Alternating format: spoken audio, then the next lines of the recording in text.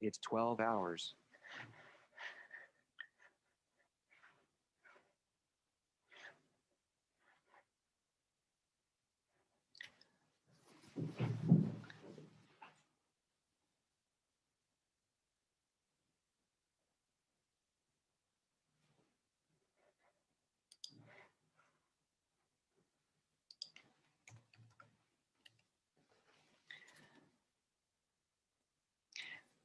Good morning, ladies and gentlemen. It is a real pleasure to see so many people inside today. I am Elena Tavlaki, and I represent here, I am the facilitator of the SUTS final conference, and representing a work of 4 years and 3 months already. Work from 22 organizations. More than 100 people have worked for SUTS project all these years. And today and tomorrow we'll have this conference explaining and trying to transfer to you what we have done all these years, and also what other teams and other experts has working in the same field has done all this period of transforming and going to green sustainable mobility. The first day, today, we'll have the opening statements and 3 sessions. One will be related to policy innovation on green and sustainable mobility. The second will be the capacity building in small, medium cities authorities. And the third one, the innovative financing, procurement, and backup projects. The second day, we'll have 3 sessions. First will be the organizational change for resilient local authorities. The second one will be the tools for the analysis and exploitation of mobility data by small, medium cities, and a wrap-up session in the end. Now, I want to give the floor to my colleague André Woodcock, the professor from Coventry University, who is actually the PI of the principal investigator of SUTS project. Sorry, allow us some.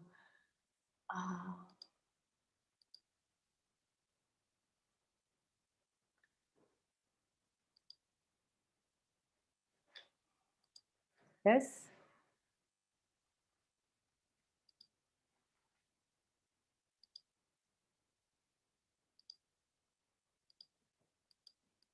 Yes, Andre, the floor is yours.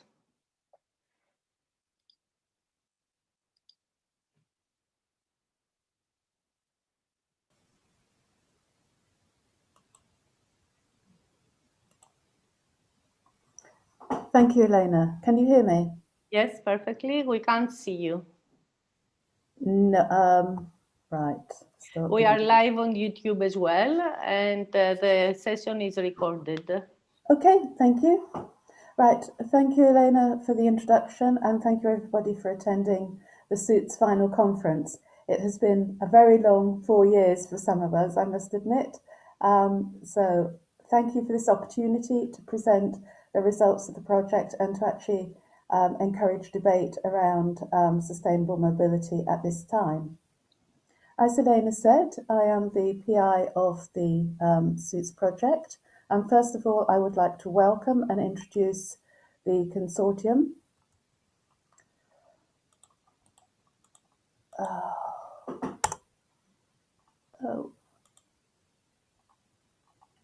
This doesn't seem to be working. Sorry about that. I will get better as I go on this. So thank you. As Elena said, we've had over 100 people working on the project, and as you can see from here, we're roughly distributed across Europe. The pink highlights are the universities The green highlights are the cities, and this also includes Palanga, Stuttgart, and Dachau, who worked with us as follower cities. The partners selected in orange were the technology providers, and the rest are made up of really important transport consultants who provided a lot of support to the project and worked with the city partners. So we're in interesting times. Barack Obama said, when times change, so must we. Our project's 4 years old. It was conceived 5 years ago. So what we want to do today is show that the project is relevant and also what we've tried to achieve and how this can have an impact going forward. Suits address the need for change in the transport and mobility sector, and I'm not going to provide all the challenges that the transport sector has, the targets it has to meet. But integrated sustainable transport is seen as providing opportunities to solve urban and global problems. And the key objective of the project was to provide capacity building in key areas based on the needs of small to medium local authorities. By doing this, we would enable the design of more effective, efficient, and inclusive and sustainable transport solutions, and we'd also support the summit process. In doing this, we hope to create resilient citizen systems which are safe and inclusive and actually fit for purpose, but also a pleasure to be part of. Nobody wants to live in a congested city. We need to live in pollution-free, greener cities. So looking at how we can create this is a key part of the journey we wish to take. But looking at what's happened now, what's changed, and do we still have this capacity to create smarter cities and integrated transport solutions? And maybe the panel could address some of this after this talk. So firstly, what do we mean by capacity? Well, this is defined as the actual or potential ability to perform or withstand. And here we're talking about to implement sustainable transport measures and maybe SUMPs as well. So what we found is that's the lack of capacity, inexperience and lack of knowledge or information for transport users, maybe for people who are working in local authorities, many of whom haven't experienced the full range of innovative transport measures that are actually being developed. There's also a lack of resources, especially through times of austerity, which means that many transport departments are very small and they struggle. They need to address the day-to-day challenges, and they might not have the latest tools and methods which actually enable them to cope. Also, there might be organisational issues and barriers to cooperation and working in interdisciplinary ways. So what we wanted to do was also try and develop capacity in this area as well. So the capacity building model, the tools that we develop require the skills of the people within the local authorities, which means staff and infrastructure needs to be adapted and structured system and roles supported as well. And all this enables the more effective use of the structures, staff, skills and tools in there. Anne-Marie will be talking more about the capacity building model and the changes that we envisaged in the local authorities. So our approach has been to look at behavioural and organisational change and to, in parallel, consider increasing technical capacity and know-how. And together, these will lead to the improvements in the specification, design, implementation of sustainable transport measures. And by doing this, we hope to achieve a better quality of life. So there are two aspects to the project. The first is the behavioural and organisational change within the local authorities. And the second part of this was looking at providing information for them on the latest tools and methods that could be used. This is a very complicated summary of the capacity building actions that the project undertook. As you see on the left-hand side, there's a lot of activities around creating a learning organisation, helping envisage, develop KPIs, use of change agents and action learning to help the transport departments transform. This was paralleled by an increased knowledge and know-how in tools and methods and information around sustainable transport innovation, the use of mobility data, innovative procurement and financing, and organisational change as a capacity building exercise in itself. From all this, we've developed an organisational change process manual, demonstrations of better and more integrated data usage, guidelines, including online guidelines for the decision support system, a capacity building programme, and stakeholder engagement.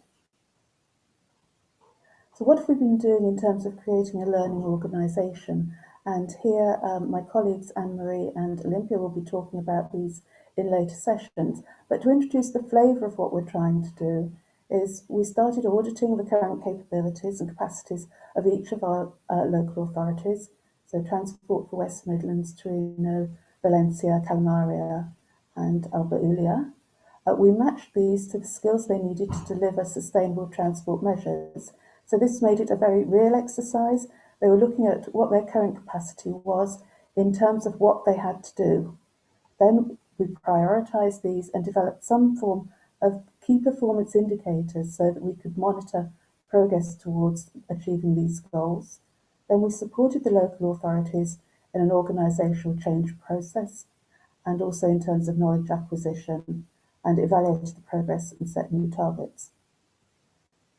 In this, the consultants and the academic partners acted in concert with the local authorities to provide advice and guidance to them. So it was definitely a collaborative process based around the pace and the needs of the local authorities. From this, we've created a flexible and adaptable change process model, which perhaps could be extended to other departments as well as for local authorities. This included a self-audit framework, an organisational change process manual, which has been proven to work in the transport departments of our local authorities. And as I said, this uses and participatory approaches, which also lead to organisational change in themselves. This creates interpersonal trust, more positive emotions, reducing stress, increasing acceptance, giving people a sense of competence and change readiness and a sense of control. So organisational change can be very scary, but if you use a collaborative approach, it isn't so intimidating, and you set the goals against the organisational targets. And what we're saying is that this is the bedrock on which sustainable urban planning has to take place. You can't just impose a framework on the organisation without actually looking at the organisation which has to deliver against it. So this is what we've been doing. Looking at increasing technical capacity and know-how, Olympia and colleagues from LEVA will be discussing the capacity building toolbox, which is focused again on the needs of small to medium local authorities, looking at emerging transport technologies, innovative transport schemes, safety and security for everyone, and urban freight transport. We've developed guidelines and an online decision support tool. The links will be provided in the sessions after this one, looking at innovative financing and procurement and new business models. We've also provided demonstrations, methods and tools to deal with data. This has included the capturing and integrating of mobility data, developing KPIs from Torino to measure congestion, and looking at data storage and how the problem of data storage can be solved inexpensively for local authorities who may wish to retain control over their data. So in creating a learning organisation, SUITS has directly targeted those involved in sustainable mobility planning, the departments, whether they're mobility departments or transport departments. By doing this, organisational change and knowledge developed in SUITS has influenced the wider organisation because people have had to talk to each other, maybe in terms of procurement departments and public engagement. So we've disseminated more widely across the local authority and seen very small but significant changes in practice. And the local authority in turn then influences the citizens, and if citizen engagement policies work well, they can actually be influenced by them and the external factors leading to more growth, innovation, learning and resilience. So we're trying to create a holistic approach to developing a learning organisation which will support the SUMP process. And thank you to REC for all the work they've done in developing version 2 of the Sustainable Urban Mobility Plan. The places in red show where SUITS has contributed to this process. And a lot of the work has been in terms of setting up working conditions.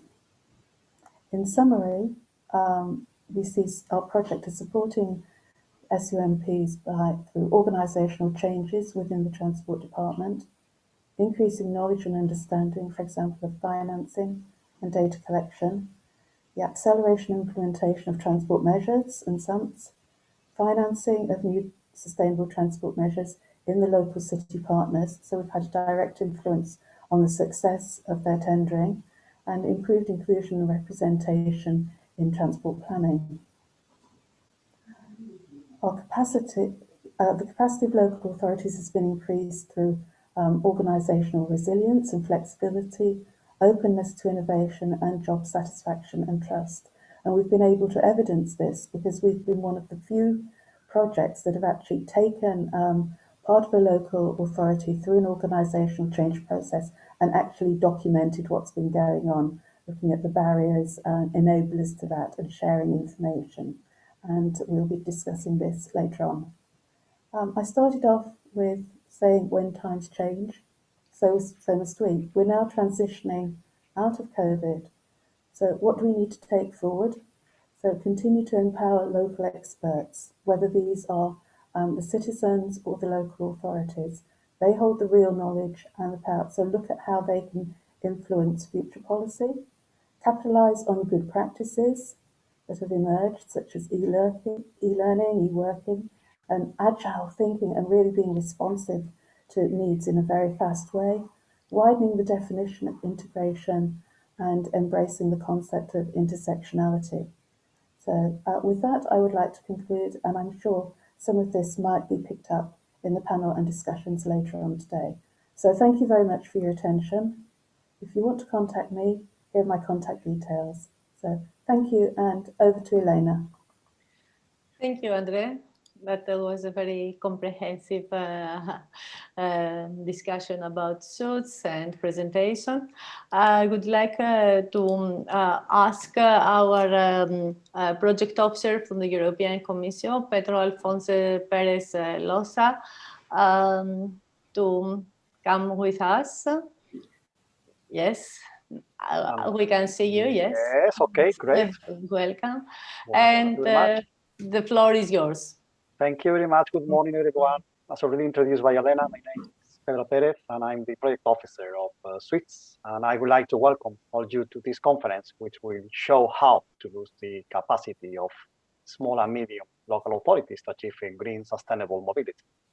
As you may know, SUITS is an ongoing research and innovation action funded under the H2020 program by the European Union, and is also managed by INEA, the Innovation and Networks Executive Agency, where I'm working.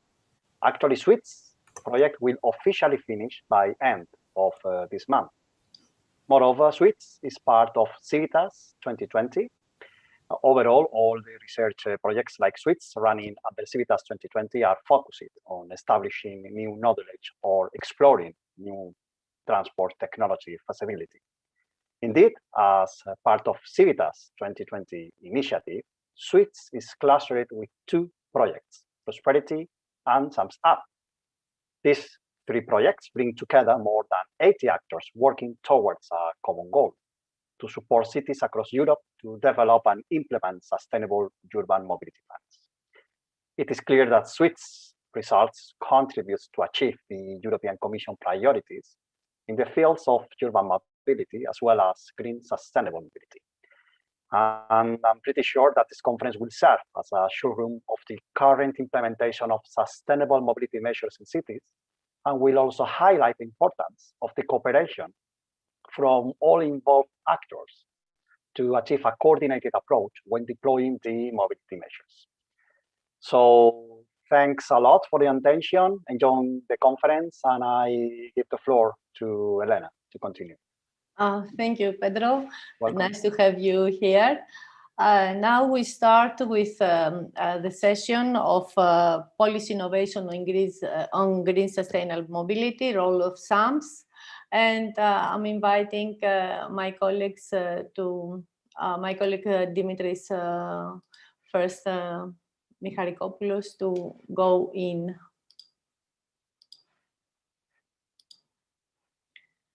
Allow us some delay.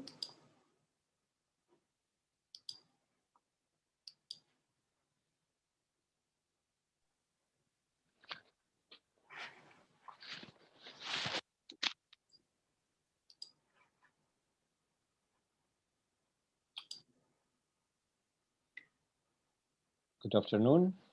I'm not sure if... Yes, we can hear you, Dimitris, yes. And you can see me as well. We try. My camera is on, I think.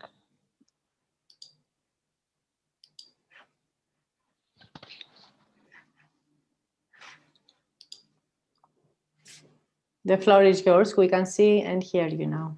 Okay, thank you. My name is Dimitris Michalikopoulos, and it is my privilege to moderate this panel about policy innovation on green sustainable mobility and the role of SAMS. We have some real interesting grounds to cover in our discussion today. The point is how the concept of SAMS that is promoted for some years now by the European Union as a key instrument for improving urban transport has been realized in practice, and how European cities can deliver policy innovations addressing poor air quality, noise, traffic congestion, etc. Personally, I worked with the SUITS project team for 3 years, more than 3 years, and I know that all research team has identified many examples of cities which have set ambitious policy goals and targets for sustainable mobility, but they often face immense challenges to achieve their goals. So in our panel discussion today, we will discuss the ability and the willingness of European cities to address these challenges, especially in the light of the COVID pandemic that has impacted our lives, and how European citizens also can embrace the policy innovations needed for our cities to improve urban mobility. So our panel today consists of highly esteemed representatives of international organizations, institutions, academia, business specializing on transport, mobility, and sustainable development. I make a brief introduction of the 5 colleagues. We have Dr. Maya Ben-Dror, who is the head of Sustainable Automotive and Mobility in the World Economic Forum. Maya is an expert on clean tech and sustainable transportation, and among other things, she has initiated the forums, the World Economic Forum's Global New Mobility Coalition for the advancement of the shared electric and automated mobility. We also have with us Dr. Susanne Böhler, representing Ruprecht Consult. She's an expert on, she's leading the team of Ruprecht Consult on integrated planning, and she has also wide experience on projects on sustainable urban mobility, and she's an expert on low carbon transportation and has a wide experience on this field. We also have Mr. Ivo Kre, who is the Director Policy and Projects of the Polis Network, the leading European network of cities collaborating for the development of policies and technology, of transport policies and technologies. And Ivo has coordinated many projects, European projects, and also sister projects of SAMS in the context of Civitas. So he has gained a great insight on the issues, on the topics of our discussion. And we have also, of course, Professor Andrea Woodcock from the Coventry University, who made also the introduction of our event today. And in a few minutes, he apologized for this delay. We will have with us Mr. Petros Kokkalis, member of the European Parliament. In his career, apart from business and leading non-governmental organizations involved in environmental issues, he was also a vice mayor of Piraeus, and he was responsible for the economic development and climate change issues that are very relevant to our discussion today. So he has also an insight from local authorities. So we will start now with, I have to say also that the participants can, we'll try to have a vivid dialogue with some questions, no presentations in this panel. And participants can also put questions that we will transfer to our distinguished speakers. So I would like to start with you, Maya, and I'd like to ask you, in terms of policy perspectives, what do you think that needs to be done in order to boost the concept of sustainable urban mobility plans adoption among European cities, and how to facilitate the commitments that several local authorities have made towards these targets? So first off, thank you very much, Dimitris, for your question. I'm pleased to be here on this virtual panel, and appreciative of everyone's efforts to decarbonize mobility in the urban context. Noticing is that, as you noted, many cities are making commitments and are committed through either C40 or European Commission's programs or various other platforms by which they can come together with commitments and also be devised with a set of tools developed by not only academia, but also a few of these European Commission's efforts to help them understand what types of instruments will have what type of impact on their cities. But I guess that in order to select a policy intervention that would be impactful, first the context of that particular city needs to be clarified.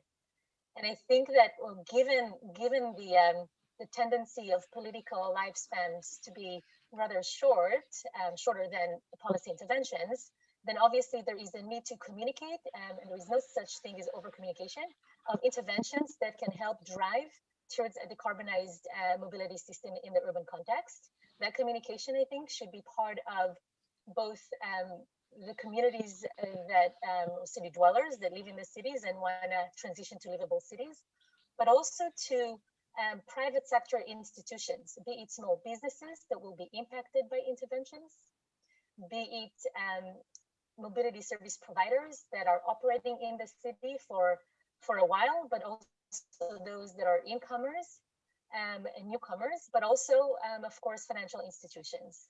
So no single policy intervention would be successful without that public-private people's partnership.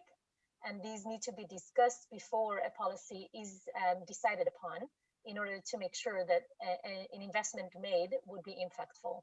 But I'll put a little caveat before I wrap up and say that it is clear that the strongest interventions to date, or that we would like to see by 2030 in order to meet our commitments, are very much likely tied to mileage, and therefore an investment or interventions that prioritize electrification of fleets, from bus fleets to taxi fleets to mobility service providers fleets to micromobility fleets, would be key. So that's just one thing to put aside as a potential area to aim interventions at. Thank you, Maya. So, Suzanne, would you agree with Maya that communication and building stronger partnerships are what we need to boost the adoption of SAMPS? Yes, good afternoon to all of you, and also Dimitris, thank you for the question. Yes, I totally agree that communication is, I think, is key for SUMP.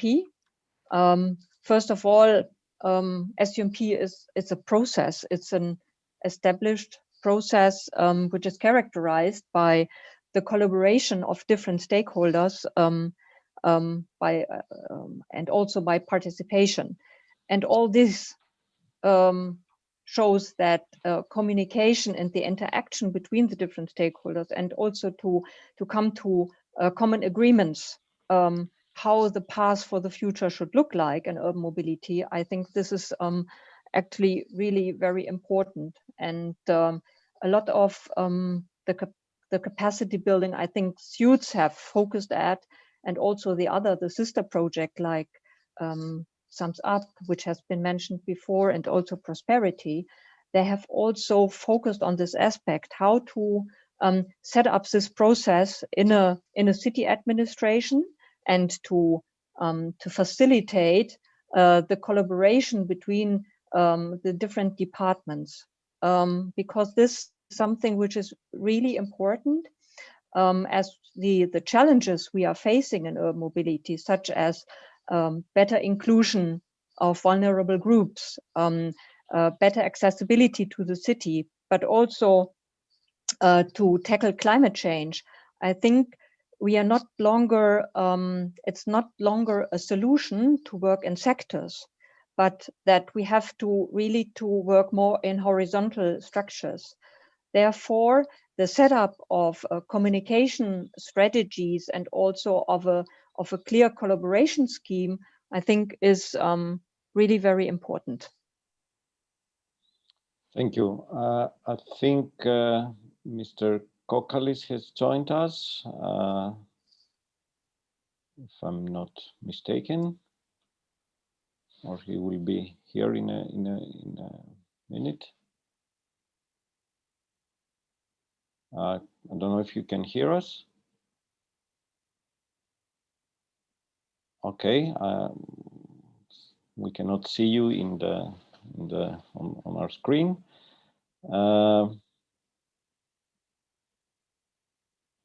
Is your camera on? Turned on? Okay.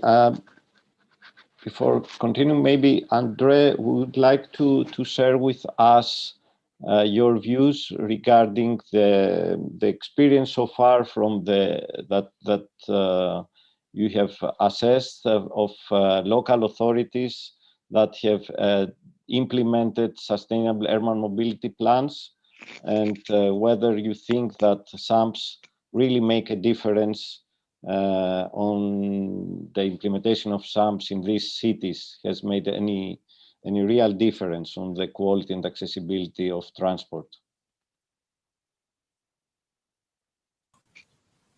Thank you, Dimitris, for the question. I see a hands up there. I'm getting confused now. So thank you. Yes, I'd firstly like to come back and say something in reply to the first speaker in terms of looking at partnerships and also the development of trust. So we found that it was very difficult to develop trust between partners, especially if they have very different priorities and come at different from the to the problem from different angles as well. So setting up that trust is a key element in looking at collaborative working. And I think a lot more needs to be done on how you can get people to trust and to share data. So one of our key issues was around the sharing of data, and although we got a lot of problems with GDPR, but companies like to keep the data themselves because that is their USP, and you know it's their trade secrets. So there is a problem there, and if they will not give up that data, and without that data, especially from freight organisations, it's really actually very difficult to find out what is actually going on in the cities. But returning to your question, Demetrius, yes, I do believe that the implementation of the SUMPs has had a significant effect on all the cities, and this has been for the good. And there's been a lot of inspiring stories from across Europe, which is useful for the smaller cities to actually engage with, because they may not be aware of what is going on. And so the ELTIS Observatory does actually provide a starting point for them to discover what is going on, and as a place of inspiration for them as well. So yes, and within our own project, we've seen some successes in developing transport measures in our local authorities as well. Thank you, Andrea. So Petros, thank you for joining us. And perhaps you were briefed about, we only had 10 minutes before you joined us. I'd like to ask you, since you were a vice mayor in a big city with many mobility and transport issues that you have dealt, and now you see the wider policies from the European perspective. I'd like to ask you, what policy and financial instruments should the EU deploy to encourage and support the shift of local mobility to greener and smarter modes? Well, thank you, Dimitris, and thank you for inviting me. I actually had the opportunity to listen on to the very interesting discussion before, and I would also like to comment. First of all, I would like to briefly share my experience regarding mobility. I was the Vice Mayor for Economic Development from the city of Piraeus, and Piraeus is the largest port in Greece. It's the, let's say, nautical capital of a maritime nation. So mobility issues were our business was mobility, port, and a complete mess. To give you a very small example, we have the largest cruise ship terminal, disgorging about 2 million passengers per year, mostly in the summer months. We also have, we are the central hub of the ferry lines, moving people to islands, also about 15 million people per year. We also are the terminal of the metro line, the train, let's say the metro line. It's not exactly a metro line, but the electrical railway we have, and also now we have a new metro coming in. We have the tram, a tram moving in, and we are all operating in a city that was designed in the 19th century with no planning for cars, let alone all the lorries and the trucks and so on and so forth. So all these actors had never gotten together on the same table. To give you a classic example, we experience extreme traffic jams in the morning about 7 and 8 o'clock, and you don't need a smart city to realize that this is going to happen when the port authority decides that all boats to the island will depart between 7 and 7:30. So we had about 12 ferry boats, each holding about 3,000 passengers and about 1,000 cars departing at the same moment for reasons that have to do with competition between maritime companies. So I think that the issue of building trust and bringing the stakeholders together is absolutely central in this green transition. And I say this because I had the opportunity to lead efforts as well in innovation, in putting together a proposal for European Cultural Capital, in holding the European Maritime Days, and in all this, the main and the most rewarding part was to see the role of the municipal authority as the convener, as the maestro, let's say, of the orchestra that brings together all the productive and creative forces of the city, so that they can all put in their strengths and their capabilities. So as we build this ecosystem of trust over a number of different such exercises, this trust was developed. And now, as the city of Piraeus is conducting its SUMP, it recently completed the first round of discussions with the stakeholders. It took 9 meetings with 60 different stakeholders, and in the end, of course, the results were very much what we all know. We need more space for the public, we need better policing and so on, but it's a different thing to realize it, empirically, and it's a different thing that when that comes as the conclusion of a broad consultation. So the same, of course, is true for things like the green transition, things like the sustainable development plans, the transition that is involved in being part of the Covenant of Mayors, and so on and so forth. So as I now sit in the European Parliament, where we decide policies and we come up with policies, it's an extremely rich experience to come from the local authorities, which are the level of government which is required to put this in actual action and to bring these policies into the everyday lives of citizens. So I could not stress more the need to build these networks of trust within cities. Now, in terms of policy and funding, I would like to connect this with the main political and moral oath and political expediency of the Green Deal. It is very clear, I think, to everybody that if we are to be successful in this transition, it has to be a just transition, and it has to be to leave no one behind. But to leave no one behind, everybody has to be on the table, because who is this one we're leaving behind, and what does she want, or what does she need? So I think that the issue of consultation, really of effective, real consultation, not a questionnaire on a website. And of course, given the restrictions of the COVID and the difficulty of holding together, large groups of people, or small groups of people for that matter, in my country right now, we need to reinvent the role of government, especially on the local level.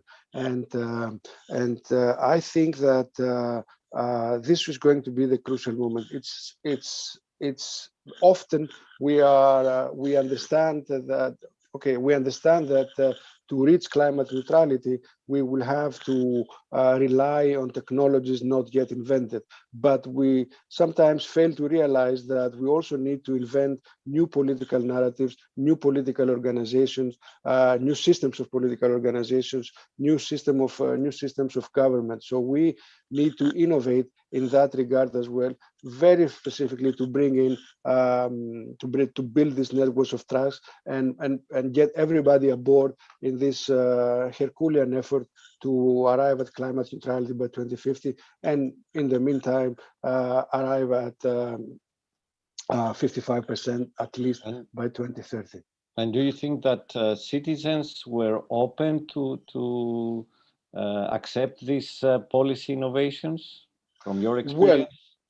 Well, it is not really a policy innovation to spend time and take care and have your eye and be open to the citizens' opinion. I think this is that was the original innovation of democracy, and I think that citizens are very eager to participate once you give them a real opportunity, and once you convince them that this is a serious discussion where decisions are going to be made by themselves.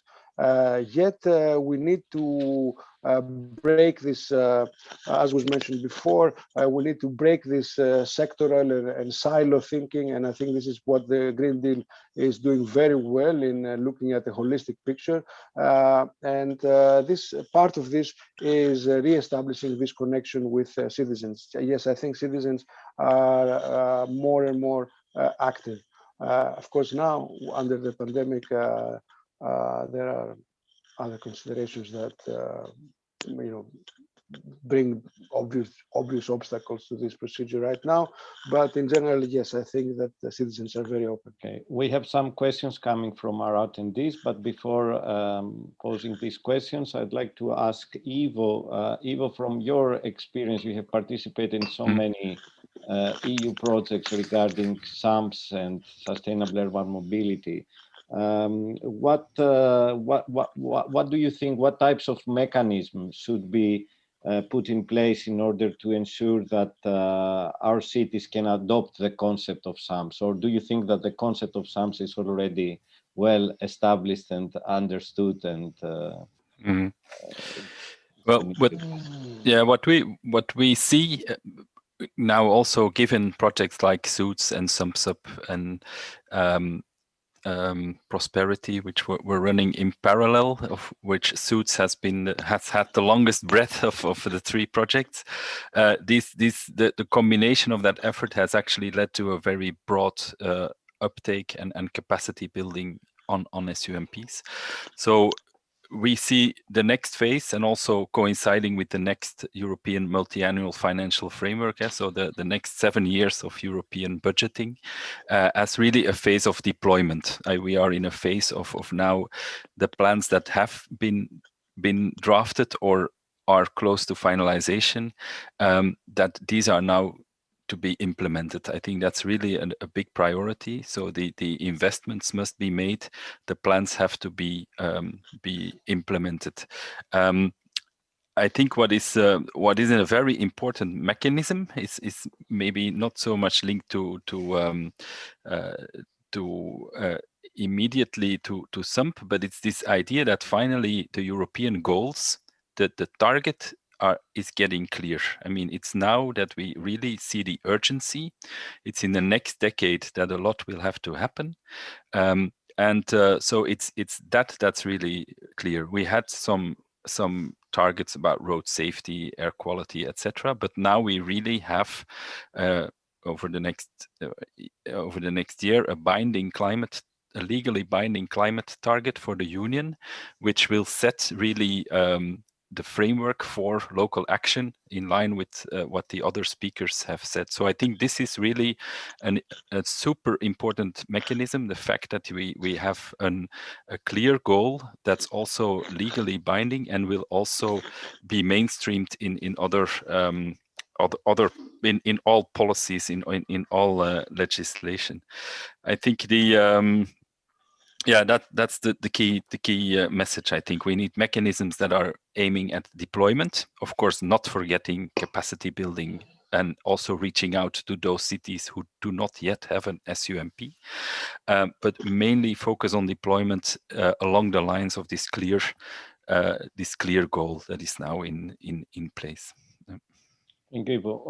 We have a question from our audience who fully agree with Suzanne about the need of partnership and collaboration.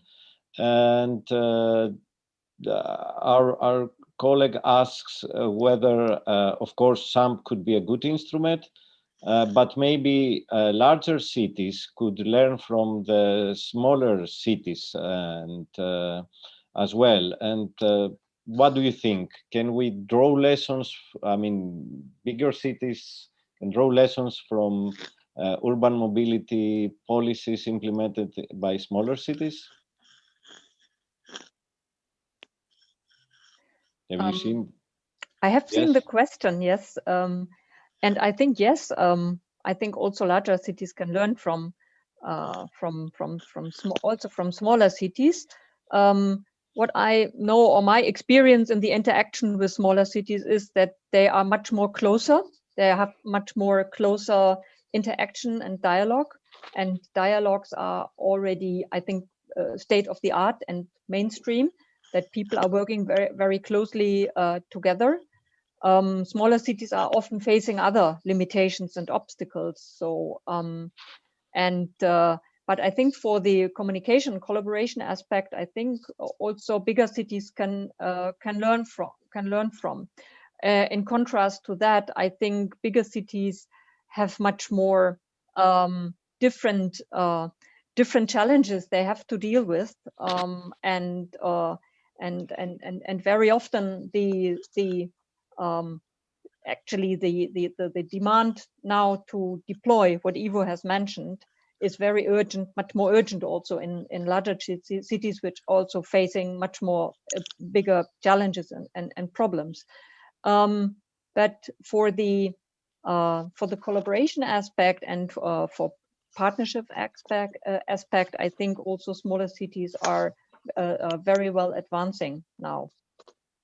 Okay. And following Ivo's point about the legal biting targets that we have, our cities have also to follow, and considering the high degree of reliance of transport on fossil fuels, which policy innovations regarding urban mobility you think are the most promising to meet the ambitious targets of European Green Deal?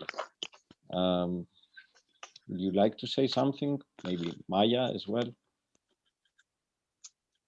Yeah.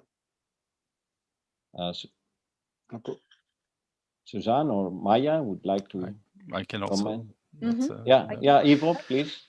No, I think one of the key solutions will be human powered. I mean, the fact that walking and cycling will have to play an important factor, and is also looking at the last years where where the uptake of cycling, the number of bicycles per household has increased. It's a market under steam. I mean, there's so much bicycles being purchased.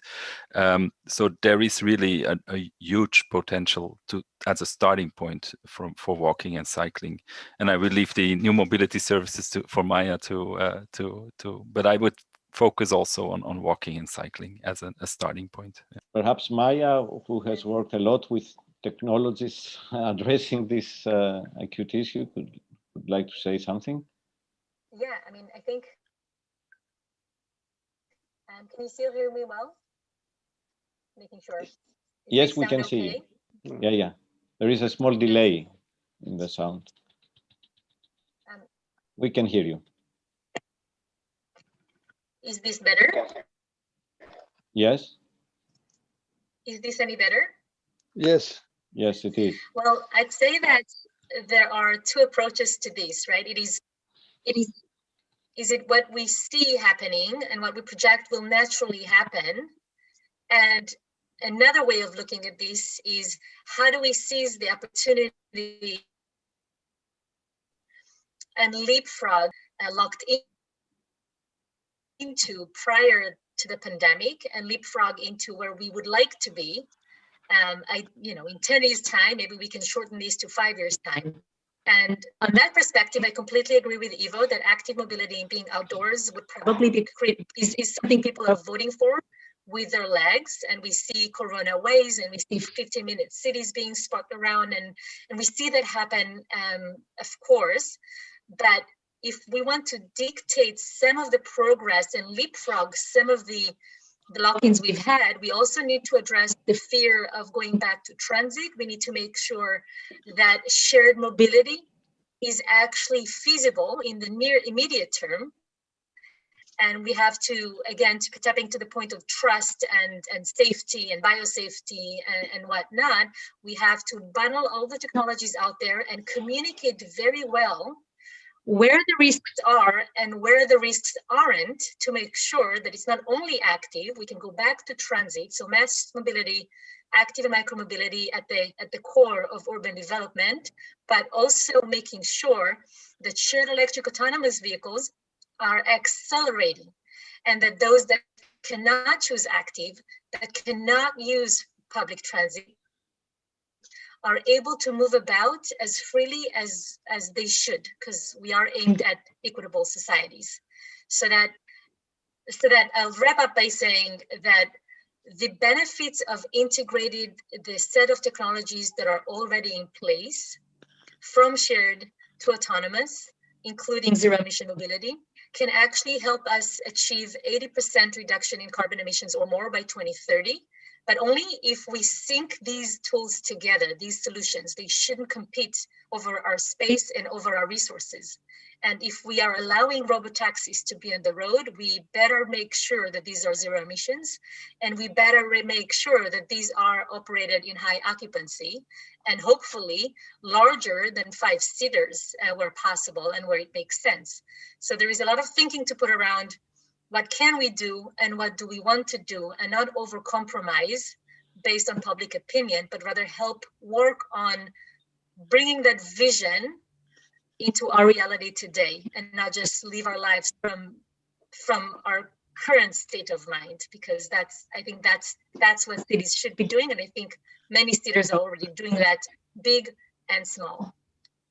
Speaking about public opinion, I would like to ask Andre, based on your experience from Suits project, which are the best ways to include citizens into the process and the design of urban mobility? I know that it was an issue that was researched in the context of our project. Thank you very much for the question. Yeah, citizen engagement's always been a problem. It was a problem in my earlier project, METPEX, with a lot of fear about engagement. And this was from the people who were supposed to be doing the engaging.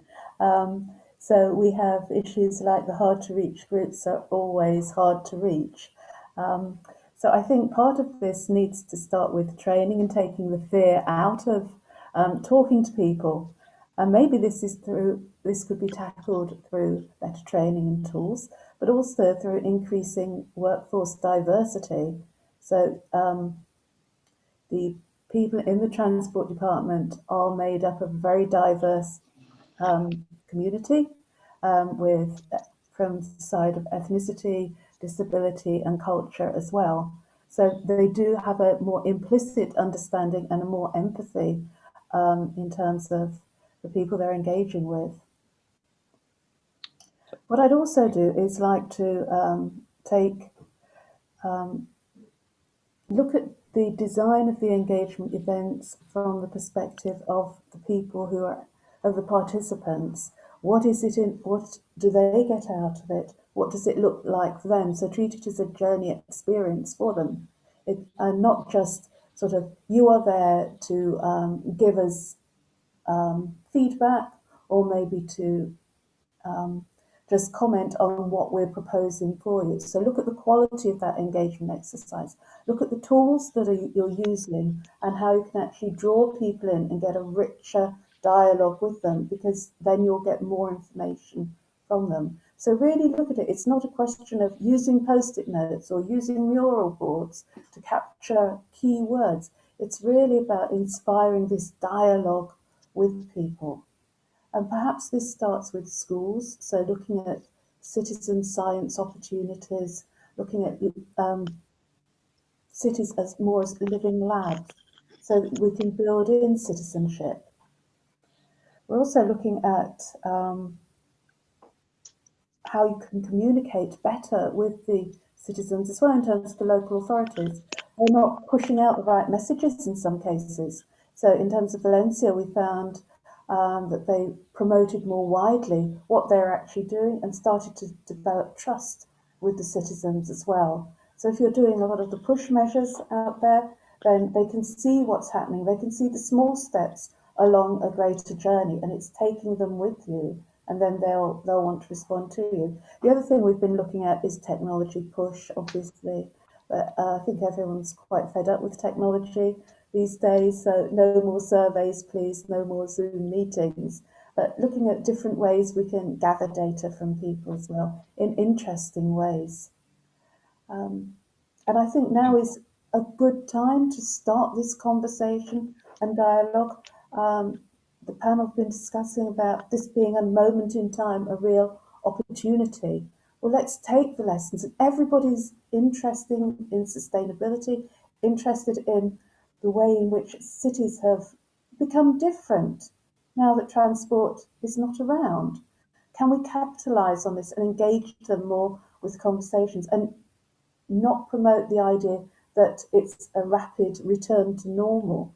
So there's a real opportunity for local authorities to engage in this wider conversation and to integrate transport with the rest of what's going on in the local authority. We know that the best way to reduce transport is to stop people travelling or to keep them in the local area. So look more in terms of how transport would integrate with e-working and e-learning, looking at centres of retail and leisure, and really taking a more holistic approach to look at what the wins could be in that. Because you've just got to stop and listen to the city, and it's quiet. You can hear the birds, it's a better quality of life. So there have been some benefits on that. And now is really the time for the Green politicians to actually come through on this and lead debating this in what the future could be like in our cities. Petros, what do you think? You have worked on the side of NGO who was struggling to be consulted on sustainability issues. You are a politician, you served as a vice mayor. What do you think? How we can increase citizens' awareness about sustainable mobility? You said that it's not an innovation. Democracy is there for some centuries. But what do you think? Do we need more citizen awareness, and how we can achieve this? Well, I think that in my experience, one of the biggest obstacles is sort of a bunker mentality that exists within governments, local or otherwise, and where we tend to fall into the temptation to think that if we don't have citizens' engagement, that's the citizens' fault. It's not, it's our fault. It is our job to make sure that people have the avenues, they have the channels, and they have the trust to come forward and be active citizens, that is, participate within the political life and the planning life. So this, of course, is not always the case, and it's many times difficult to communicate very complicated plans to people. So I would like to really thank Andrea for her previous intervention and reiterate that this is the time to come forward with bold visions, bold and inclusive visions that that will be able to bring everybody together to deliver a completely new paradigm. Building on the previous discussion about the fossil fuels, there is no question that fossil fuels are out of the way. That doesn't mean that we need more electric cars. We need less cars, and very much like the easiest way to not emit CO2 is not to burn it. The best conservation is one that is not used, the same way that goes with mobility and moving and so forth. So, so I think that people after the one good thing of the pandemic is that we have been all able to reimagine life, to re-experience life in many ways, good and mostly bad. But this has shown us that if we move collectively and we move fast, we can bring about fast and big change. And this is what we need to do right now. Thank you. Yeah, Ivo, I think you have some I also about this idea of public involvement. Of course, I mean, democracy has the two elements. It has the demos and the cracy, the action. So I think SUMP is the instrument that brings this imbalance. The fact that there is an you need good governance, but you also then work with citizens. I would like to bring in the dimension a bit of the territory where that applies to. We have very nice work going on under the Civitas umbrella on neighborhood mobility. I think that's a really nice scale to work on, making it possible to really create ownership also of people, of their immediate environment, including also new services, new mobility services that start from the from co-ownership or co-creation of these services. And then there's on a bigger scale, there's a bit the problem, of course, that cities have to deal also with their hinterland and with the idea that what is good for your own citizens and what is appreciated by your own citizens might be not appreciated by the visitors. So, and that's really a tension we see growing also. Also, there are very good examples or very obvious examples like congestion charging, where for instance, the Stockholm residents appreciated the scheme, but the surrounding municipalities, of course, didn't. So that kind of problems, I think that could be really a problem for the next decade as well, as cities start to get organized, start to implement, but will have to work with new communities that are non-residential, and how to bring them into the story. And of course, for small cities, this is maybe even a bigger problem than for big cities that have been attractive for thousands of years and have had their own population safe within the city walls. So I think that's might be a big problem for the next decade also. Suzanne, you would like to say something regarding this topic and the available technological perhaps solutions to address it? To the technical, to the question of policies. Yeah, and also raising the awareness of citizens on.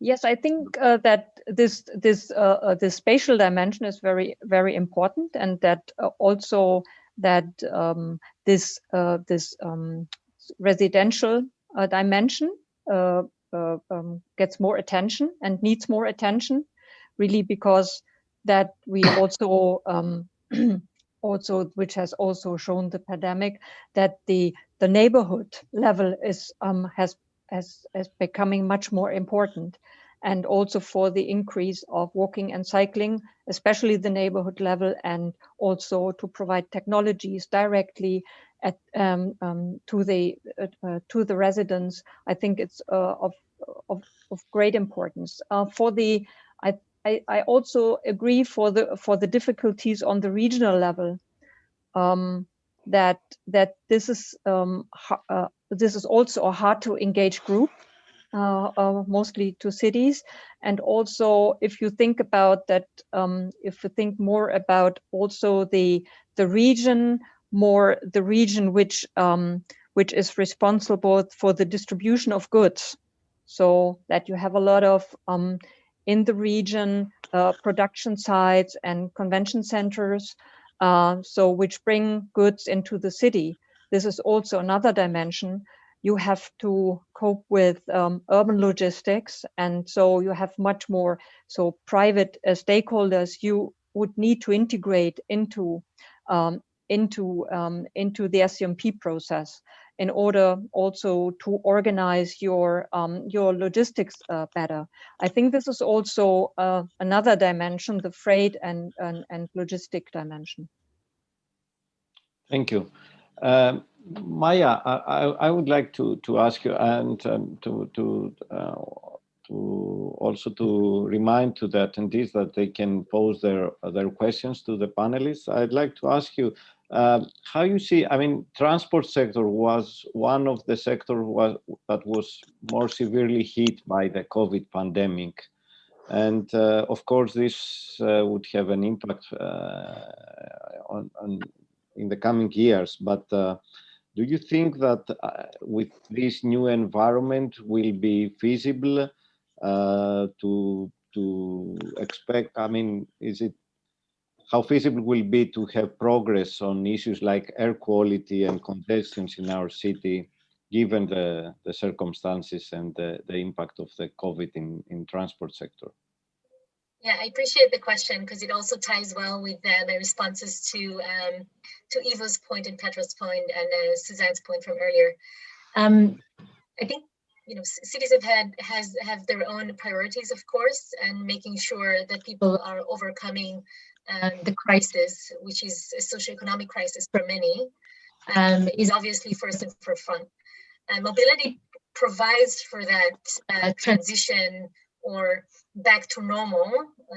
I prefer using leapfrog to a better normal, obviously. But if I were to put that aside in the city context and the priorities of each city aside, and then reflect on what we've seen happen in the transportation space, particularly with companies interacting with the World Economic Forum, we've seen a few great signs of how some and other approaches can actually be developed even faster. I would say that first, we've seen companies that even though have been in jeopardy and given the pandemic because they have lost their core clients or they have lost 90% or more of their users, we've seen them try to find new ways to make a contribution. So we've seen buses delivering goods in Wuhan right when COVID started, and we've seen Uber drivers replacing transit when it required to move healthcare providers from the workplace and back home, so that there is no need to use a large bus when you have small number of people at dedicated hours leaving and going back to the workplace. We've seen these things. We've also seen companies that have started providing delivery services. We've seen scooter companies allowing for monthly rentals so that restaurants that are trying to make deliveries would not have to pay the upfront cost of trying to procure a fleet or trying to find a new way to move things about, and also helping people stay at home so that they don't have to travel and pick up goods that they need. And that type of creativity is one thing that has sparked the We'll Move platform that we formed with a bunch of players, including Wonder Mobility and Hertz and Allianz and a few others. And already 150 companies, more than 150 companies, have put their services to offer and have explicitly said in which cities they are willing to provide services to, and they've even considered cities they haven't been operating in since. That's one big shift that we're seeing. More flexible business models, more flexible services. And I think this can actually continue, and we should encourage that trend to continue. The other side effect of that is that we are seeing the blurring of the lines between public operations of mobility services and public and private operations of mobility services. We now are more clearly seeing that there is an integration. Before the pandemic, we could have seen companies like Moovit and Via and others partnering with transit agencies to provide dynamic services to make mobility services more sustainable, lower travel time, and so on. And now we're seeing that trend more bluntly. We see these partnerships in our own eyes, and this is the beauty, I think, of transportation systems. We speak sustainability, we speak about inclusivity, but the mobility space is a physical space. We see the movement, we see the possibilities in our own eyes, we can feel it, we can touch it. So I think it's a beautiful way to look at how technologies can improve lives and how they can create integration. They can also do the opposite if not planned right. So that's the second approach. And I guess that the third thing that I'm very excited about is the opportunities that we now have in reshaping cities' design, reprioritizing how we use public space. And I think many of my fellow speakers here have spoken about equity issues, about access issues, about the role of active mobility versus other mobility modes and what it can play. So I think it's at the discretion of each city on its own, but it's great to see more and more cities being vocal about their attempt more and more cities being vocal about how they're transitioning from response mode into long-term mode, be it changing how they use the curb, how they use public parking, how they use their access regulation to street and to entire zones.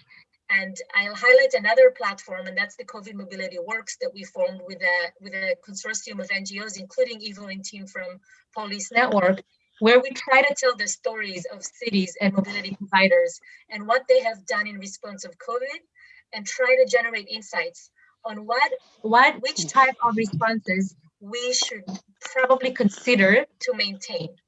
And that's a beautiful platform to learn from each other. I'll put it on the chat just in case so that everybody has that.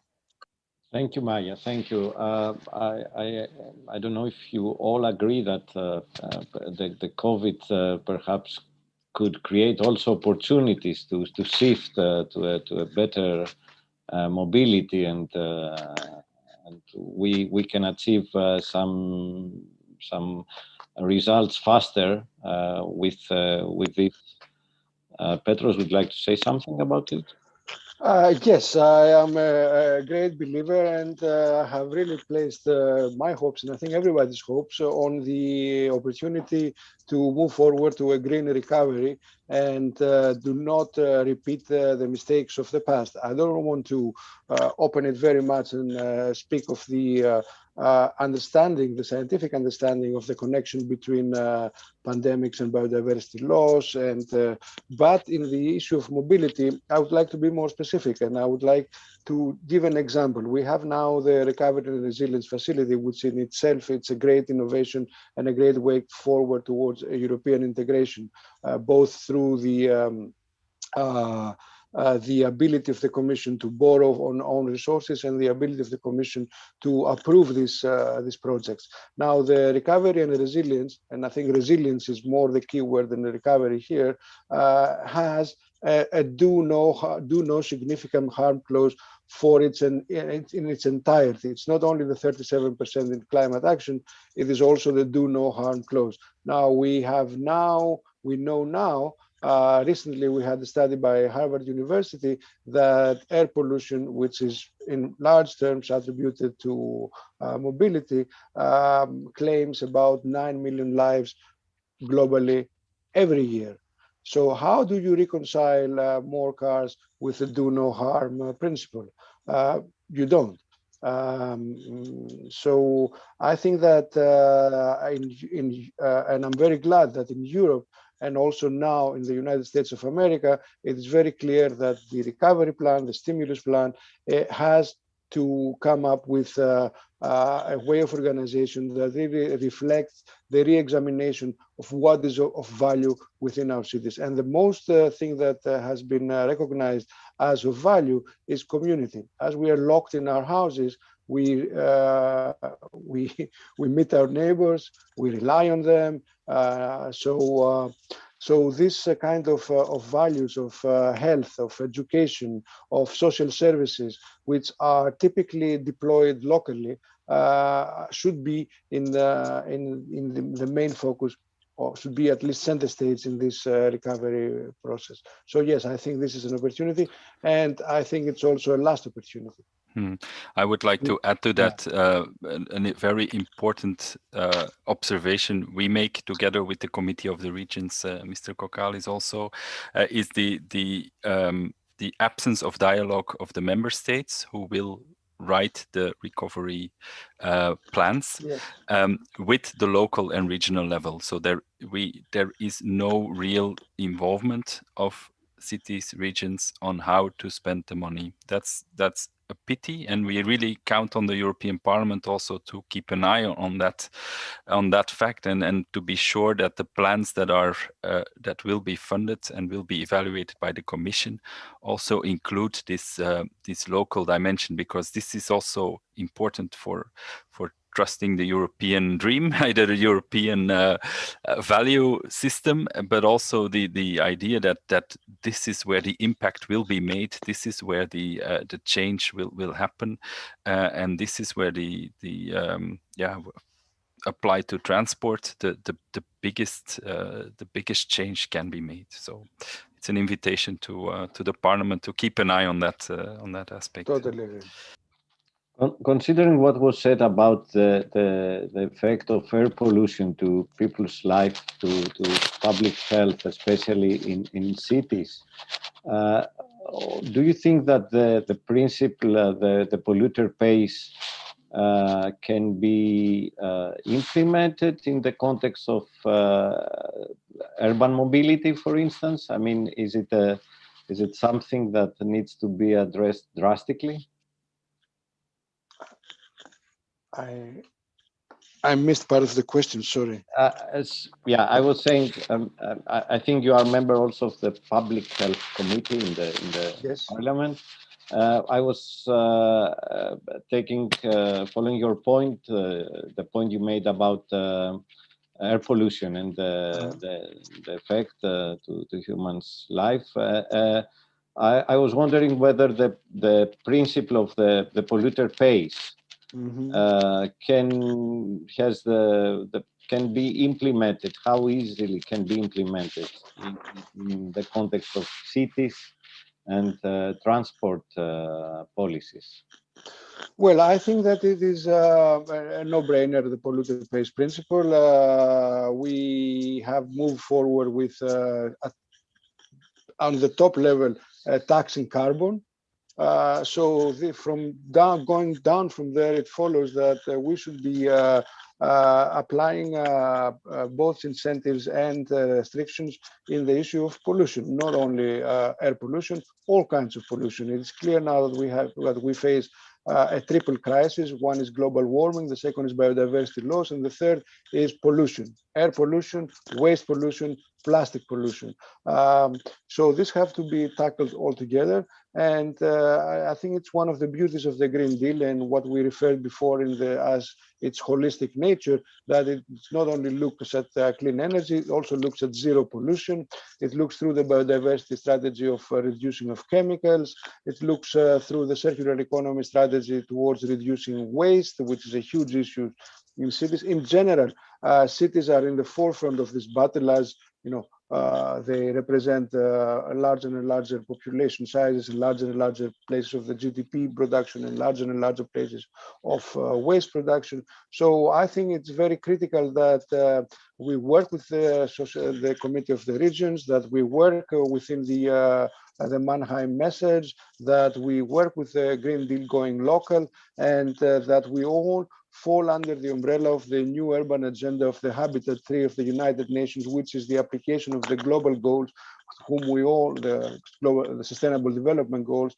And I'm not a fan of reinventing the wheel. We have now a global political agreement on the global goals, which come with a full set of indicators, and we have more and more, let's say, the framework to measure progress and to provide voluntary local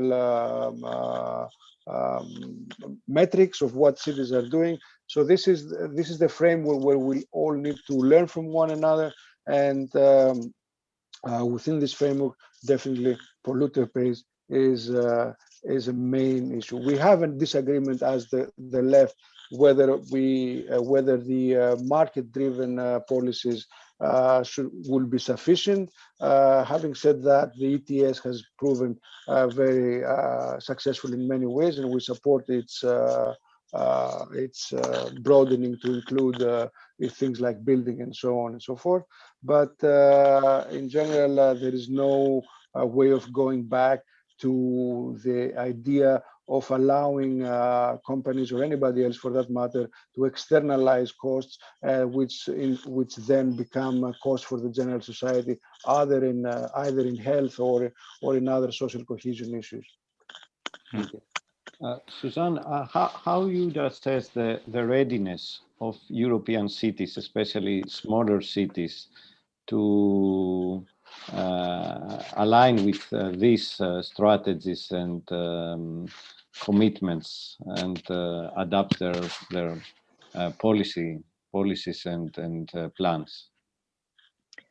Also on the level of the smaller and medium-sized cities, the concept of SUMP, there's also a very high awareness, even though it might not be useful and sensible for really a very small city, let's say 10,000 inhabitants, to carry out a whole SUMP process. These cities need partnerships. They need partnership, and they need to coordinate their mobility with their neighboring and also with the regional level. And I think this is something which is, I think, extremely important for smaller cities to become part of this multi-level governance process, so that at least the higher the regional level took a responsibility for a more comprehensive mobility scheme and concept for the region. But what we see in smaller cities that they are that they're very much more focused on the implementation side. They are less strategic thinking, but they need implementation of smaller measures. For example, parking policies or traffic calming, the increasing or the promotion and the decrease of the structural disadvantages of cycling and walking. These are very concrete challenges for smaller cities, and they need to focus on these measures, and the strategies should come from the higher level, where they should be integrated in. Thank you. Andre, you would like to share your experience on this regarding the readiness and of smaller cities to implement sustainable urban mobility plans? From the cities within the SUITS project, we have seen probably a bit of a mixed reaction in terms of their ability to actually implement these. So Palanga has been very successful, whereas some of our very smaller cities have really struggled with these. As you know, the focus of the SUITS project was not on SUMP in particular, but on sustainable transport measures in general. So looking at how we could support the cities who weren't ready with the plan. And maybe the emphasis here is to look at how we can help those cities by looking at sharing experiences with cities that share a similar context or are within a similar region to those cities. But there is definitely willingness to engage and really create something very special in these small cities. Thank you. We have a few more minutes before closing. I think we have one more question or comment from the participants regarding the need for close cooperation with public authorities on mobility issues. Are there any other remarks or comments that our panelists would like to make? Yeah, maybe as a final statement, Mr. Kokkalis has referred to the urban agenda, and I think at the start of the urban agenda process, the question put forward to different partnerships was to give advice to the European institutions about three things: better regulation, better funding, and better exchange of knowledge. And I think this is really the key. It's these three elements that can make change. I think projects like SUITS answer to the question of better exchange of knowledge that is also going deeper into the actual continued capacity of cities to be innovators. But then, of course, we have the better regulation question and the better funding question, which are not unimportant. So I think these three elements need to be taken into account. I think we have answers with regard what I said about better regulation, this idea that finally there are clearer and clearer goals on the table helps a lot to structure that. And then the funding, yeah, that's at the moment one of our bigger concerns. We see a lot of very good goodwill at the side of the institutions, but there's also it's all again getting quite fragmented and difficult to understand by cities and regions to find their way into all the funding options. So that's maybe a point of attention, specifically in view of an mobility agenda that needs focus on deployment and actual action. Yeah. We'll leave it at that. I assume that the European Parliament is the most supportive of the institutions. No, they are. Yeah. And we need also to convince the member states and the Commission to step up. Can I add to this? Yes, Susanne. Yeah, it's about the element of better funding, and also in relation to smaller cities and smaller. And I think they are very often struggling in getting access to the right funding and also to apply. And I think it's really something, if there is an obstacle for smaller cities, I think it's very often that this is something which they couldn't cope with because they have also little knowledge and also little capacities and so there is, I think, a strategic advantage of bigger cities to get better access also to funding. I'd like to continue that point. I see Mr. Kokkalis wanted to say something too. Go ahead. Yes, please. A quick response. I think it really builds on the importance of having a conversation between the different government entities, be it on the local, national and regional levels, and also on the point of funding. And that's that I think, in conclusion, I think that we can build on events like COP26, where there is a lot of willingness to take bold steps and to be early mover, and try to unlock or break down that chicken and egg issue on who would put funding first. Is it a government that will take the highest risk, or is it a financial institution that would be able to put some funding, and try to bring these two threads of the conversation of overcoming financing issues in big cities and medium-sized cities, and perhaps small cities too, together.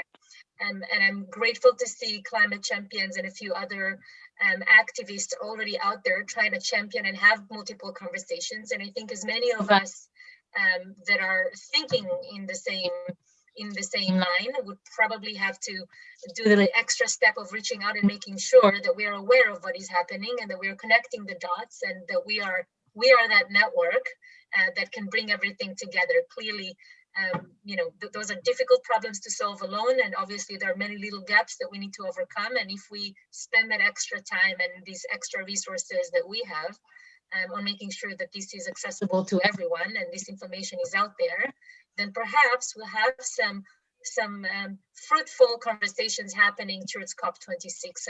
I'm very hopeful. And one other note is on the point before on cities, making some quick and dirty steps. In my mind, quick is no longer dirty. Quick has been validated. Quick is okay.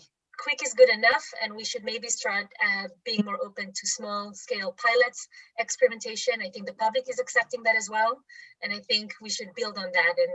And with that two positive notes, I'll hand it over to Mr. Kokkalis. Thank you, Maya.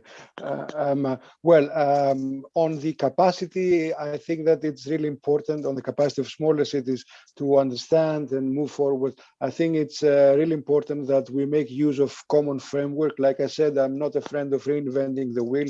We need to use the same language, which is the prerequisite for cooperation. And this is, in my view, the Sustainable Development Goals as they cascade down towards cities.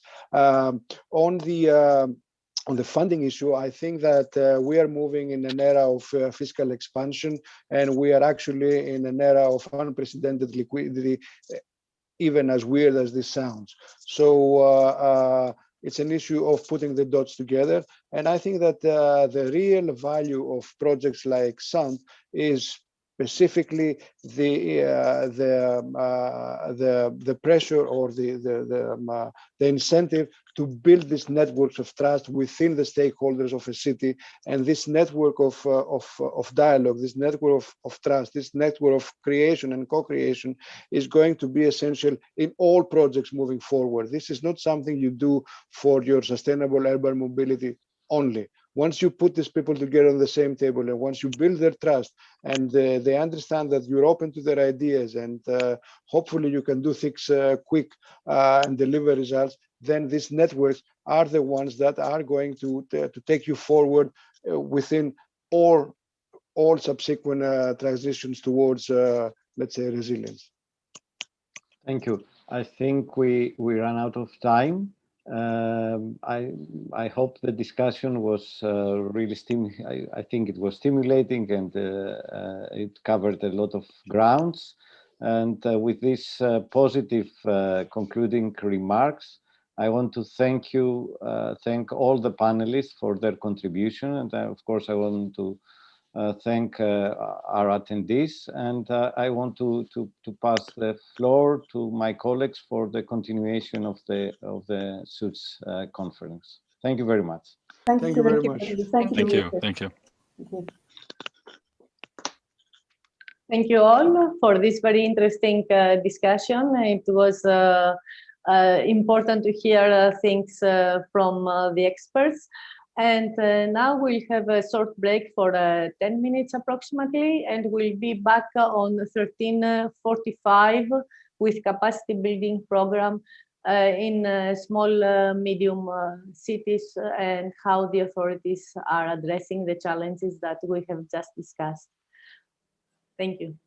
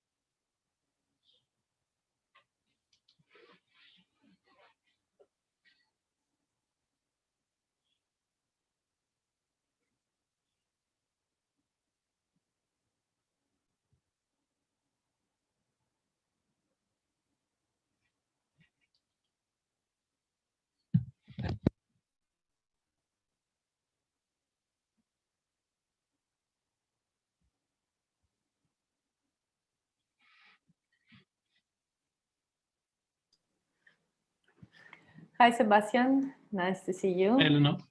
Nice to see you too. We are live now again. So the floor is yours to present the session and your panelists. Thank you. Okay, so hello and welcome to our second session today, the Suits Capacity Building Program for Small to Medium Cities. In the next 1.5 hours, we will provide you with some insights into the capacity building program developed in Suits and implemented in different partner cities.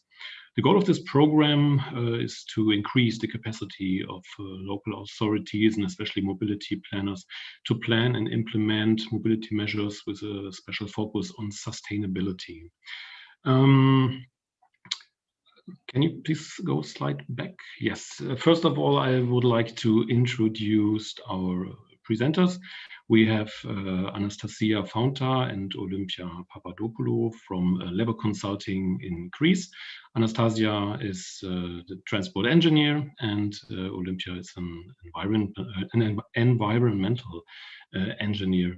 And they are responsible for the development and for the development of the capacity building program in Suits. Then it's me, Sebastian Sprunflasch. I'm a researcher at Ilmenau University of Technology in Germany, and I will present you some insights into the requirement analysis we did on the project. And then we have our three panelists for our panelist discussion. It's Fabio Nuccio. He is the head of public and international relations at the Service Mobility Agency for the city of Rome. We have Angel Navarro from the company Las Naves, and he's a project manager and mobility specialist at Las Naves in Valencia, Spain. And finally, we have Andrius Menskis from company Smart Continent, and he is a mobility consultant in Palanga, Lithuania. Can you switch slide, please?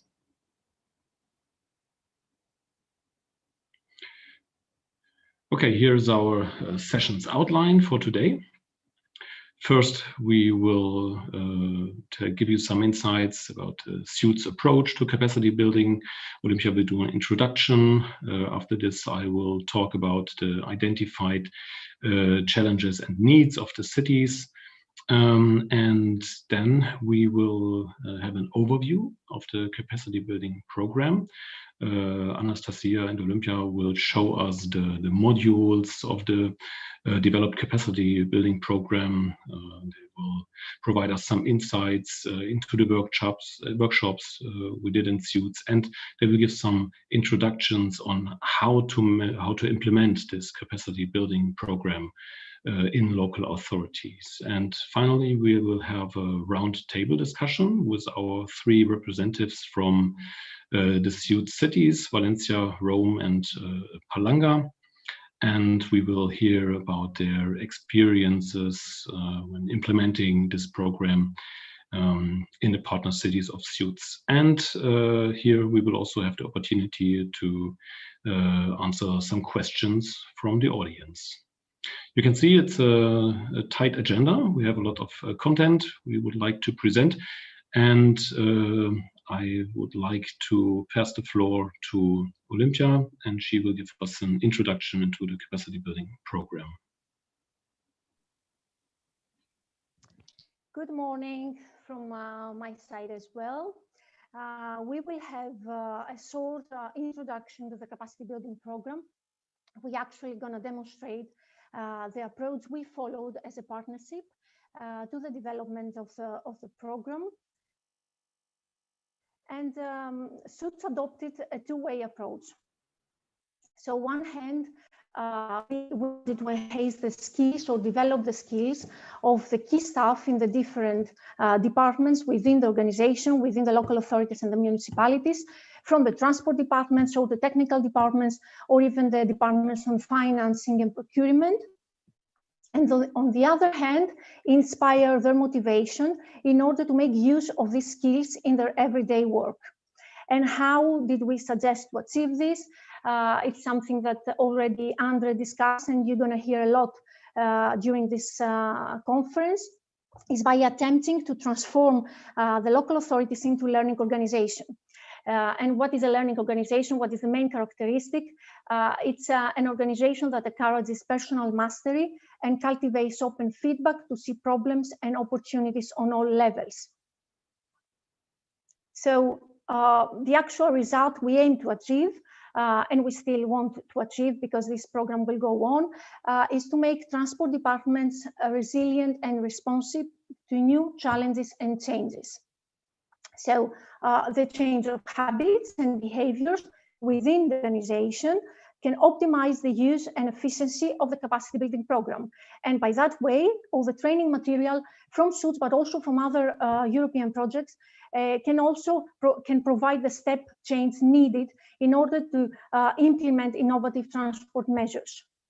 You will hear more on organizational change in tomorrow's session from our colleagues in Coventry University. So what is the mode of delivery we chose for this program? We have personal training methods like the webinars and e-learning courses, but we also suggested to have classroom courses, and for that reason we wanted to use a train-the-trainer approach. This means that we produce a series of materials. We have a facilitator guide that I'll give you more information later on, and other material so that the cities can download from the toolbox and use in order to run the trainings by themselves, either one city alone or few cities together with similar interests. They can use a local champion or a change agent or someone from the organization that is experienced in the whole process of designing and implementing local urban mobility plans, but he doesn't need to have any experience in training or in running courses, because the guidelines are very, very detailed, and he can run the project with this help. So the advantage of this approach was that it enables both the development of technical skills, technical knowledge, but also soft skills. So we would like to address technical aspects of innovative mobility measures and to enhance skills of the cities in order to choose the most relevant sustainable transport measure for the city. And the most relevant would be something that it's aligned with the city goals, with objective, with how they aspire future mobility, their vision, etc.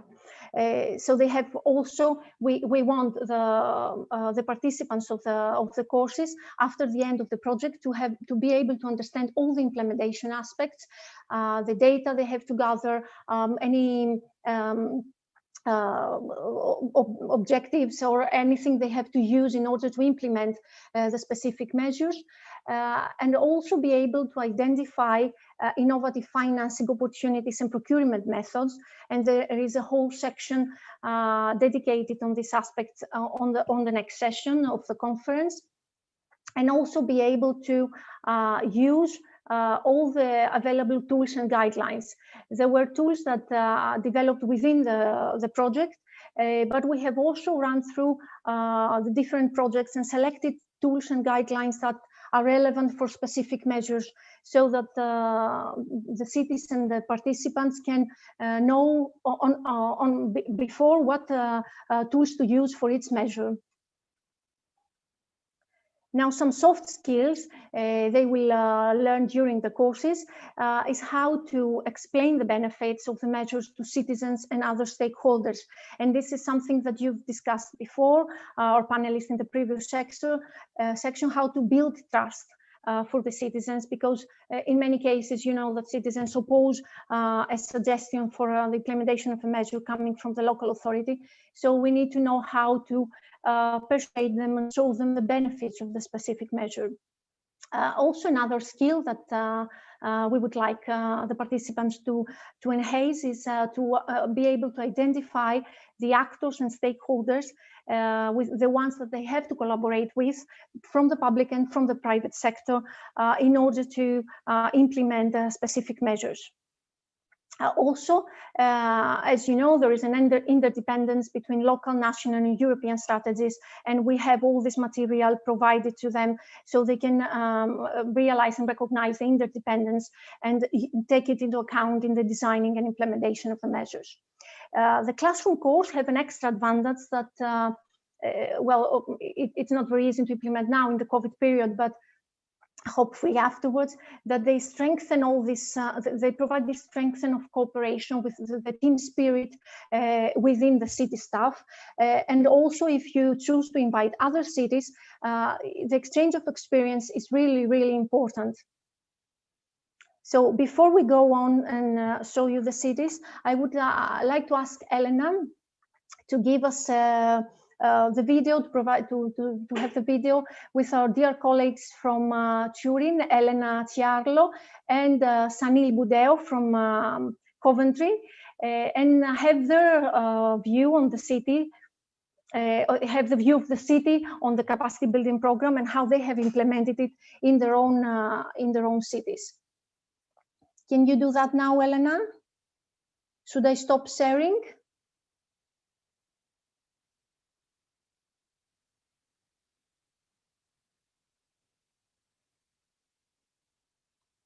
Oh, I can't hear.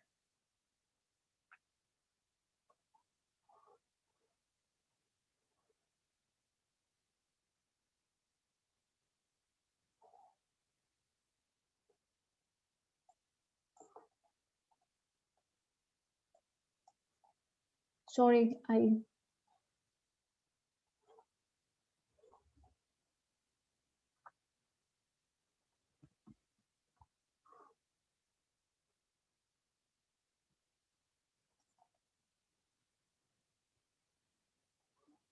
no sound. There is no sound. I cannot hear.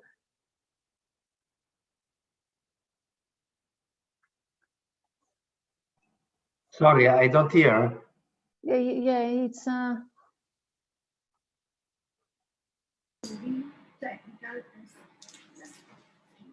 The Suits capacity building program was very helpful in this sense. Can you see the video?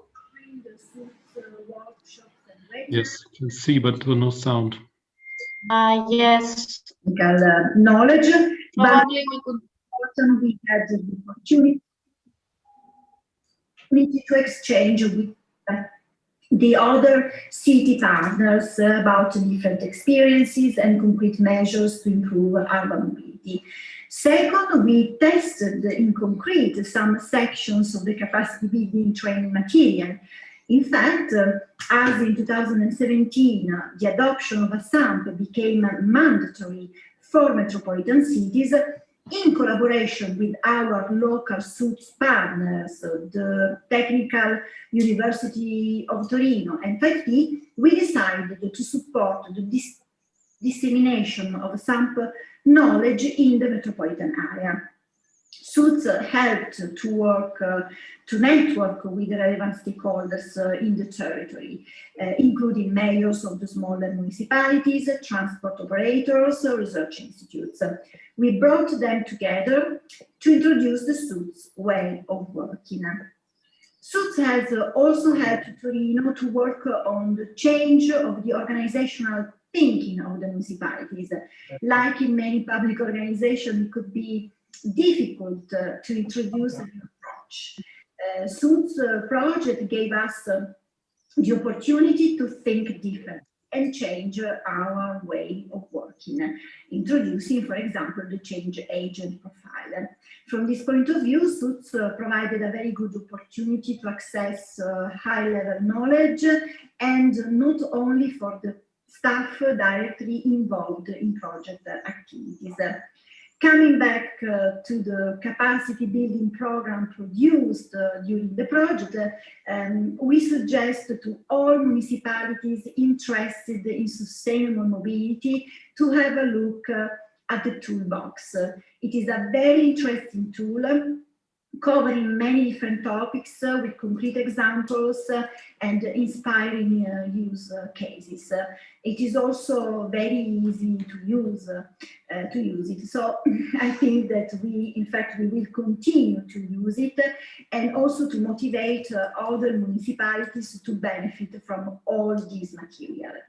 To conclude, the city of Torino is very happy to have participated in the SUITS project and to be part of the Civitas network. So thank you very much for your attention and enjoy the SUITS final conference. Hi, I'm Snowbird, manager for Coventry City Council, a city partner for the SUITS project. 14 hours. I'd like to share my experience about the capacity building toolbox that has been created as part of the SUITS project. We have used the toolbox to understand the emerging transport technology, transporting, innovating transport schemes, and sustainable freight transport measures. During the workshops that were held throughout the project, we've learned a lot, especially where the European partners were well advanced in creating areas for vulnerable users and making life more accessible for them to visit the city centres, such as removing traffic signals and creating a shared space environment. Coventry had no experience in these, but by visiting and sharing the toolboxes, we were able to learn a lot more about it. Part of our city's progress is to create a smart city. We were one of the first cities to have autonomous vehicles being operated or tested in a live environment in the city centre. Sharing those experiences with other city partners as part of this project, using the capacity building toolbox, has been immensely beneficial to all partners. Using the toolbox in the future to make sure that we share those experiences saves a lot of time in trying to develop and not engage with things that have already been developed. So if we're looking at something new, then we will be using the toolbox to understand it. Has that particular new application been tried or tested in other cities of European cities? Or can we share and see if we can improve on what's already been developed? I hope that using this capacity building toolbox is going to be beneficial to all future users. You can share your experiences and you can make sure that the knowledge that you've gained through those projects is shared with all of the city partners. I hope this has been useful for you. Please contact me if you need any further information. Thank you.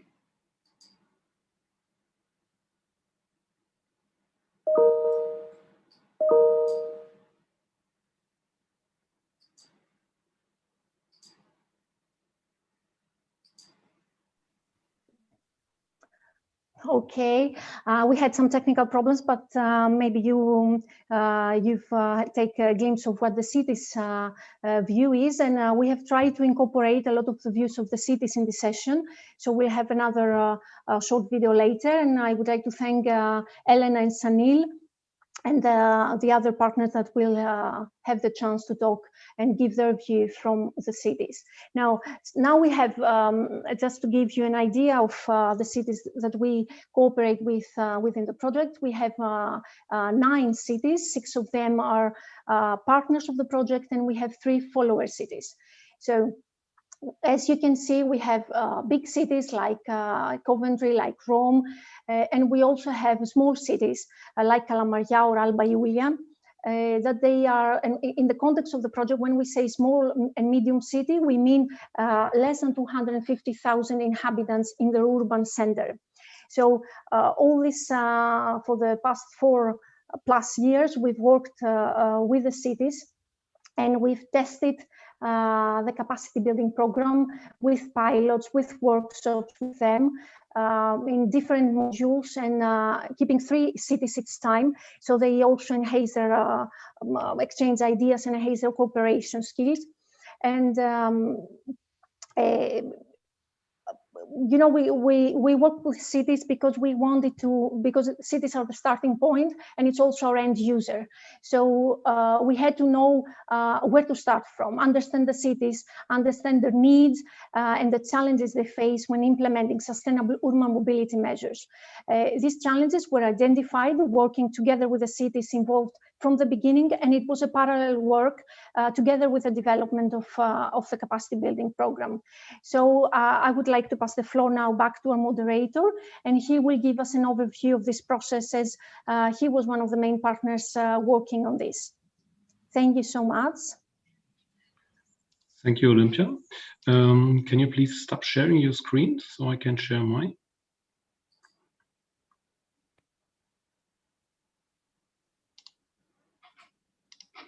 Thank you. Okay, in the following minutes, I will present you a short overview of the capacity needs of local authority when it comes to plan and implement sustainable mobility. And these capacity needs we identified when working together with our city partners in the SUITS project.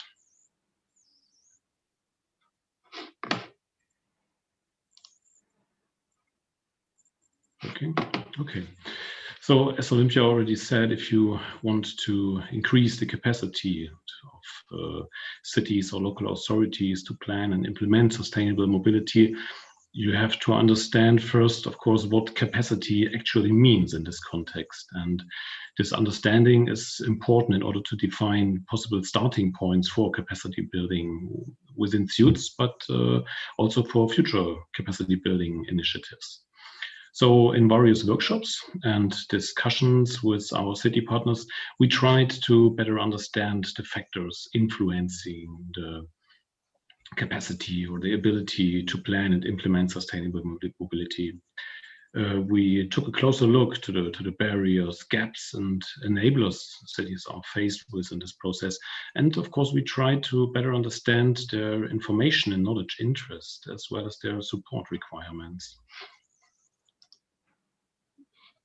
And from the results, we finally derived 15 challenges which local authorities, especially mobility planners, have to cope with in the context of sustainable mobility planning. And these challenges reflect problems and questions that arise in the different thematic areas of mobility, regardless of whether it's about sharing services or implementation of mobility as a service regime. And depending on the particular case or the particular mobility measure, individual challenges can of course have a higher or lower importance. And some cities face certain challenges more actively than others, but still have difficulties with other challenges. So overall, we saw that especially larger cities are usually better situated than smaller ones. The larger number of staff usually makes it possible to build up a wider range of knowledge and also of expertise. The general capacity of a mobility department depends on numerous factors like staffing numbers and staffing levels, leadership, political mood, financial resources, and so on. And these are things that cannot easily be changed. So, however, this is not where SUITS is aiming at. Rather, SUITS is about identifying and considering capacity aspects to which science and research really can make a contribution. By providing support programs, information and training materials, but these need to take into account the knowledge interests of the mobility planners. When planning and implementing mobility measures, the local authority moves in an, let's say, area of conflict between citizens, politics, and business partners. Especially with regard to mobility schemes like car sharing or mobility as a service. And in addition, the local conditions play a very important role, as well as the available knowledge that authorities can make use of. So first, we will have a look at some challenges that cities have to cope with on an, let's say, internal organizational level. And coping with these challenges can be seen as a prerequisite for the development of sustainable mobility measures.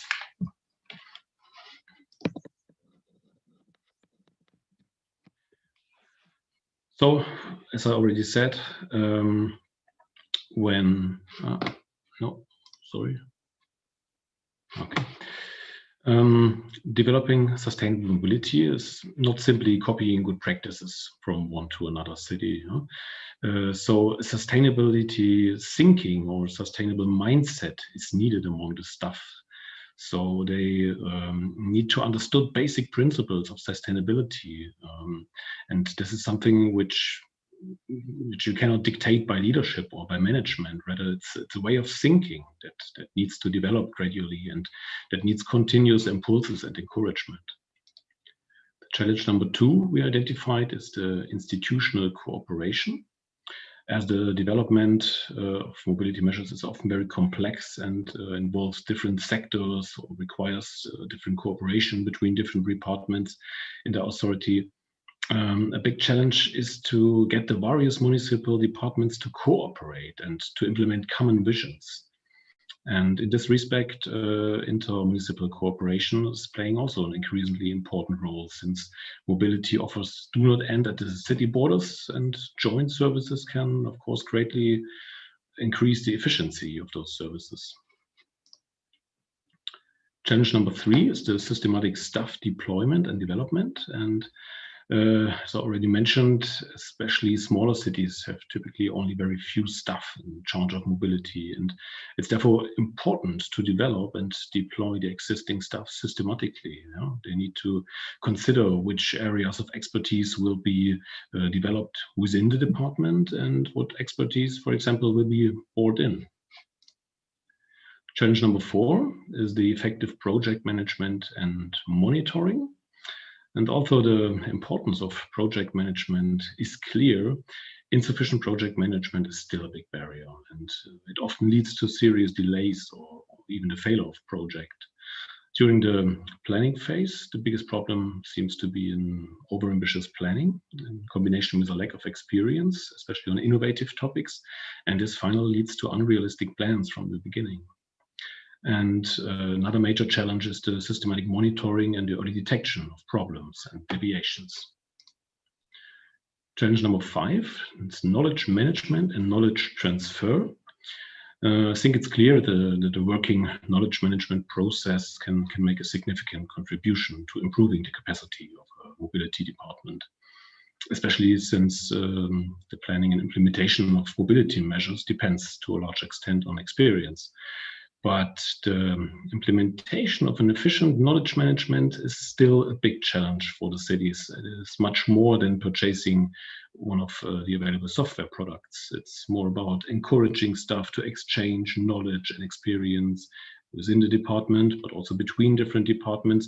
And it's about motivating staff to actively participate in the maintenance of the system, for example, or to document data and findings in a way that they can be easily found and used in daily operation later on. Challenge number 6 is the understanding and applying of innovative financing methods. This is an issue. The financing issue ultimately decides whether a mobility measure will be implemented or not. But although this is one of the most important aspects, it's the same time it's the area with the most conservative action. And the challenge here is to increase the awareness of innovative or alternative financing options that go beyond the pure acquisition of municipal or federal funds. This is also a big topic in the SUITS project, where a financing guideline was developed. The challenge number 7 is the innovative procurement. Procurement, which is sometimes seen as the necessary evil, has great potentials in terms of sustainable mobility. Because the new EU procurement reform enables goods and services to be procured in a more sustainable manner. And while up to date, the lowest price criterion has the most been important award criterion, now there are different criteria possible, like life cycle cost, pollution reduction, or energy consumption, or external transport costs. And in any case, to exploit the full potentials, this requires a close cooperation between the mobility departments and the procurement departments. So the challenges I have just presented mainly concern the internal organization of the mobility departments, or the whole local authority. And they, like I said, prepare more or less the ground for sustainable action. But in addition, there are a number of challenges that play an important role when it comes to the development of concrete mobility measures. And we will have a look on them now. It's understanding political interest and affecting political decisions. As you know, strong political backing is important for the successful implementation of a mobility measure. But still, getting political support is one of the greatest challenges for mobility planners, and therefore it's very important for them to understand political moods and maybe also the situation of decision makers, because they have to make decisions on the basis of extensive information materials, expert reports, and they are mostly difficult to penetrate. And so it's very difficult for decision makers to grasp mobility projects in their entire scope and to meet decisions. So potential, therefore, is to prepare these information materials for decision makers in a more user-friendly way. Then we have the challenge understanding legal and regulatory framework. I think this is clear, as mobility measures will directly or indirectly affect different policy areas. A lot of legal frameworks needs to be considered, and depending on the measure or the kind of the measure, this can be very challenging. For example, when it comes to issues like data protection. Then we have the citizen participation, and this challenge includes the early and active involvement of citizens in planning and development processes, but also it's about informing citizens about contents and backgrounds of mobility projects. And also everyone knows that active and early involvement can have this positive effect on the later acceptance of the measures. The effort is often spared. And if you have a look, there are loads of materials available dealing with issues of citizen participation, but it's still a big challenge for cities to plan and implement effective and really efficient participation processes, and not only single events. Challenge number 11 is to estimate the feasibility and acceptance of measures, especially with innovative mobility project where there's only little experience available. The piloting of small-scale versions may be an appropriate mean to gain better understanding of upcoming problems and thus predict feasibility and acceptance.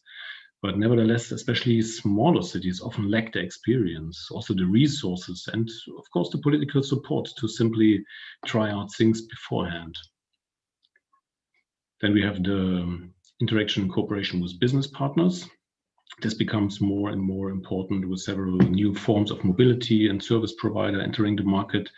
And here it's important to find compromises between cities and the service providers to make the services which they provide effective and fit to the local context of the cities. Then we have the identification and utilization of synergy effects.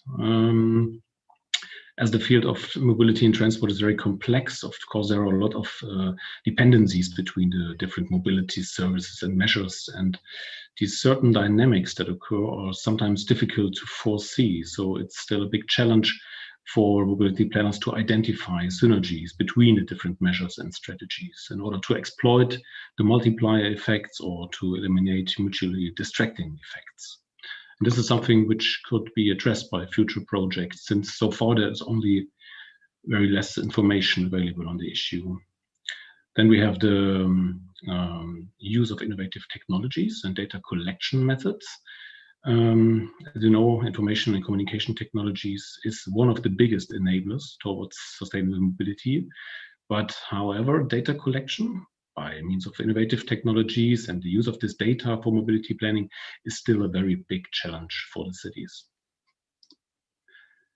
And finally, we have the application of research and knowledge and adaptation of good practice examples. There is a lot of materials available that is developed at different research projects, but often this knowledge is available in large volume of guidelines and project reports and so on. And it's extensive to read, sometimes not easy to understand, and often hard to adapt for the cities. So still a major challenge for the cities to put all this knowledge into practice. Available good practice examples, for example, they do not necessarily address all the problems that really arise when trying to implement these examples in their own city. But the questions the city asks are, I think it's the same for all the measures. How can we get political support for the project? How can we get administrative departments to work more closely together? How can we test solution in advance? How can we finance our project? These are the same questions, but they are often not sufficiently addressed in existing guidelines or in good practice examples, which have been developed in these research initiatives. And in this respect, I think there is still potential to achieve a better acceptance of the offerings and the materials developed by science and research in the future to achieve a better practical applicability. Okay, thank you very much. I hope you get an insight about the challenges our cities faced, and I will pass the floor back now to Olympia.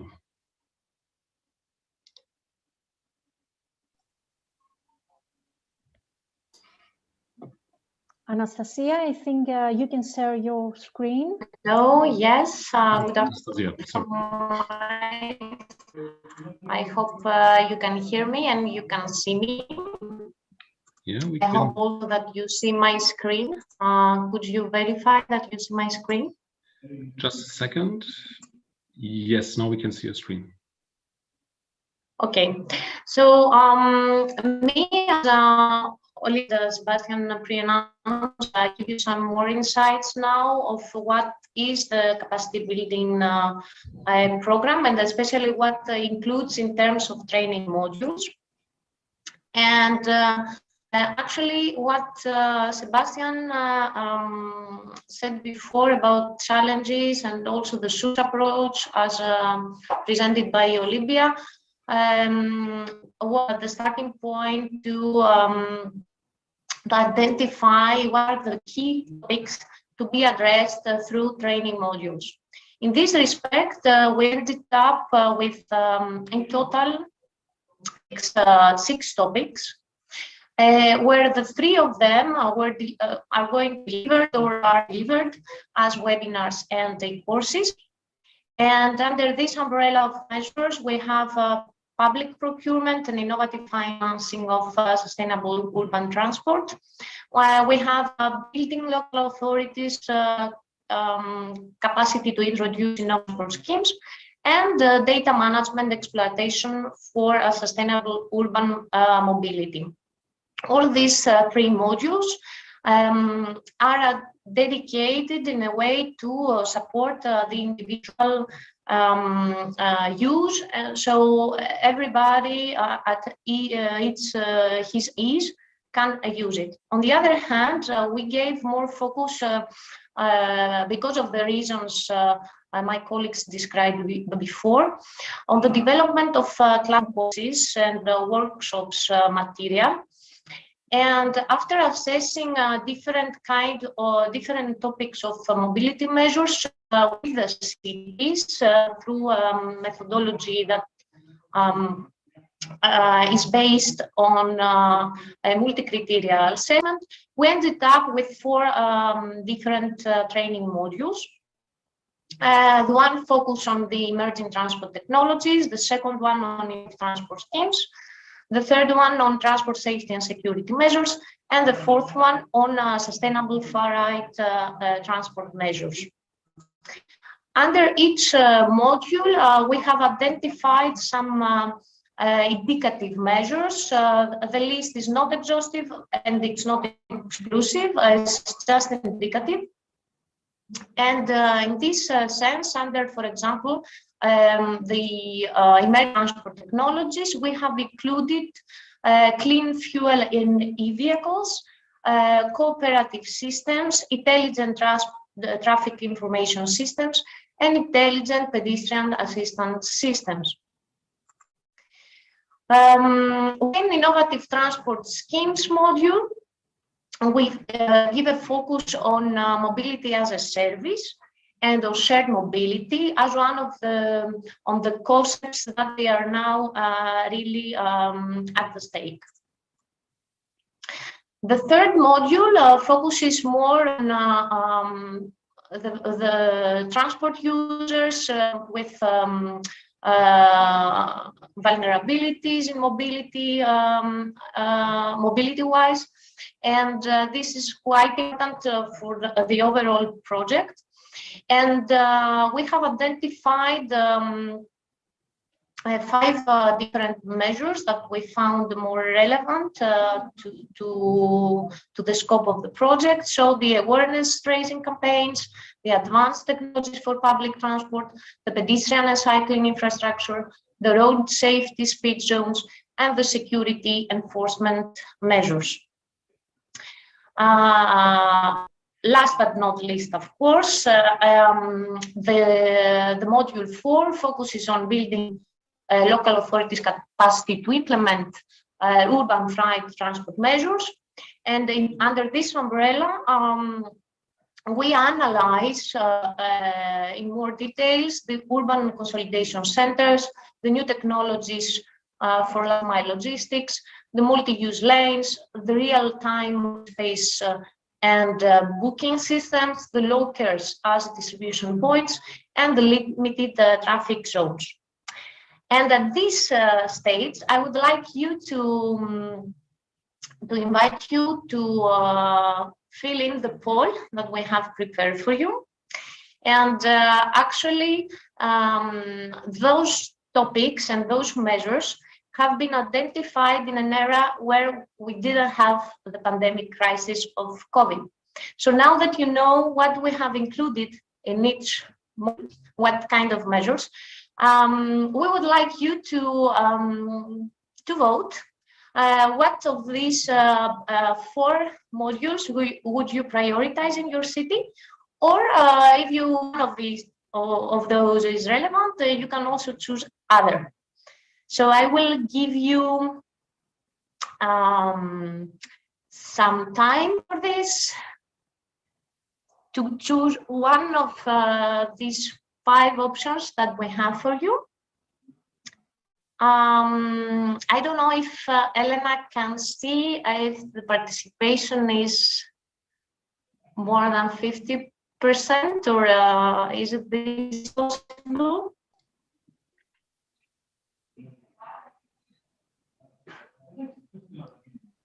Okay, we're now at the 64.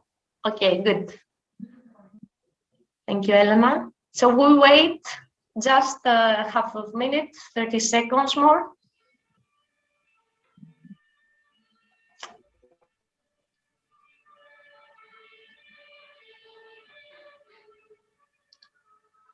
Let's see now the result. What is the percentage, Elena, please?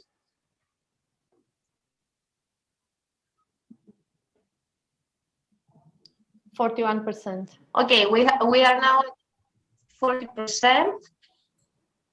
So I would say let's close the poll. We have some indications so far.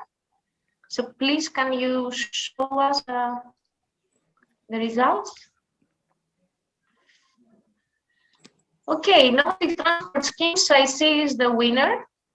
Yeah, I would expect urban freight measures because it seems that the urban logistics, they were really stressed during pandemic crisis, but yeah, innovative transport schemes are really relevant and need to be advanced. So thank you very much for your view. I will share again my screen and I hope that you can see it. Please tell me if you cannot. Yeah, we can see now. Right. Great, thank you, Sebastian. So for all these modules, we have defined the content, especially to address technical aspects or soft skills that they are needed if we want to implement efficiently the measures.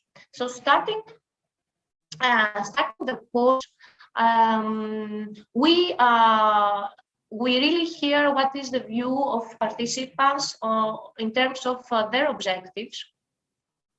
And we also have an ice-breaking activity that we suggest to take place whenever these workshops are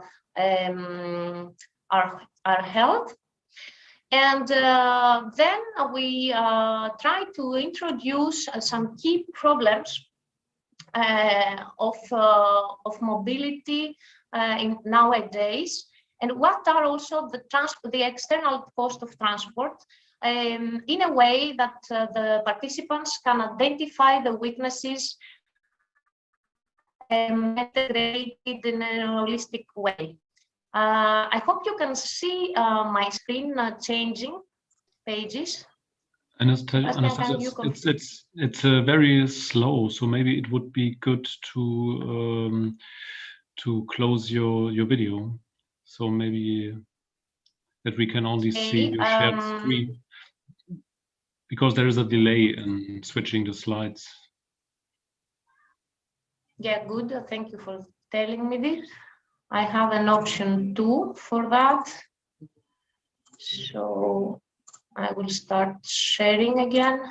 So maybe it's enough if you stop your video, that we maybe can't see but only hear you, and it maybe works better. Probably it will be stuck. Now you can see my live version, I guess. Mm-hmm. Can you confirm? Okay. Yeah. So in the second part of the workshops, we provide some key characteristics of the mobility measures that we are dealing, and we invite the participants to work together in a team activity to cross their weaknesses, the weaknesses of the city's transport system, with the ideal measure that based on the characteristics that they are presented. In the third section of the workshops, we try to address the challenge of taking aboard the stakeholders of the city, as well as in this respect, we introduce all the benefits that the measures may bring to the city in a very different perspectives, and we provide some arguments for the implementers to enforce their argumentation.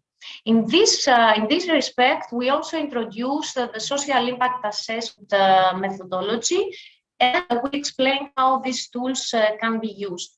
Moreover, we examine how the different stakeholders will react, and what is the most relevant benefit that could convince them to be in favor of an innovative mobility solution.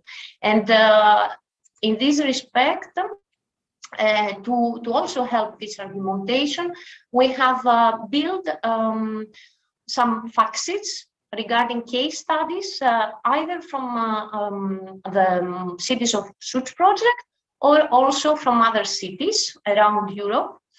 And we provide some insights regarding barriers and drivers that they were critical in their cases. What were the indicators that they successfully measured and provided all the background for the evaluation of the. And if this project is scalable and can be replicable, and other information that based on cities' feedback, they are very interesting. The fifth part of the workshops focuses on the innovative financing mechanisms, procurement methods, and business models, as well as innovative partnerships. This is one of the key challenges, as Sebastian said, in regard to measures implementation. And we also help to identify what of these mechanisms or of these partnerships and these models are more relevant for this specific category of measures that is presented in the respective module. During the sixth part of the workshop, we then focus more on the implementation aspects, such as the data needed to be collected in the design process, but also for the evaluation process, and what are the potential difficulties and barriers for each measure that need a technical solution right in advance. And the last section of the workshops is dedicated to the available tools and guidelines. As Sebastian said, the tools and guidelines are plenty, and they are available by many EU initiatives and not only.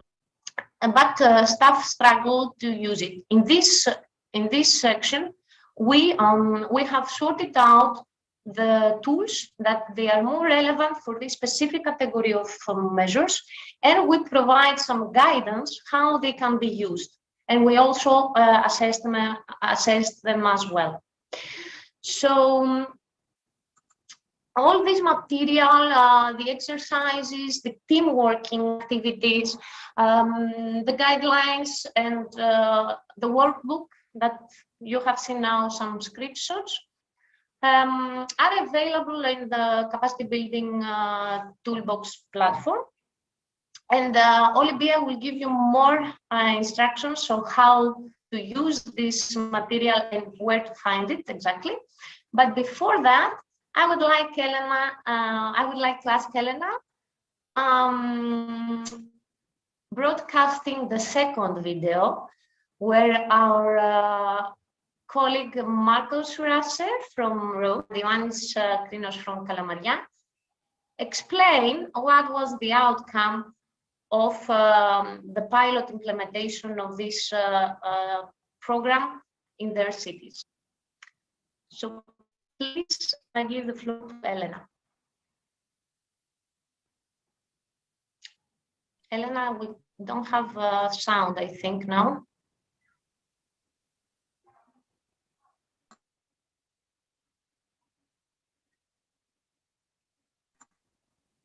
Can the sound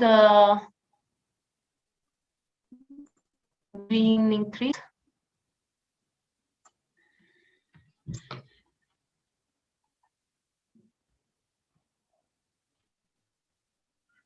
Yes, still not sound. Well, we try to to really focus on cities' feedback, but technology doesn't help. Elena, can you do what you did before for the previous one?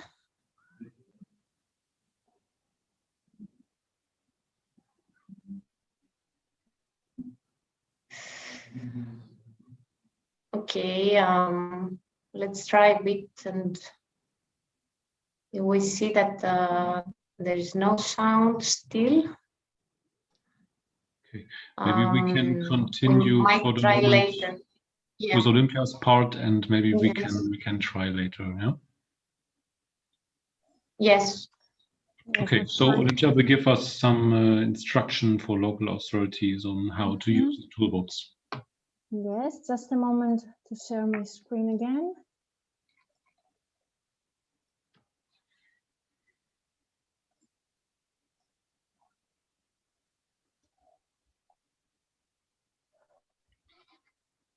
Yeah, we can see.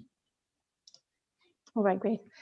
So now we will have, we imagine we are local authority, we are a local authority, and we want to run this workshop. So this presentation is actually addressed to this staff members, and we give very straightforward guidelines of what to do if you want to use it. So the first step is to choose the module that best aligns with the interest of the local authority. If you want, you can run the workshop just with the staff of one city, or otherwise you can invite cities, for example, from the metropolitan area of your city, or even from other countries, to run the workshop together. The thing is that you need to have a local interest and choose a module that suits all the cities involved. Now, if it's a webinar or e-learning course, of course, this is just personal training, and you go to the toolbox, you take the module directly from this platform. If you want to run a classroom course, you have, this is a group activity, so you have to download the training material. So now I will try to navigate a little bit in the in our toolbox to show you, because this is a very important result of the project. Give me a moment, I will do it. Can you see now the toolbox? Yes, we can see. Okay, okay. So the toolbox is located in this address. It's cbt.suits/project.eu. And you can have here all of the material that the city will be interesting as a result from the Suits project. So we have the 4 modules that are delivered as classroom courses. But we also have the webinars. Let's see here, for example, if you want to take the webinars, you can find them here, the ones that Anastasia talked before. You can have standalone the case studies or good practices from different countries. You have business model canvases, policy briefs, guidelines for financing. Let's go here. Because these are important, guidelines for financing business models and innovative procurement that you will hear more in the next section of this conference. And let's go now in our classroom courses, and imagine you want, for example, you have decided to take the Emerging Transport Technologies course. In the top, we have various questions. If you want, for example, to address a single question like what stakeholders I need to involve in my Emerging Transport Technologies module, you may want to answer only this. So if I press now here, it directs me to the specific pages inside the documents to find this answer. But if you want to run the course and not just to answer a few of your questions, you can go here, and here is all the material and resources you will need. We have the case studies, as Anastasia presented before. They are fact sheets, like I will take this one as an example, the parking management in Coventry. And this is from the workbook, and you have various information for the specific measure that was taken place in Coventry. So why we have chosen this as a best practice? What was the problem? How was it addressed? What were the indicators to measure success and or failure? The barriers, the drivers, the cost, the financing mechanism they have used. A whole profile of this specific case study that you may use, of course, as a motivation for your panel, for your participants. Some of them are not really replicated in the context of your own city. I realized I didn't have the video, okay. But it could also work just as a motivation. To not just to take a case study from Coventry and take it up in Kalamaria, which is not very possible, but just to be intrigued with new knowledge. So the resources that you will use in the class, it's actually the facilitator guide. This is a guide we made with exactly information that a facilitator will use in the class. What will be the content of the modules of each section, different templates he will use, all the activities, and I will open one to share with you. I hope the internet is quite fast and you can see everything well. Okay, so these are very introductive things, and then you can have, for example, in the first chapter, what is the content, what pages you will use as a facilitator from the workbook to guide your participants, what is an estimate duration, what are the slides to use in the presentation, and it's the same information for all the different chapters. So this is the guide for the facilitator to run the course. There's also a presentation to be used during the course. And one of the most important, that's why you've seen that we have translated this in all the different languages of the project partners, is the participant workbook. This contains information for the participants. It can be printed out or you can distribute it digitally. And we think that it's very important to have it in your own language, because we know that the cities sometimes a very important barrier for the cities to run the courses is the language. So those workbooks have been translated in all partner languages. And let me go back to the presentation now. Okay, so these are the 4 main documents for its module: the facilitator guide, the workbook for the participant, the presentation for the classroom, and the fact sheets. So the next step is to choose who will run the course. You can have an external consultant, an expert on the specific field. Say, for example, you want to run a course on freight.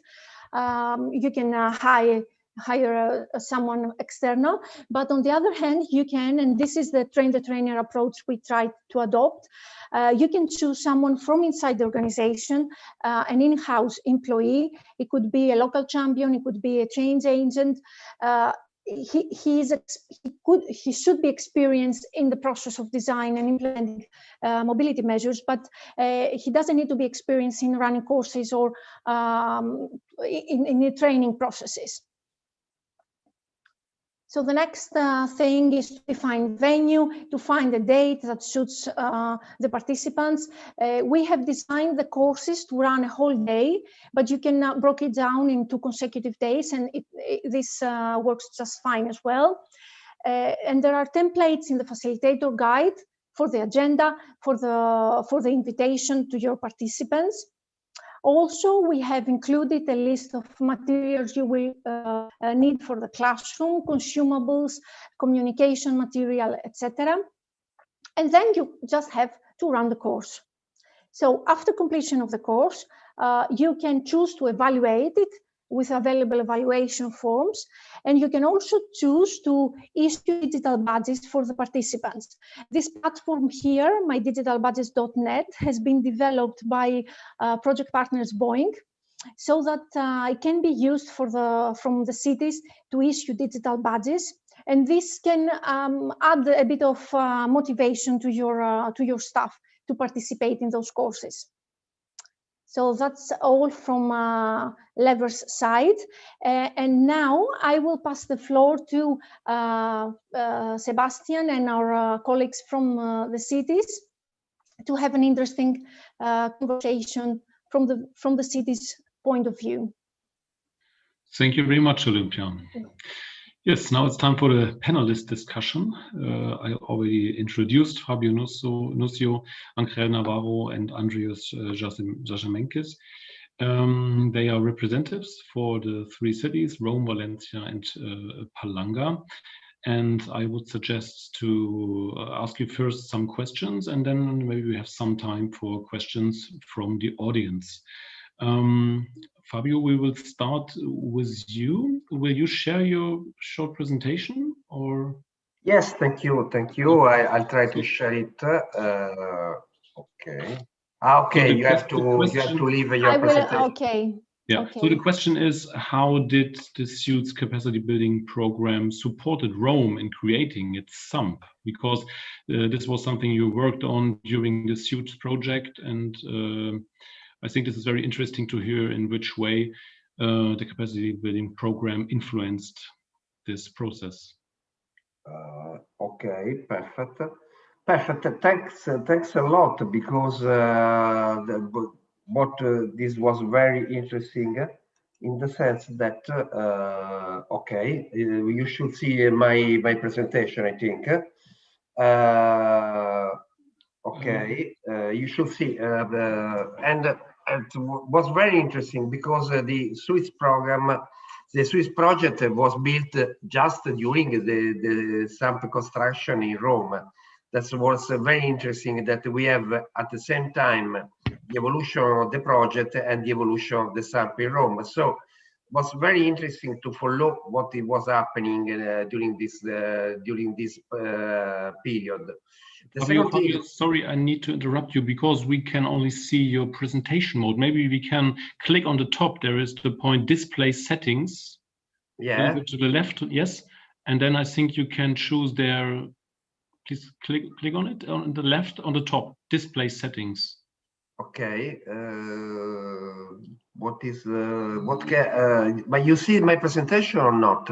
We can see the reference mode, so we can only see your presentation. We can't see it in full screen mode. But if you click on if you choose display settings, it's left on the top. There is display settings, and there you can change this.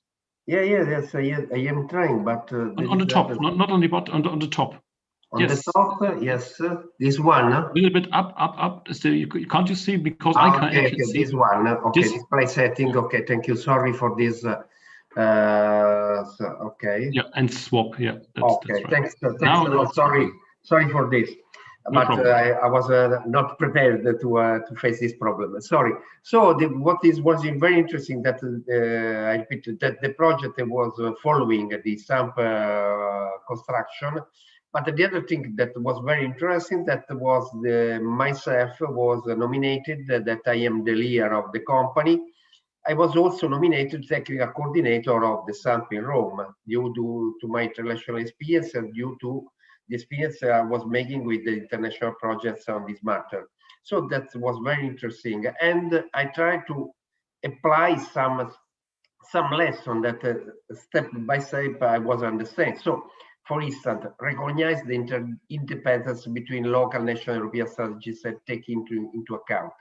That was clearly, we take inside our guidelines, and after that, the project, the SAMP, we take into account all the guidelines, the European guidelines. That was very interesting. And also, we take into account also the national background. And also, we were promoter of the introduction of the SAMP inside the Italian legislation. So we were inside the table, coordinated by the Italian Ministry of Transport, that was adopting in 2017 the guidelines for SAMP in Italian cities, were revised in 2019, and the plan in each city, more than 50,000 people, should be approved within 2021, this year. And also a plan for grant in order to build a new infrastructure included in the plan was given by the government. So it was very interesting. We taken into account the background, and we create a part of this background in order to we take care of this sweet lesson. The other thing, just another example was the strengthen the team cooperation spirit. And also we set up with the specific official resolution of the city, a guiding coalition in Rome as a winner point. So we created an interdepartmental working group, a technical secretariat coordinated by the mobility agency, an expert city committee, and a group inside each of these companies able to interact with the other people in order to follow what you say, the institutional cooperation of inside the municipality, the very large municipality. You understand that we need very important interdepartmental cooperation. So the other thing that we have to include in this was the concept and methodology to implement a specific measure in the city. The general objective was clear: change the old traffic approach towards a plan for people. This is a very structural change, also from people that has a degree in engineering. They know the traffic approach. Now plan for people is completely different. Multimodality and reduction of private car use and so on. Public transport capacity increase, integration of mobility resources, the sharing increase and so on. Less congestion and less acoustic and atmospheric pollution, saving energy and reduce CO2 consumption. This was very clear. And this was a lesson learned by the capacity building program that was inserted inside the plan, the SAMP, the city SAMP. The other very important thing was to explain the benefits, to measure to the citizen, to city stakeholder. I summarized it just in 1 and 2 cakes, before and after, sustainable modes and private modes, with the change of the SAMP in 10 years is to change completely the city attitude towards the private mode and the sustainable modes. So this is very important. Beyond, there are a lot of indicators, but this is clear to explain to the people that we are changing your mind. And also to build together, to explain the benefits and mission at citizen. The participation approach was very important in Rome. We involved directly stakeholders and the citizen. We carried out a lot of meetings with the people, 18 meetings with the people, more than 500 participants distributed along the territory of the city. 3 different meetings in 3 different quarters of the city districts. So it was very important to have their views and to change also our views according to what the people was thinking. This is a plan for people, we have to not forget. And include any components fully in line with guidelines. So we have to include and discuss each components and to understand why what are the most relevant mission for the specific city. This is another important capacity building lesson that was included inside the plan.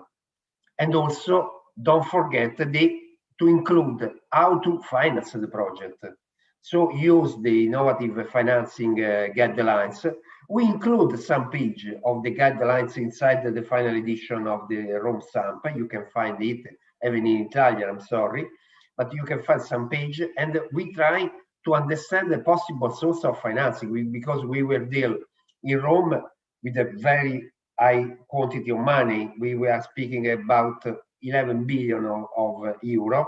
So we have to find something of innovative to reach this amount.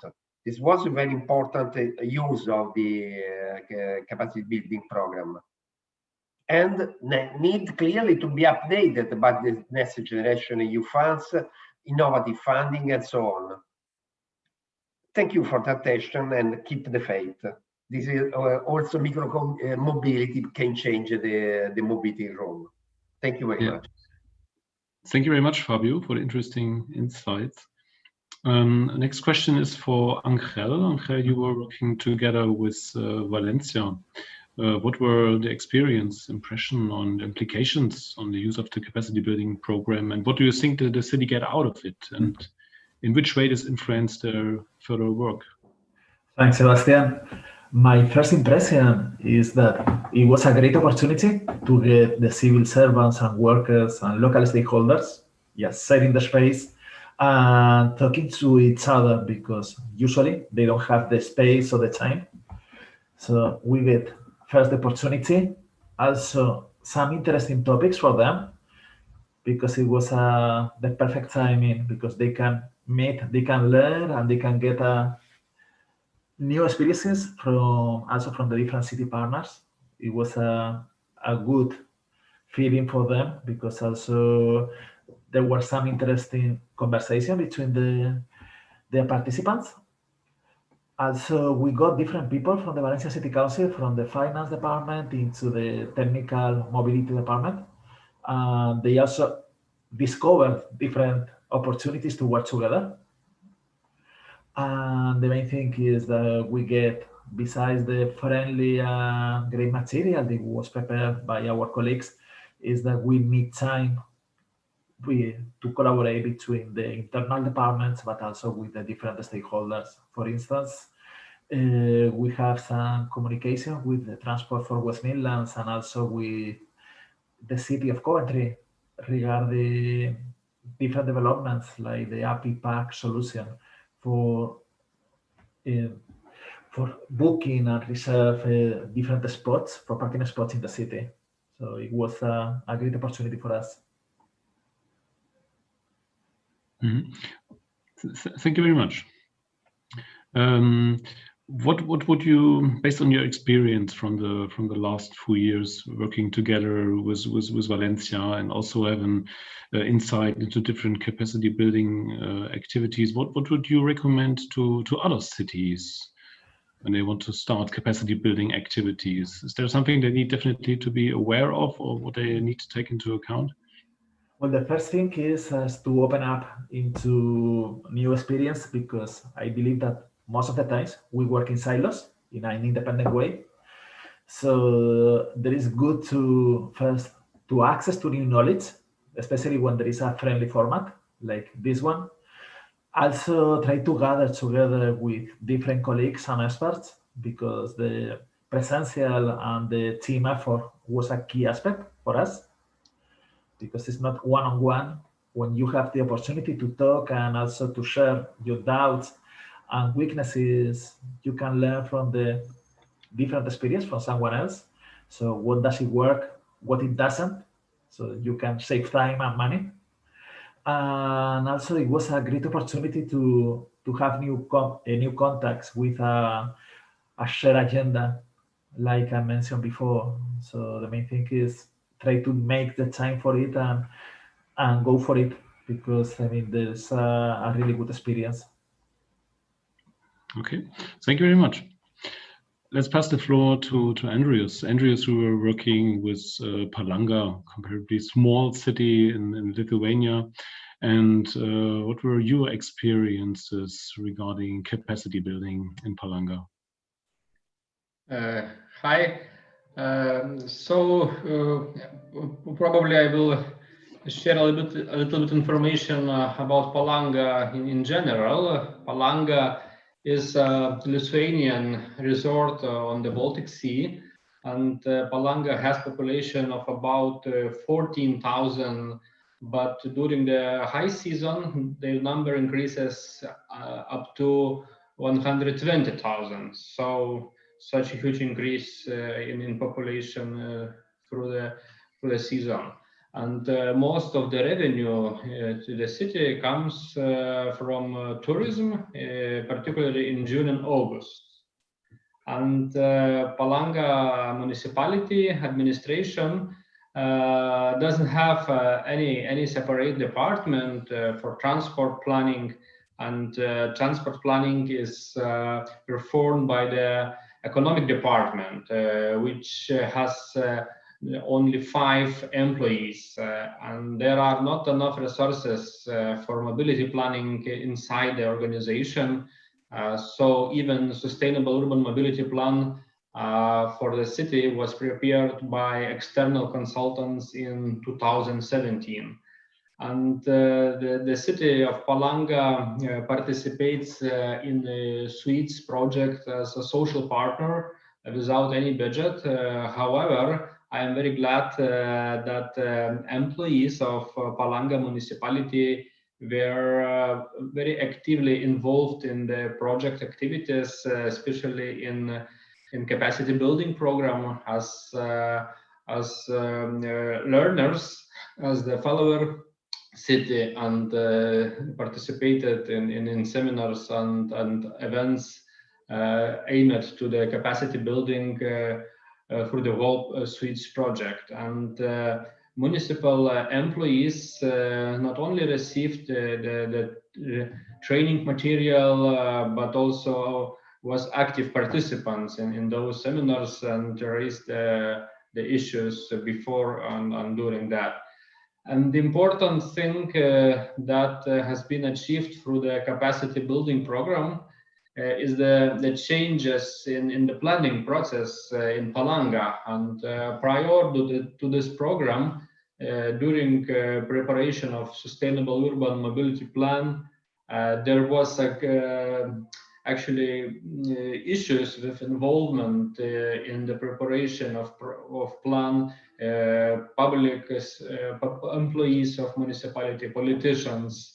And for comparison, currently now Palanga is drafting another plan, as a long-term strategy for Palanga to 2030, and development of this plan now is quite different from development of Sustainable Urban Mobility Plan 4 years ago.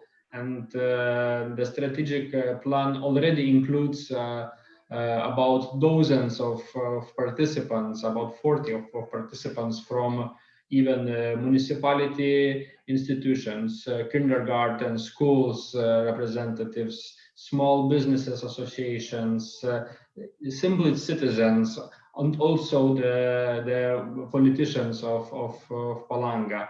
And there is a strong sense of openness now on the agenda, a more public involvement through the cultural breakthrough. And of course, I could not to say that it is merely the merit of the capacity building program of the SWITCH project, but the contribution of the program is really great, I think, and demonstrating how planning process take place in other European cities. What are the best examples? What are the toolboxes to use? And what are the general principles of involvement of public actually make a great change to compare what was before the project, what was with the Sustainable Urban Mobility Planning in 2017. And I clearly see that learning by engaging, by doing, and seeing other experiences, the lead cities experiences, actually is much better than just formal, learning from books or kind of instructions.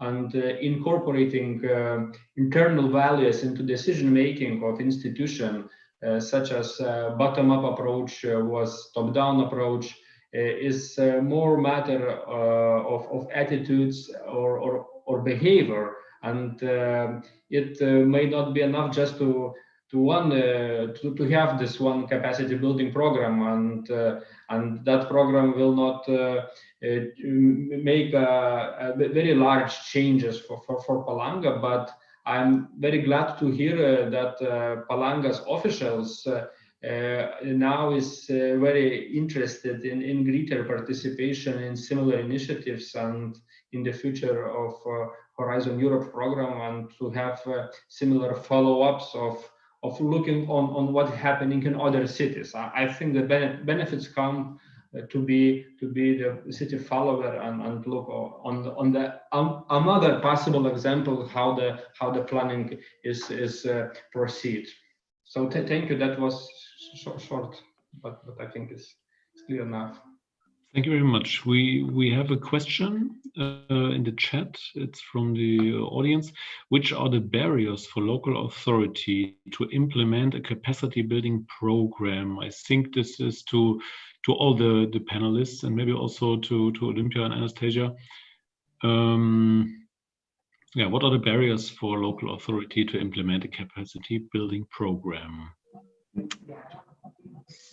So I will say from our side, but then I would also ask cities to say their opinion. Can you hear me? Yes, we can hear you. There are some problems in sound, but we can hear you. Okay, so actually the main barrier is really to take the decision to use it, because the idea of SWITCH capacity building program is to make the organization as independent as it can be. So based on the instructions that Olivia said, the idea is really to take the decision at a management level or at policy, and after assessing your needs in terms of topics and in terms of what are the key aspects you would like to develop as skills, I just need either to ask an external expert on this if you think that there is no such expertise in or solicit one of the colleagues in the organization to run the program. And you will see also tomorrow in the session of organizational change that in this organizational change approach, it's a really matter of motivation if you are going to implement a capacity building program. It's really based on decision making from our point of view. But I would like to ask the cities from their point of view, because implement. So who would like to provide his view? Yeah, and maybe we can connect this question to another question from the chat.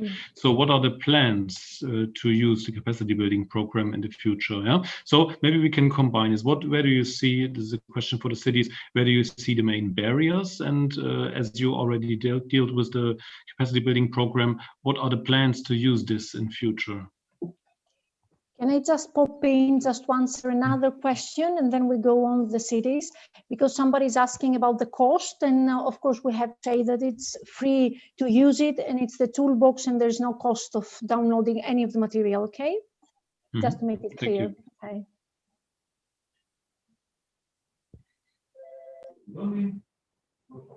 So one of the cities, a volunteer, who would like to. Yes, yes, I'm a volunteer. So can you hear me? Yes. Can you hear me, Fabio? Yes. Okay, thanks. But I think that the barriers, one of the barriers that you can find, speaking from a southern city, is that the capacity building seminar is written in English. That could be a barrier, clearly. But the opportunity, the great opportunity is that permit to change your mind. So I think that we should make this cost to apply to understand what is the new concept of SAMP, what is the new activities that you can carry out, what is the opportunity that you can have sharing the experience and understanding what was already carried out in other cities, what are the best examples, what are the is a really cost-effective training that, in my opinion, all the cities should carry out before writing the SAMP, in my opinion. That's very important and very interesting. There is some barriers, but please change your mind and try to carry out this training, in my opinion. This could be very important. In Rome, we have some difficulties.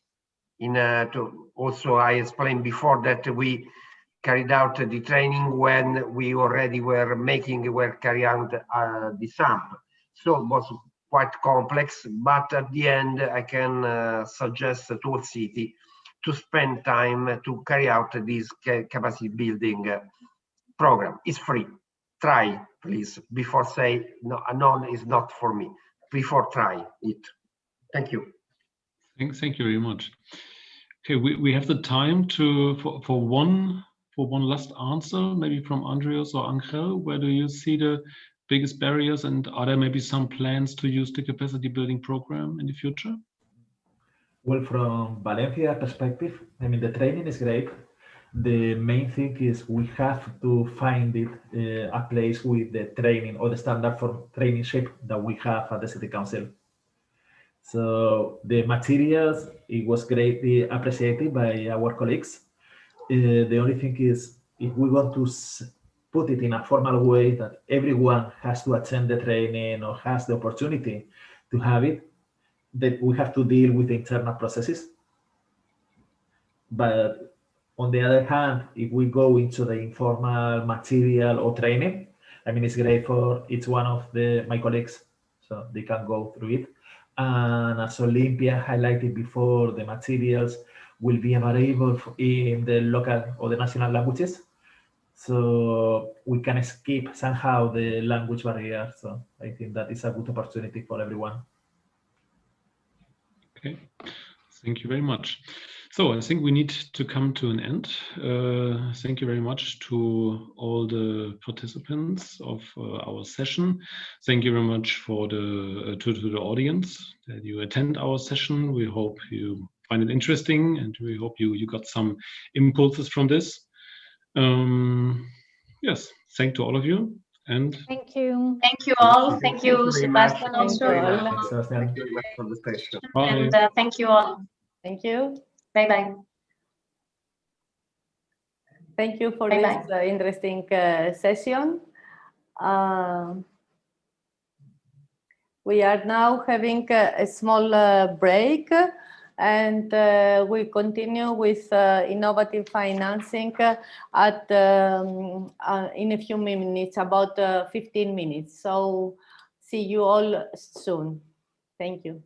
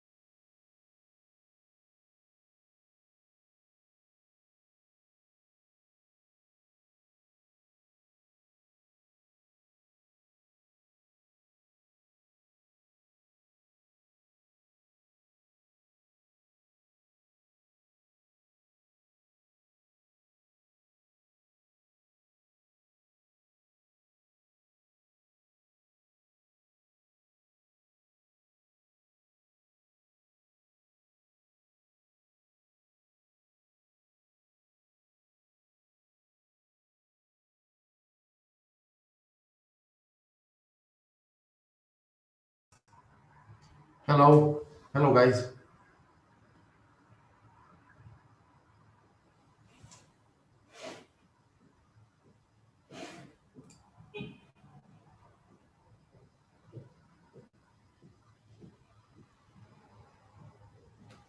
Hello, Olga, Jana.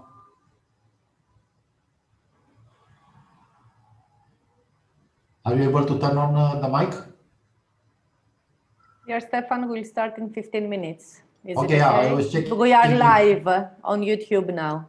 Oh, okay.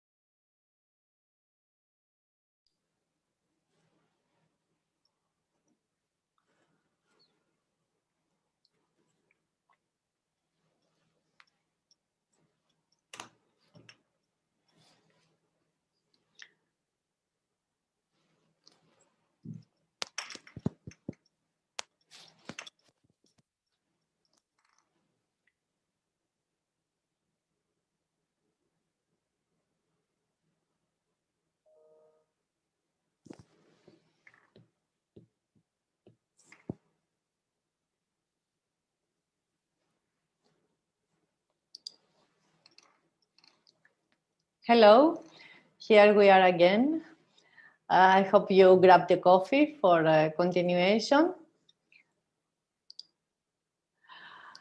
Now we are in the session of innovative financing, procurement, and banca projects, and I leave you to Stefan Rosenau, who is the moderator of the session. Hello, Stefan. The floor is yours. Hello, Elena. Thank you. Thank you for the introduction. And thank you for giving us the opportunity to run such a session in our conference. First of all, I remind to all participants that during SWIT's project, this topic of preparing projects, identifying financing solutions, and running procurement processes was one of the key research topics of ours. And now during our afternoon session, I am joined by three of our colleagues. Dr. Iana Dulskaya from Euroclase from Italy, who is a senior project and innovation manager at the company Euroclase, and she has a strong research experience related to management and banking. Iana, hello, I can see you. Thank you for joining. Also from our team is Dr. Olga Feldman from Arcadis. She has a strong experience in analyzing models and economic studies, and they were responsible for the financing part of our project. Hello, Olga. Another panelist who is from a sister organization, Eclase, Anya De Cunto. Hello, Anya. They were involved in research regarding public procurement related to electric vehicles. I don't go in more details now. I want to give you or to leave you the surprise for when she will have the floor. And last but not least, Tudor, who represents Alba Iulia municipality in Romania. They were also part of SWIT's project as one of the cities supposed to analyze and to try our research activities, and their feedback was essential for our activities to prepare the guidelines issued from our project. In my opening, I hope everybody can see my presentation. I have prepared a few slides just to introduce the topic and to better understand the subject we are discussing now. So, innovative financing, procurement, and bankable projects. In SWIT's, one of the working packages was focused on these three topics, and the companies Arcadis, Inteco, and Euroclase were the leading partners for each of the three main topics, while Alba Iulia municipality was the city where the three guidelines were tested, and based on their main feedback, the guidelines now have the final shape that is available through SWIT's website for everybody. Based on the guidelines, we have also developed an integration decision support tool. As you can see, these are the reports that you can download freely, and they are also available, at least the main parts are available in the seven different languages of our project. And again, research plus feedback from partner cities resulted in an integration decision support tool, an online tool with some interactive elements designed to help public authorities to easier run the processes of designing, preparing and implementing an investment project in sustainable urban mobility area. But as these are the normal steps, the tools can be used also for other development projects sought by a public authority.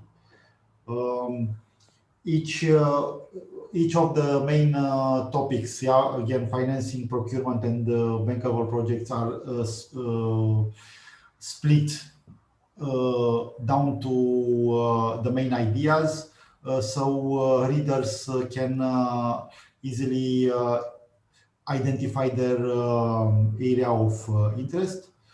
And for those who enjoy reading and want to have a better insight, they can find an interactive version of the guidelines, again through the same portal. And this is the online hyperlink where you can find the tool through the project website.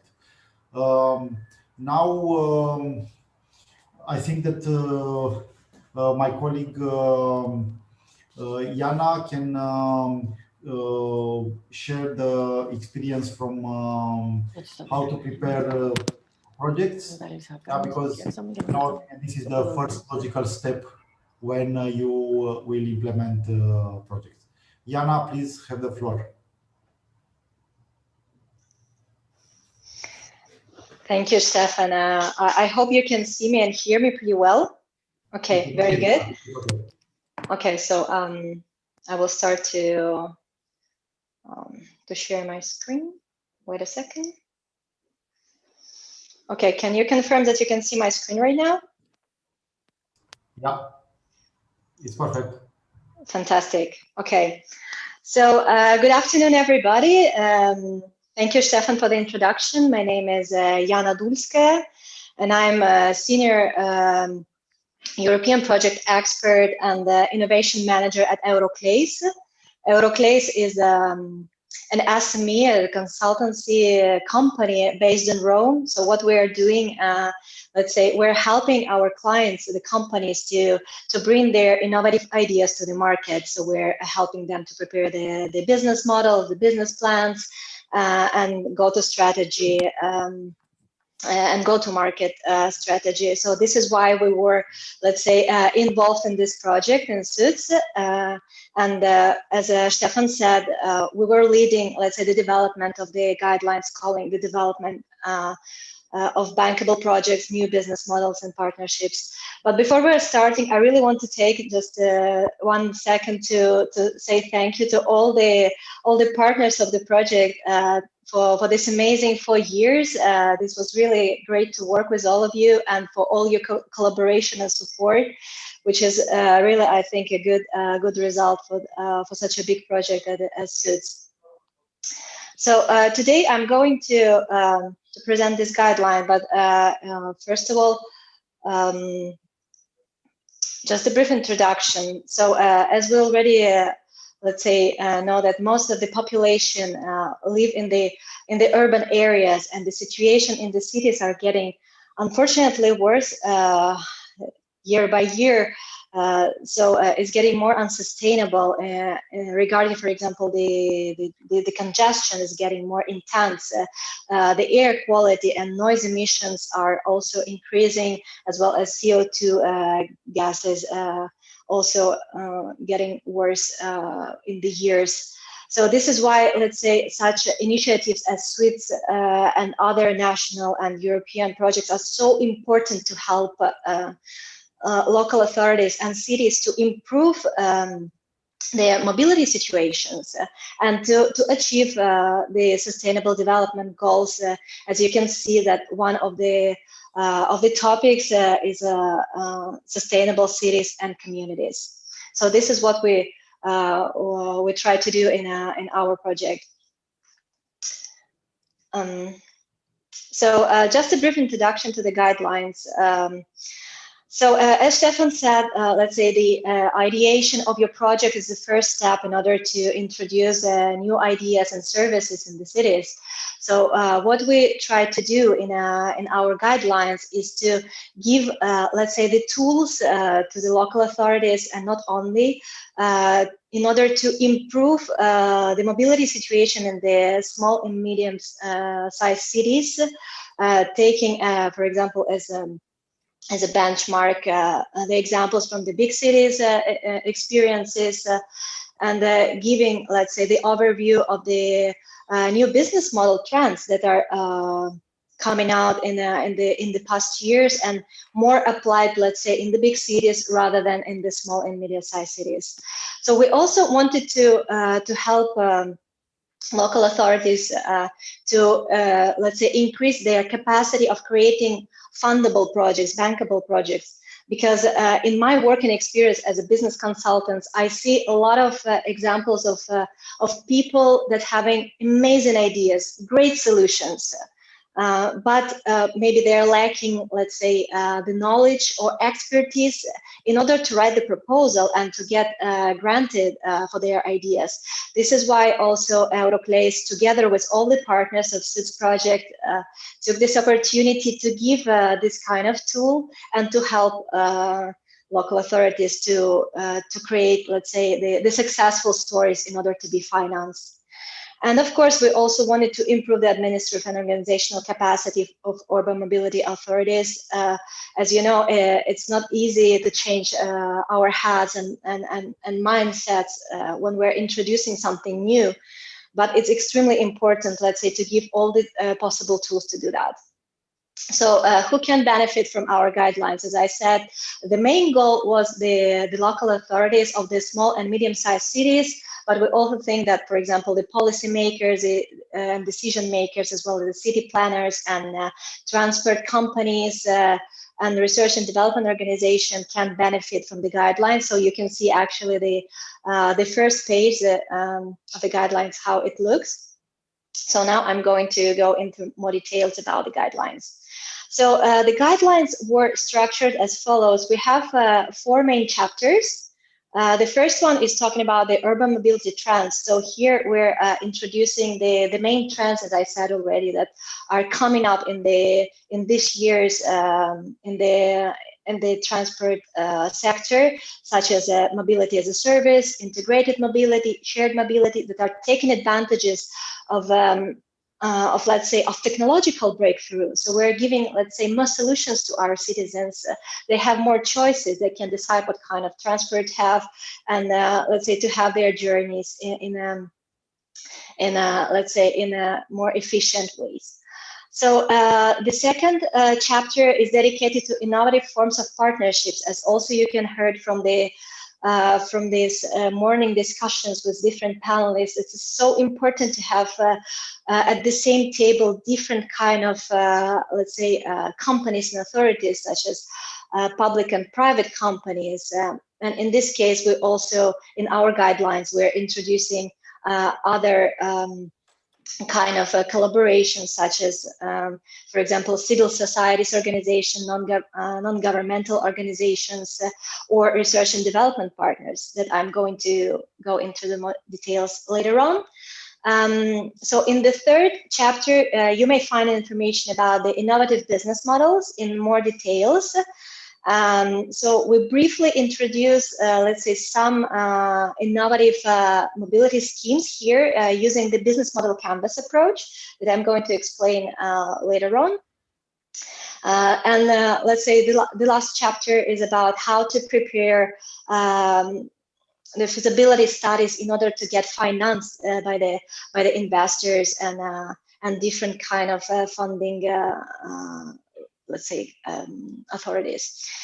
So at the end of the guidelines, you also can find the briefs that were actually prepared together with our city partners. So thank you again for that. So you can find there, let's say, the business models of the main mobility trends, such as car on demand, micromobility, car sharing, ride sharing, bike sharing, innovative form of parking, some form of public transportation, and integrated mobility. And also we provided the business model canvases of this kind of trends in order to give the idea to the local authorities that want to start the business for the first time, how to proceed with that. So as I said, in our first chapter, we were talking about the innovative forms of partnerships. So as I said, the most known one is, of course, is a public-private, let's say, collaboration in order to design and implement a new way of mobility, transportation in the cities. But as I said, other types of organizations are needed, and let's say public-private partners are not enough anymore. You can see that also from the, for example, Green Deal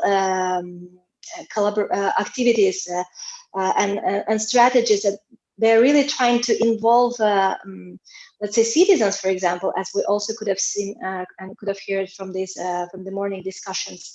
This is why in the innovative forms of partnerships, we involved this kind of organization as a civil society organization, non-governmental organization, and communities. So when, let's say, we're trying to create a new service, we really want to have a user-centric approach, because we're providing services for the people, with people. So we want to put our citizens in the center, and together with them co-create the services. This is why the involvement of civil societies, for example, are so important. So what are the benefits of this kind of organizations? So first of all, they can give a better, let's say, view on the situation in the city and provide their advices on how to improve it, their vision, because actually they're going to be the end users that are going to use our transport in the cities. So they also can raise the awareness among the citizens about new kind of solutions that are coming up in the future, and what are the benefits, as they're also the end users of this kind of services. And they also can, let's say, contribute with some social standards for that. And of course, they can test the ideas that transport organizations may have. And we've heard a very good example from the city of Rome, that when they were, let's say, elaborating their sums, they actually they make this participation approach with the citizens. So they introduce the platform where people can have their word saying what kind of services they would prefer to have in their area, what are the priorities, which kind of let's say areas should be improved and how. So this is really an amazing tool in order to provide a really successful mobility services in the cities. So we also in our guidelines provide some practical recommendations in order to organize a successful partnerships, as you can see in the slide here. So another type of innovative form of partnership is to include the research and development organizations. This can be different kind of organizations such as universities, research institutions, research and development departments. So what are the benefits that this kind of collaboration can bring? Is that research and development partner can help to elaborate the business strategy, for example, for the new mobility service, can improve the old one, can provide the, for example, market analysis and give, let's say, the suggestions how to elaborate better the services in the city. And also we provide some practical recommendations here in order to, let's say, have it in your mind when we're involving this kind of partnerships. For example, I always talk also in my working experience, for example, the intellectual property rights are extremely important in order to organize your business. So when we're moving to the next chapter, which is about the innovative business models in the mobility sector. As I said, we're using the business model canvas, as we're also using it a lot in, let's say, in our working practice when we're working with the new companies, startups, or also, let's say, with companies that already in the market but want to improve their businesses, because this approach is really helping you to have the entire vision of the business, because you're dealing with different kind of aspects. So we're deciding here who are our partners that should be included in order to provide the successful services, what are our value propositions, so how we're going to solve the problem of the citizens in order to give them the better and safer and more sustainable transportation. So who are our customers, how to address them, what are our costs and the revenues, how to actually get to our customers. So in this case, we introduce the business model canvas in our guidelines, and we provide, let's say, all the descriptions regarding new mobility services using this approach. So in our guidelines, let's say we're as I said, we started to look at what was the state of the art, especially in the big cities, because they're, let's say, our benchmarks somehow, and what are the new trends right now in the cities in order to provide more sustainable and cost-effective and, let's say, greener solutions to our cities. And we came up, let's say, with this kind of new mobility services, as you can see on your screens right now. So we're talking about car on demand, such as taxi e-hailing and transportation network companies and shuttle buses, micromobility. So we're talking about the scooter sharing and dedicated micromobility, as you also can see in many cities right now. The car sharing, the ride sharing, such as the carpooling and van pooling, the bike sharing. We're also dealing here with the station-based and dockless bike sharing services. Innovative way of organizing the parking lots, and let's say innovative ways for the public transport, and as well as integrated mobility. So what can you find in our guidelines? So we try to organize, let's say, our guidelines in the way that it's user-friendly, it's easy to read, and especially it's easy to implement. As Fabio from, let's say, Transport Mobility services here in Rome was saying sometimes it's not so easy to understand also the guidelines and to implement them.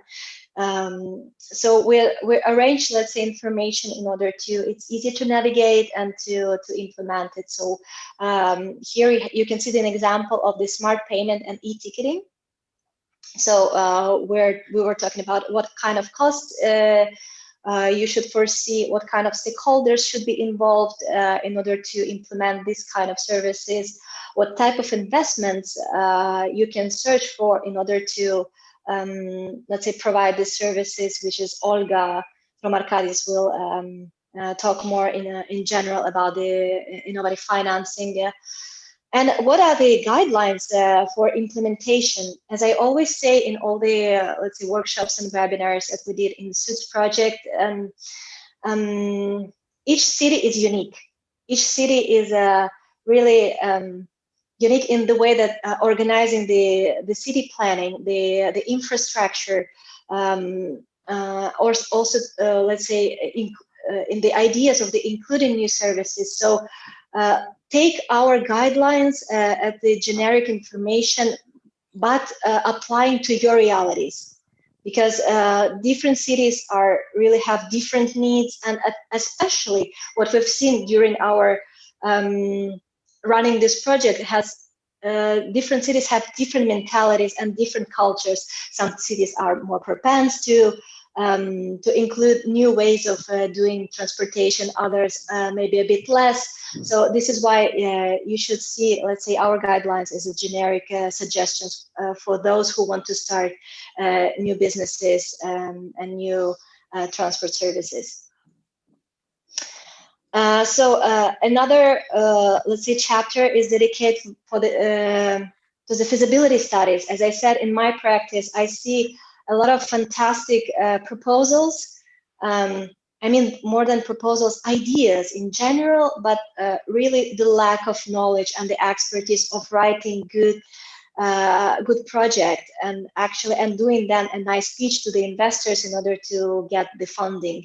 This is why we really put our best to provide the guidelines, how to write the feasibility studies, what kind of aspects should be taken into consideration when you're preparing your project. So here you can see, for example, so the product description and services is important. So the storytelling is important. How you, let's say, describe your services and how you're going to improve the situation with your solutions.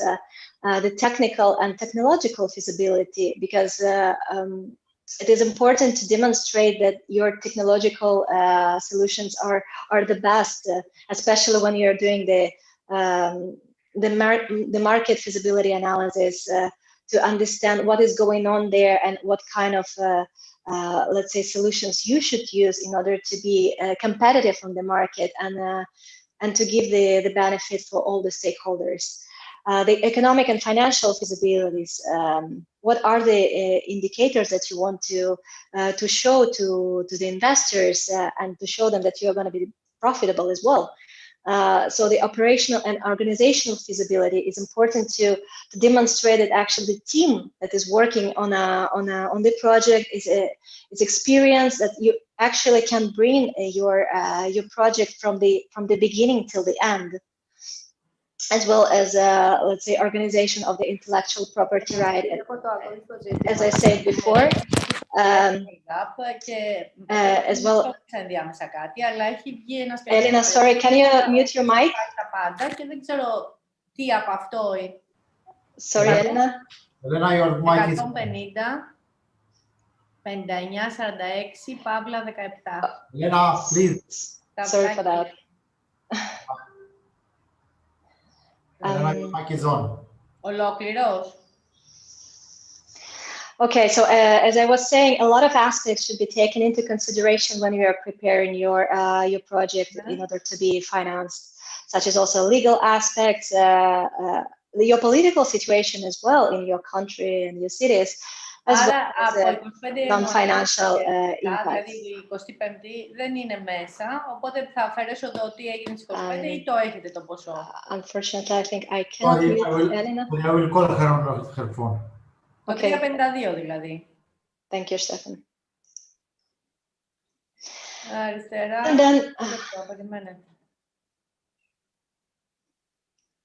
then we provide also. κάτω.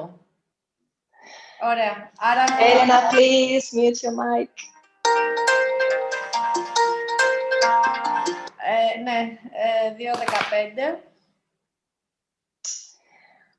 Okay. So as I said, 14, 09, 814. Elena, can you hear me? Yes. Can you please mute your mic because I cannot. Mic is on. Elena, if you can hear us. Elena? Okay, Jana, please try. Okay, yeah. So as I said, we're also providing the recommendations in our guidelines in order to help local authorities to provide new business schemes in the transport sector. So let's say in our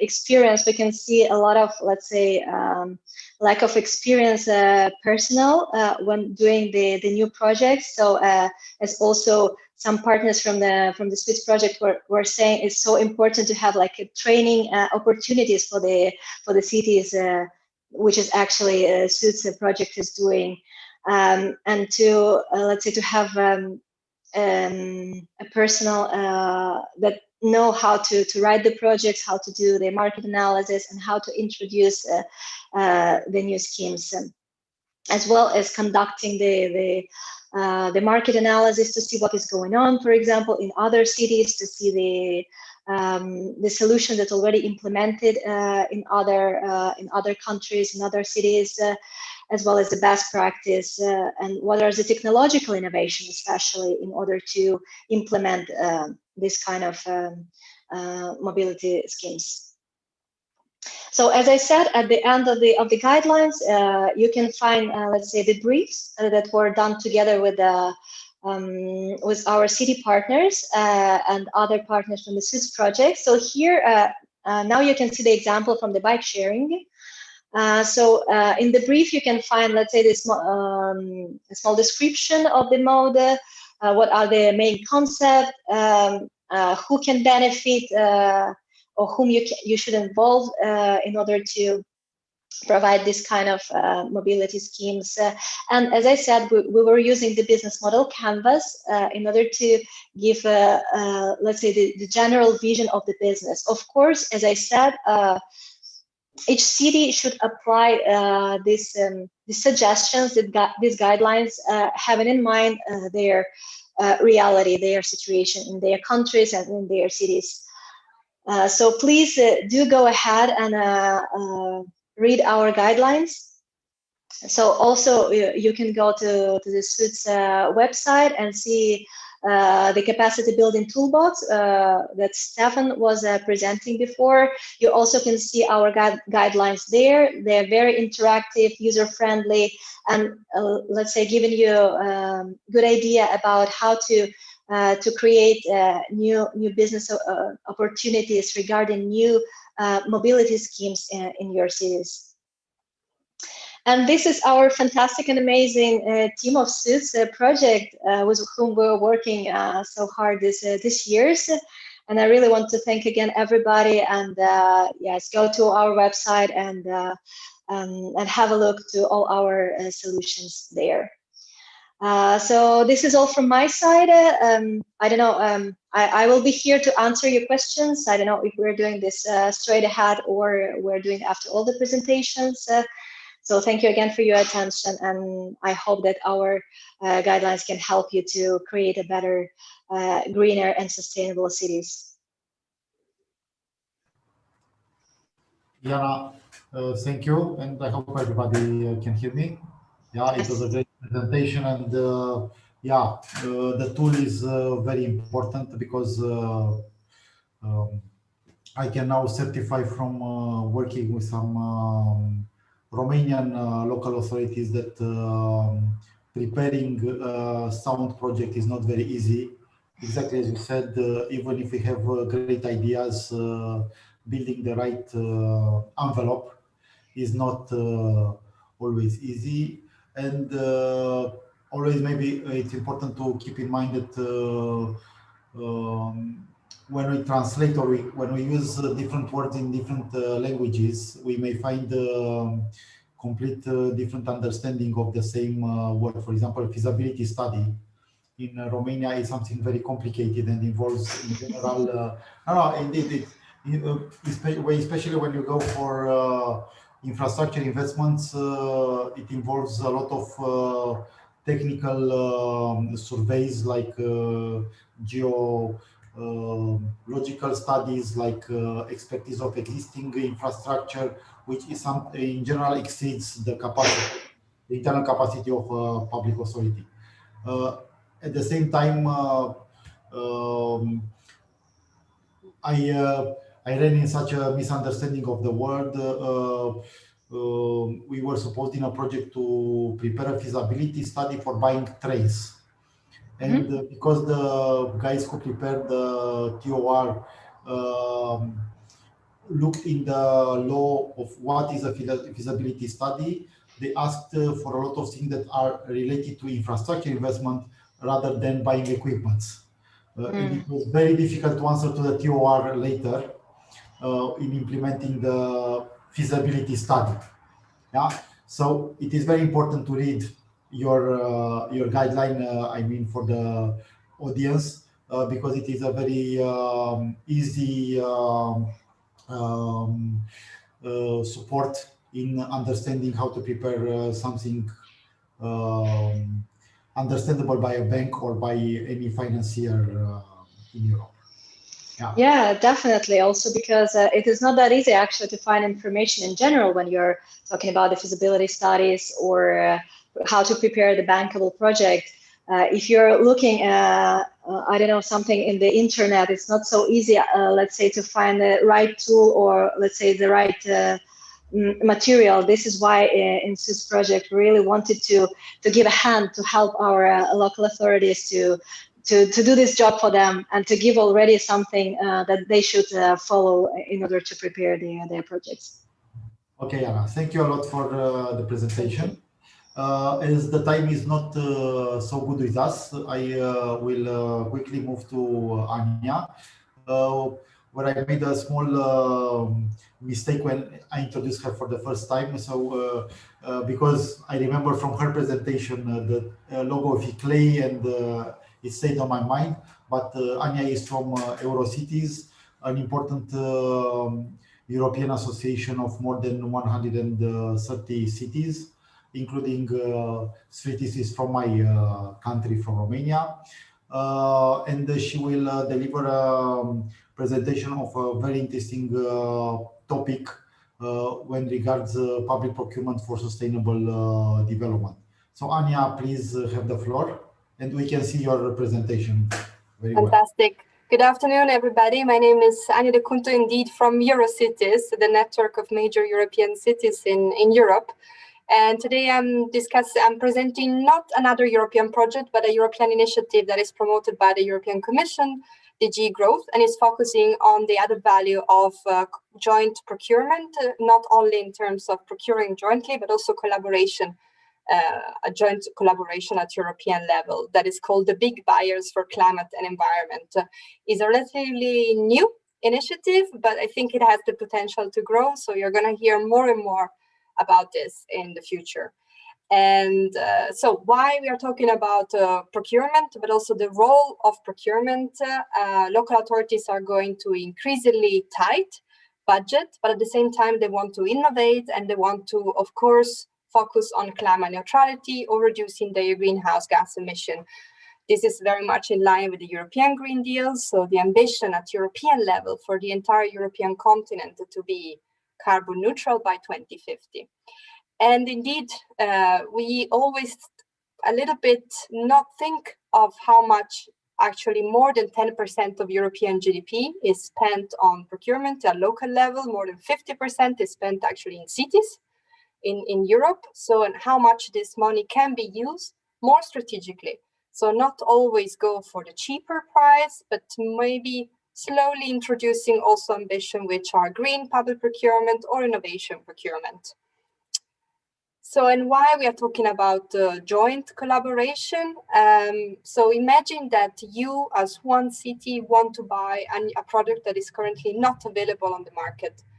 Imagine even if you're a big city like Brussels or Paris or Berlin, you're still one city alone. But if you get together and you say to the market, look market, we are now 10, 15, maybe 20 cities that in the future we will come together and we will want to purchase products that are more green or they're more sustainable, then the market listen. So it's really focusing on higher purchasing power, share information on new technologies, something that we know is that new technologies are coming every few months. So there are new products on the market. Sometimes it's hard to keep track and compare, especially products and their impact. Especially here, we're talking about new technology. Sometimes they are not perfectly functioning. They have some hiccups. So we need to understand and compare and to have pilot projects. Then we also have, of course, an added value in terms of sharing life cycle assessment methodologies, but also how to engage the market and how to put successful procurement criteria in our tender. And of course, an additional added value is that we can support research and development efforts of companies. I will present a little bit of the work that we did, but definitely one of the lessons learned is that companies are extremely happy to listen to the needs of cities, listen to the need of future buyers. So that's why we have the big buyers for climate and environment, which is basically a collaboration between buyers in Europe, so not only cities, but also other type of public entities that want to use public procurement more strategically to work on innovative products and innovative and more sustainable services. It's an initiative by the European Commission, DG Growth, and Eurocities and ICLEI are the two organizations that are currently running the initiative. The initiative is also open to all the public entities in Europe, so not only the big cities. So this is something I wanted to underline, since I understand the focus of SUITS is mainly on small and medium cities. However, when it comes to work jointly, also a small city can make the difference. So we focus on 3 different areas of collaboration during a pilot phase, which ran last year. We focus on circular construction material, and also zero-emission construction site and heavy-duty electric vehicles. So today I will present a little bit about the work on zero-emission construction site, electric non-road mobile machinery, and heavy-duty electric vehicles, in particular for waste collection and for street cleaning. So zero-emission construction sites started by the ambition that, as you might know, when you have construction works in cities, the level of air quality are reduced drastically. So machineries are actually responsible for quite a lot of CO2 emission and particles emission. So it started from the ambition of the city of Oslo that said, can we have this machine be more green? Currently, they run mainly with diesel. Can we move to biodiesel? The market answered really quick, yes, this machine can run to biodiesel. Okay, can we move them to be electric? Not so easy. The market needs some time to adjust, but this is the ambition, to really have construction works, particularly those in city center, that will use electric non-road mobile machineries.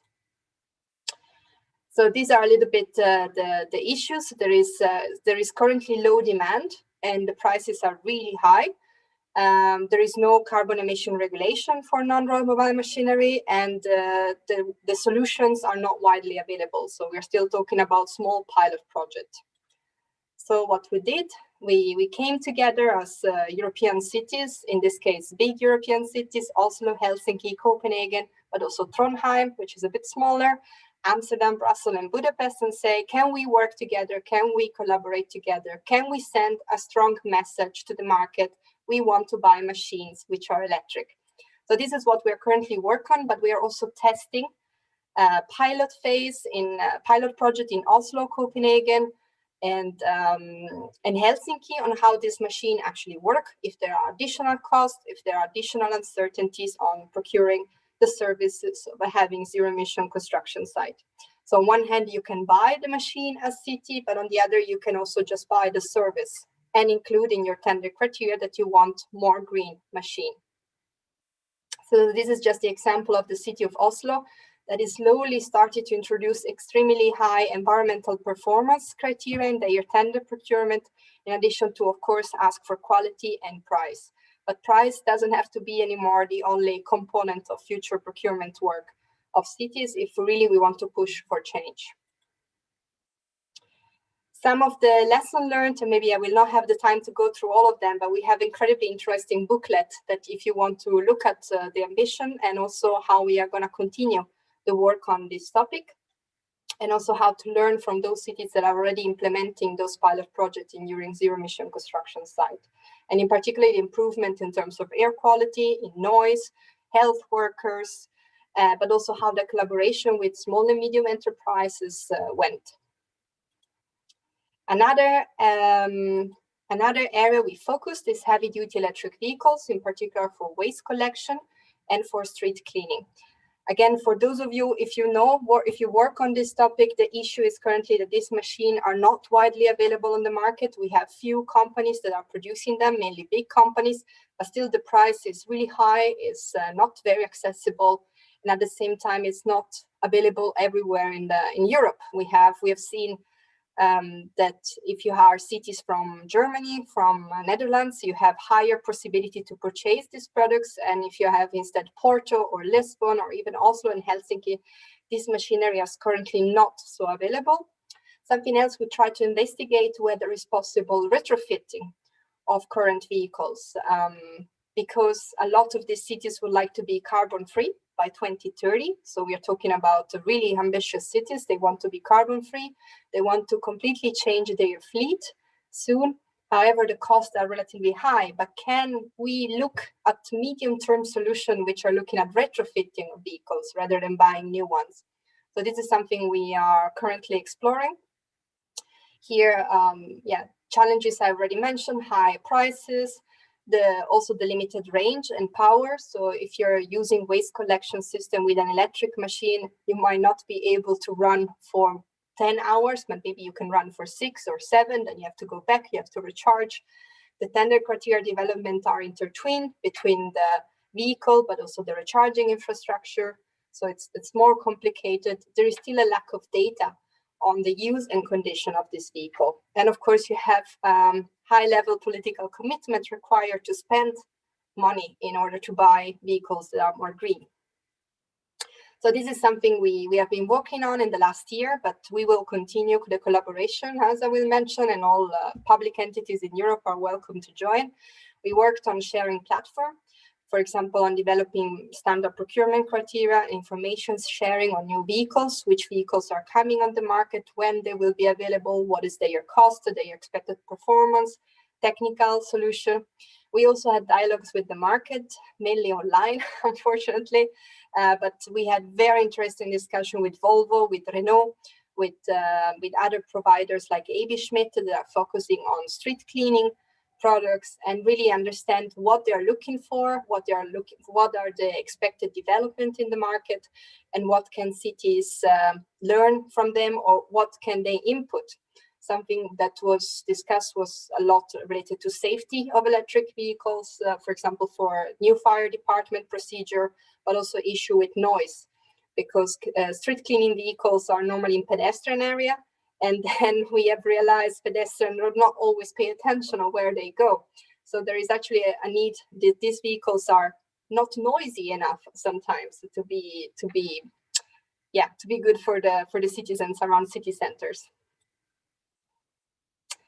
So yeah, here we really talk about what the cities are doing, and we can see that Rotterdam has already purchased 2 of these vehicles in 2020. We will now look at understanding how the pilot is working, the performance of this machine, if there are any additional costs, but also risk. And the other cities are following, and they're also learning, especially Porto, Budapest, and Belgian Post. So some of the lessons learned, the market is very happy. The companies are eager to share information on their products, but also their upcoming technology development. Of course, it's easier if it is in a non-informal setting. And also particularly, they are pushing quite a lot of research and development in new vehicles, which are electric and hydrogen. However, cities need to have accurate data on what they need before purchasing those vehicles. And then we discuss, as I'm sure a lot of you that are looking into electric vehicles, the issues with standardization and lock-in solution. Some cities are saying, okay, can we have just one recharging infrastructure for both waste collection vehicles, but also buses, minivan? And that's why also the collaboration with entities like Belgian Post is interesting, because they deliver post, but they want to use also electric vehicles. So we might need one complex recharging infrastructure that can tackle all the different type of vehicles. Yeah, lots of discussion on maintenance, the battery, the guarantee. Also something interesting we have learned is that battery prices is not expected to drop in the next years, even if technology developments are going, still the battery for electric vehicles price is not going to drop. And this is, for example, this is the proof that when cities come together, they aggregated procurement plans are really high, and that's why they can push the market as one voice. So here we try to bring together from the cities that participated, how much they are looking to purchase in the next years in terms of different type of vehicles. And then if we go to this figure to the market and say, okay, it's not only one city that is looking to purchase this, but it's 10, 15 cities. So can you push the market? Can you give us a better price? We will see whether we can look at joint procurement in the next years. Is something that is particularly challenging, but still it seems to be the future, at least at national level. The Swedish cities, for example, are already purchasing jointly, and they see quite a lot of added value in this, particularly when it comes to vehicles that are pretty standardized. So here comes my final pitch. We are now very recently launching the new phase of the big buyers. Is a new, because this was just a pilot project, it went really well, and now the initiative is continuing for the moment, at least November 2022. We went through a needs assessment process to understand what public entities in Europe want to work on, which are their unmet procurement needs. And it seems that we are going to focus the next 2 years on zero-emission construction sites, electric heavy-duty vehicles, digital healthcare solution, and circular construction. These are the kind of action also we are going to work on, for example, again, collective intelligence, comparison of call for tenders, comparison of pilot project, and we will see whether we can work on joint statement of demands or joint procurement. So if you're interested, I really don't hesitate to visit the website of the Big Buyers Initiative. It's www.bigbuyers.eu. Relatively easy, and check the lesson learned from the collaboration of last year, or let us know if you want to join the next collaboration. Thank you very much. Anya, thank you. Thank you very much for the presentation. Very interesting. I should remind that again, in our project, we have also developed a guideline to support the cities in running public procurement processes. Our Inteco team was responsible for this, but as I'm a moderator, I didn't want to go in more details about this. But one of the key recommendations issued from our guidelines is exactly joint procurement processes. And I guess from our colleague Tudor, we shall hear a good feedback on such action, because in Romania, we have already tested some joint procurement processes. Okay, but I don't go in detail because I want Tudor to have something to say. But at the same time, I want to ask you, because another recommendation of ours was to look, the cities to look in life cycle cost part. How do you feel the mix between LCC and this kind of joint procurement? Yeah, this is really a challenge. We discussed quite a lot of different solutions for life cycle assessment methodologies, and especially when you try to calculate price, because something you have to sell is to your politician or to your citizens, why you are often paying way more prices for new type of products. But of course, you have to justify this to say, okay, maybe I'm paying more, but actually I'm gaining in terms of air quality, in terms of health of my citizens. But yeah, we haven't found one common solution. What we are trying to share is the different methodology, which one works best, which one has been better evaluated depending also on which kind of discussion group we join, because zero emission vehicles or circular construction have different type of life cycle assessment. But it is something complex. It's something that we are working on at the European level in terms of policy recommendation, also that cities will need to better help in terms to understand which life cycle assessment methodology to use, depending on the type of products or service they want to purchase, and also how to evaluate maybe sometimes the trade-off between price, green ambition, but also social ambition, because we should not, of course, we want to focus on the climate, but if we can also push local economic development, maybe local employment, of course, this is also an added value. So maybe we have, again, to pay a bit more, but the trade-off is into creating local job opportunity can get higher. Okay, super, Anya. Before we move to Olga, we have received a question from the audience. Now, Anya, please stay on because the question is directed to you, and I don't want to lose focus. Yeah. So, somebody asked how a city could benefit from the Big Buyers Initiative, and just get in contact with the people of the initiative. Yeah, so you can just send us an email, or you can follow the bigbuyers.eu, and you can check our contact details, or in the presentation you have my personal contact details. There are two ways of joining. You can either follow as observer group, so you can maybe just get in touch to understand what is happening in the project and what are the lessons learned, or you can become a full participant. If you want to become a full participant, now is the right time, because we are creating the new areas of collaboration that I mentioned, and we are looking for entities across Europe that would like to get involved. And also over there, you can get different type of role. You can get a bit in a more leadership position, maybe a buyer, if you're thinking you're going to buy products in the short term, or you can be more as a follower and just sharing lesson learned. So yeah, now is really the time. We are thinking that the new collaboration will start working basically mid-end of March. So don't hesitate to go on the Big Buyers website and get in touch with us. Okay, super. We shall spread the word, and hopefully a lot of guys will join the initiative. Thank you. Thank you, Anya. We cannot do anything of this without money. Olga and her colleagues were responsible in our team to run the research team on innovative financing solutions. So Olga, please take the floor and share with us the results. Thank you, Stefan. So I'm trying to share my presentation. Yeah, we can see your screen. Yeah, it's perfect now. Okay, excellent, thank you. So as we all know, public sector strategy and public sector administrative system are very complex, with many incentives, many drivers, which can be quite contradictory sometimes. And in addition, again, as we all know, regulations play a very significant role in making the best use of public funds, and also in delivering improvements to services that can also be quite bureaucratic sometimes. So balancing financial priorities is very important, and it's a huge challenge for public sector organizations.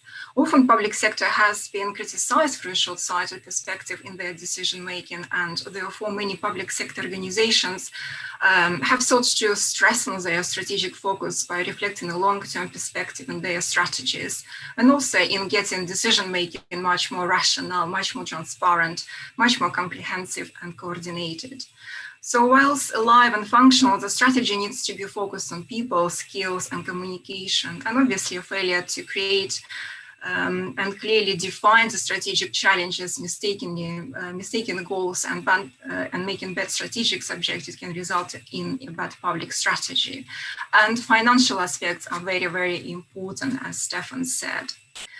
So funding and delivery are integral part to placemaking, and establishing of sufficient ongoing resourcing, aligning findings and programs supported by an evidence base. So you need to use data in order to create reliable and implementable program, and it is important also for long-term outcomes.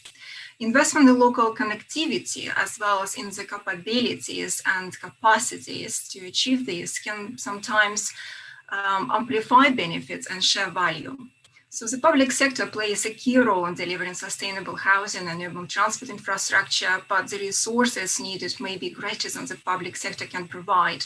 So additional public investment may be required to supplement the private sector investment. And one of the initial stages in developing a sustainable business model for a new project is to decide on a form of partnership that will ensure public viability, which is needed for investors and convert the innovation into the success. And as part of the supporting urban transport mobility system projects, 3 sets of guidelines have been developed, as we informed you before. So one of those guidelines is the guidelines to innovative financial mechanisms. And as well as an integrated decision supported tool, which helps with the guidelines. The guidelines themselves, they are narratives throughout the different case studies, throughout different aspects of the innovative financial mechanisms. And together with the tools, they help you to navigate through the system and through the guidelines. The guidelines for innovative financial mechanisms, they discuss the financing sustainable infrastructure projects focusing on transport and mobility. And if we talk about innovative financing, then innovative financing refers to financial mechanisms that are creative in thinking, that mobilize, govern, or distribute funds in a way that go beyond traditional funding process. And again, sometimes innovative financing also includes financial practices that have not previously been applied to sustainable transport mobility projects, as well as mechanisms that may be well established in some cities, but not widely applied to other cities. So what we're trying to understand is to see what exactly has been implemented and what exactly is seen as innovative in different countries as part of this project. We believe that innovative approaches to financing housing infrastructure projects are very, very important. And due to increased pressure on traditional sources of financing caused by the reduction of national and local government budgets. So we, as part of this project, we have set up a number of objectives for the innovative financial guidelines. And the key objectives of the innovative financial mechanism guidelines are to basically present existing funding mechanisms and approaches to sustainable financing used for transport and mobility projects in small and medium-sized cities, but also in large cities. And this includes capital, revenue, and maintenance funding. We also want to expose any gaps in current knowledge and organizational capacity that present small, medium-sized cities from identifying, trailing, or adopting new financial approaches of sustainable mobility. It's very important to understand what is it which prevents innovative financing and other finance implementation. And we also want to present innovative financing mechanisms and strategies that are scalable and transferable to sustainable mobility projects in cities, and present international best practice through a decision-making tool in the long form of matrix financial mechanisms. We wanted to ensure and enhance the administrative and organizational capacity of local authorities in cities to use innovative financial mechanisms, because we believe they can really help them. So what exactly can you find in our financial mechanism guidelines? So the guidelines discuss how different sustainable mobility projects are currently financed and provide an overview of existing gaps, as I said.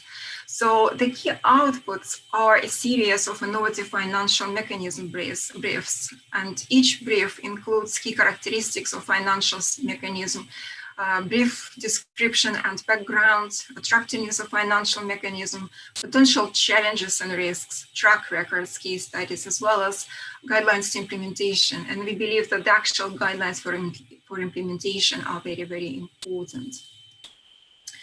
We put some thoughts in terms of how we would actually develop those guidelines originally, and the methodologies that was used in writing the guidelines included a number of different steps. So we started from identifying current mechanisms for financing sustainable mobility projects in small and medium-sized cities. We had a number of semi-structured interviews. We talked with each city partner. We asked them what does and doesn't work, what sort of mechanisms they have actually implemented.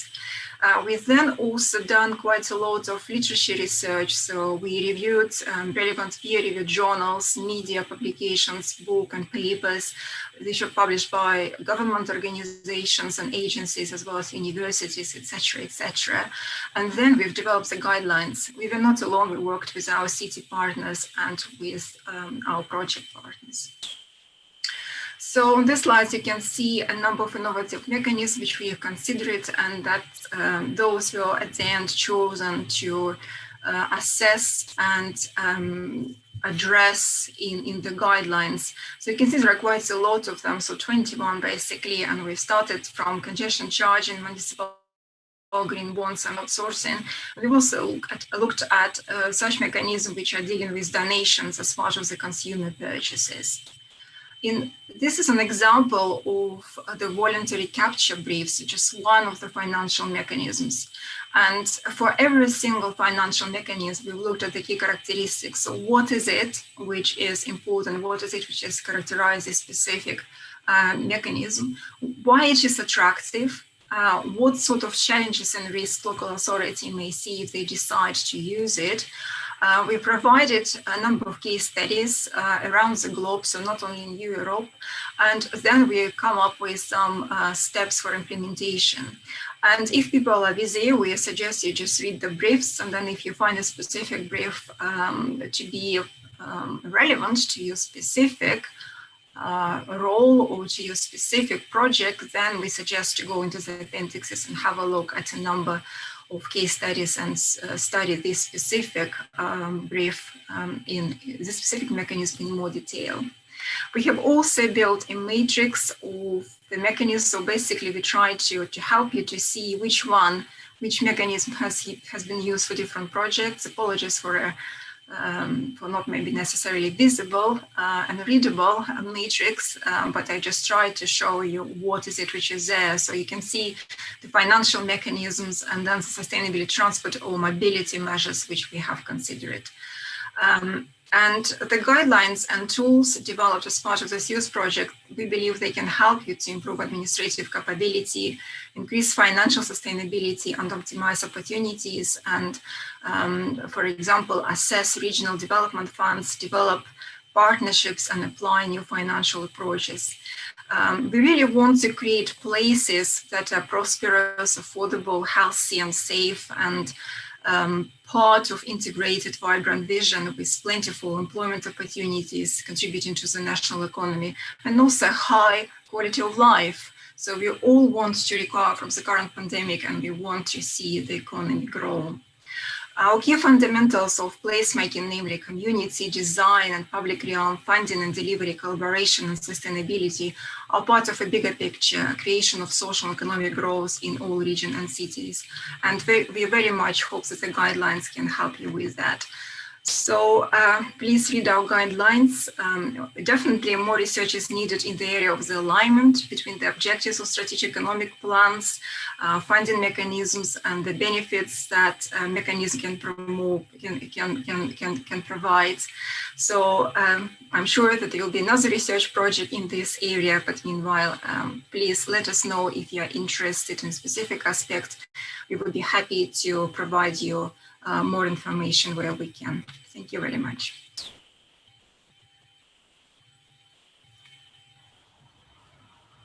Thank you, Olga.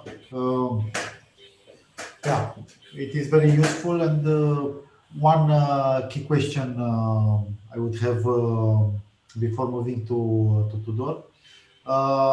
During your research, do you consider that all these mechanisms are to replace in some countries EU non-reimbursable funds, or should be considered as complementary, to work together? In some cases, it depends on the project and depends on the project which local authorities, for example, are trying to solve. So we are not saying that you have to choose one. They can be complementary to what is currently there, and they can be used as a set of mechanisms that can be used together. So you don't need to focus on just one. Okay, and what do you think? You should look first for the money, or you should look first for the project idea of the document? It depends what you want to achieve. What we have found is that many organizations, they are currently trying to build a reputation in addition to get money. So I think it depends, because a number of those mechanisms, they actually help with the strategy to, for example, achieve a zero carbon no later than 2050. So it really, really depends, but not necessarily all of those financial mechanisms would allow the companies to maximize their profits. So I think it really depends. I believe that all those mechanisms should be considered in line with the overall business case. And we would suggest for companies to build a data-led business case and also to consider what sort of objectives they're trying to achieve. We had examples where the companies wanted to achieve the maximum return. We also had examples where companies wanted to achieve the highest benefits to cost ratio for their projects. But in some cases, the projects are linked to regeneration, they're linked to active travel, for example, and the objectives may be very, very different. And the financial mechanisms that can be used to finance such projects may be innovative, but may be something which people have already used many, many times. So when we're talking about innovative financial mechanisms, we are by no means saying don't use what you're currently using. It's more like to consider this mechanism as a complement to your current objectives, to your current projects and your current financial methods. And maybe it's worth to stress to our audience that innovative financing doesn't mean to invent solutions that do not apply to the city, but exactly. To learn from other experiences in Europe or worldwide. Exactly. That's why we shared case studies. And as Stefan said, whatever can be innovative in one country maybe is the standard procedure in another. So we just wanted people to be aware and to have basically more ideas and more knowledge when they're making their decision. Olga, thank you a lot. As we are running against time, I would move to Tudor to see the insight from one city that was partner in our project. As I mentioned earlier, they were also responsible during SWITS project to run for about 1.5 years some of our ideas in their city day-to-day processes and procedures. So it's very important to hear the feedback from Tudor, and later when if we have some time to have a general discussion with everybody. Tudor, please open the mic. Okay, super. Hello, and thank you, Stefan, and to the previous speakers for very interesting presentations. Now on the side of Albania Municipality, we'll try to present the conclusions of the pilot implementation. Stefan, if you can help me with the, do I have to share my screen at this point, or will you share my presentation? I cannot hear you, you are muted. Sorry. Yeah, you can share your screen. It's better, I think. Okay. Please bear with me just 1 second. I have a ton of things here open.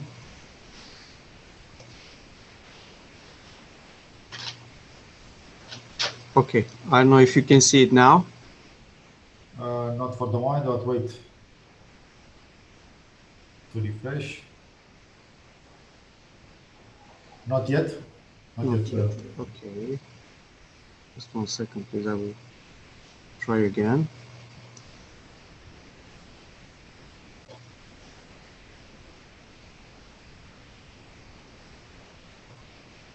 Yeah.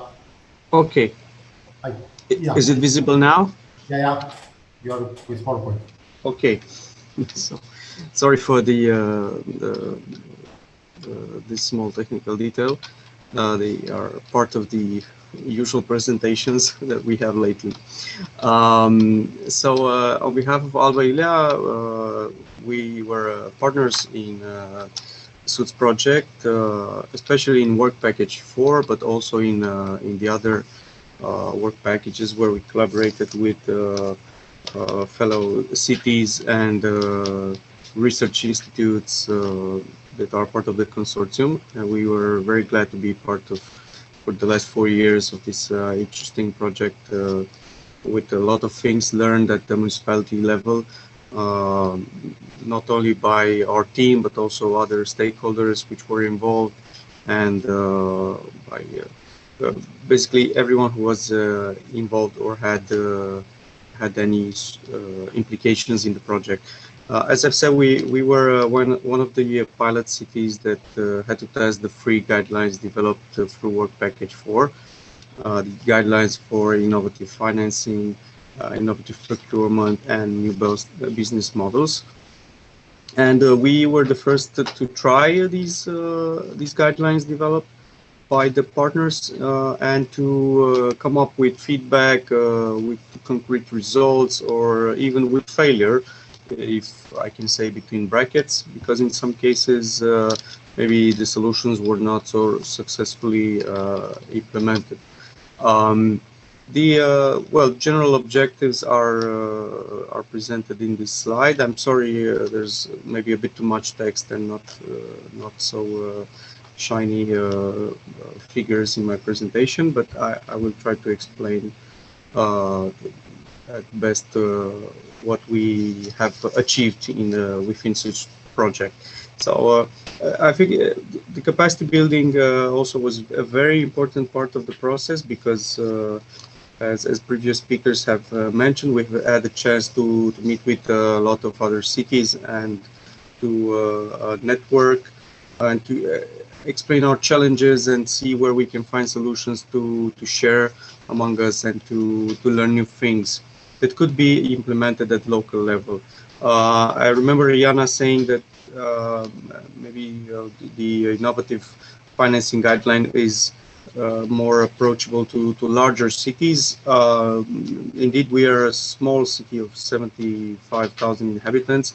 It's not the same as you compare to Rome or Amsterdam or London, of course, but still some things could be applied, and we are happy that we had this chance, because for smaller cities the financing is always an issue, whereas for bigger cities, of course, there are bigger issues sometimes, but still financing is not such a big problem.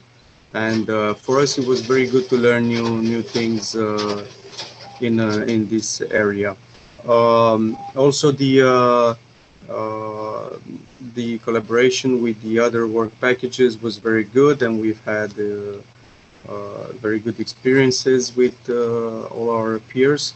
And the other guidelines as well, the innovative procurement and the new business model, were successfully implemented locally with some concrete projects, which I will explain later.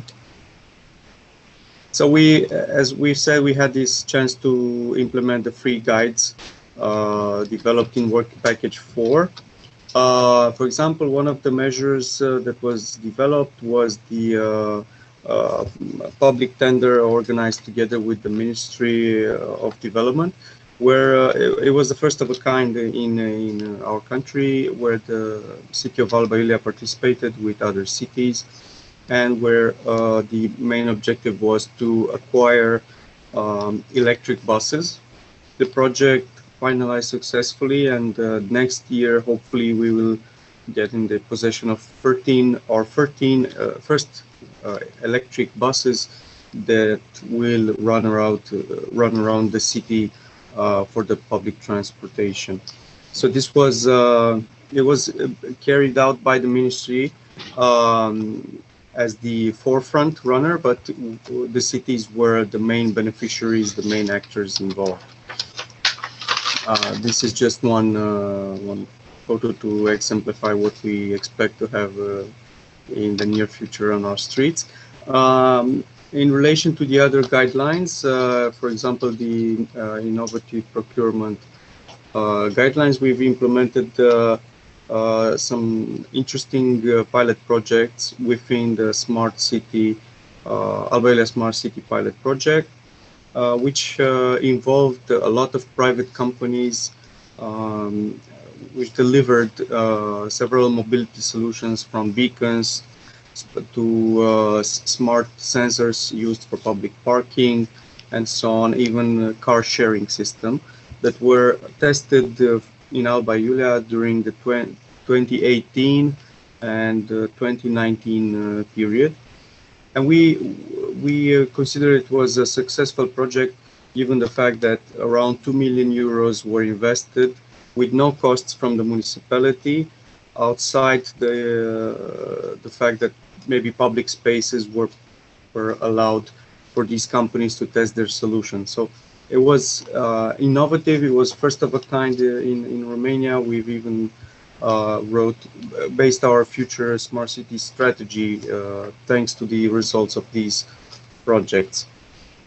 So again, it was something innovative to try. We like to try new things, new innovative things, and to be the first in the country in many areas.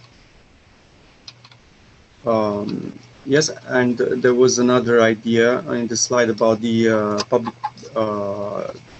parking policy, which was developed with support from Jaspers. I don't know if Alba Iulia was the first city in the country to benefit from such support, but again, it was first of a kind for the cities at least in Transylvania. I don't think there have been other cities to develop their parking policy at a very high level and with Jasper's expertise. Then during SUITS project and within the guidelines for innovative financing, the municipality started thinking about other means of funding outside EU funds, outside pilot projects that were implemented, and one of them was the solutions tried out was the green bonds issuing by the municipality, which unfortunately was not possible due to regulation drawbacks. So this hasn't been tried ever in the country by no other city. Our municipality was the first to try. This is usually reserved for governments and for very high-level institutions. But as I said, we wanted to try out new things. Apparently, last year the legislation was supposed to change in a way of allowing cities to issue green bonds, but it hasn't so far, probably because there was also a change of government. But for sure in the near future this will happen, and the municipality will again try this funding instrument for implementing local projects in the mobility and in other spheres of activity. Also, it's important to mention that even though maybe it doesn't relate so much with the free guidelines mentioned, it does relate to SUITS project, because a lot of the ideas were taken from SUITS project. The fact that the municipality, and it was part of the municipality team that was active in SUITS, was also active in elaborating free urban mobility projects, out of which 2 were successfully approved by the managing authority.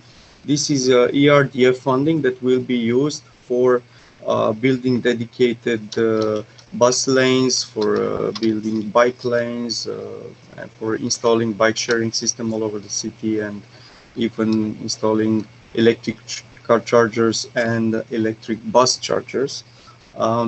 And this will be, these projects have already commenced in February 2020.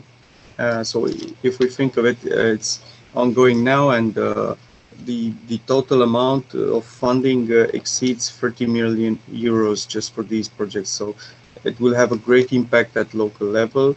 And a lot of the ideas, as I mentioned, were borrowed from other partners, from the discussions and the workshops and the capacity building seminars that we've had in SUITS project. So that was greatly appreciated as well.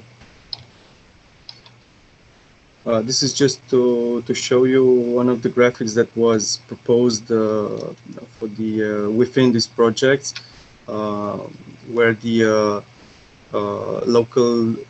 the public transport will be prioritized and will become mainstream, let's say, in the detriment of cars, which is now the main focus. Most people want to use the cars, and we are trying to change that thanks to these European projects and thanks to a new parking policy that we have in place, and by bringing the electric buses as well. All these an integrated way will change the mobility at the city level, and we are very eager and determined to do that. Okay. One more result of the project was the innovative criteria, which was used for the public transport tender that was organized at city level.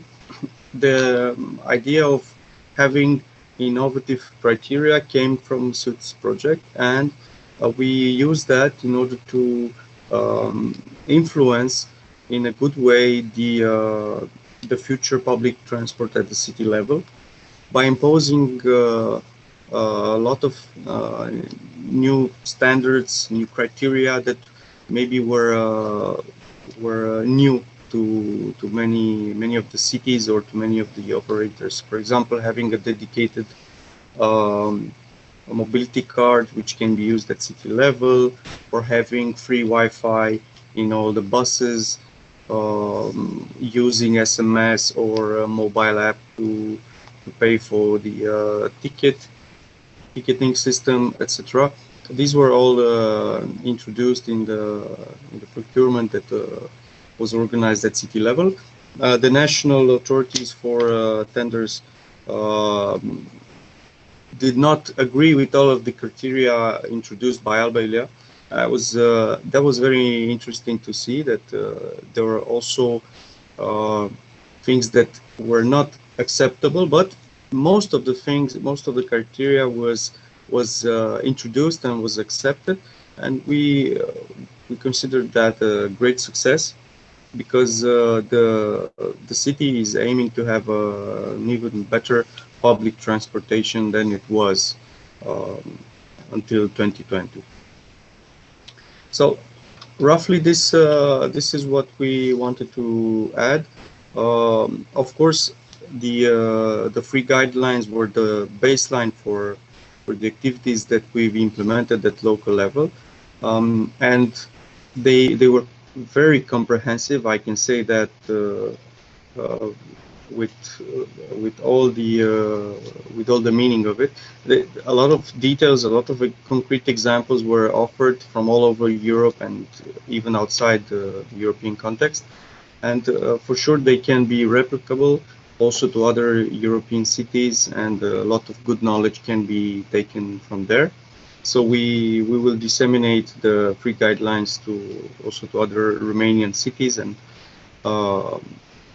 with the whole SUITS consortium, these can become publicly known to a lot of other municipalities in Europe. And a big thank you to everyone for all the support and all the efforts made during the whole project to have it finalized successfully, and looking forward for the next adventures. Thank you. Thank you, Todor, for this feedback. First of all, I want to keep in mind from your presentation that your city is open to try again to go for the green bonds when the Romanian legislation will allow such a project. Yeah, so I think we all are interested to see how such a financial solution can be turned in real life. And second, I would ask, because we talked also earlier with Anya about the joint procurement, how highly do you think is to involve again in a joint procurement process like the bus one?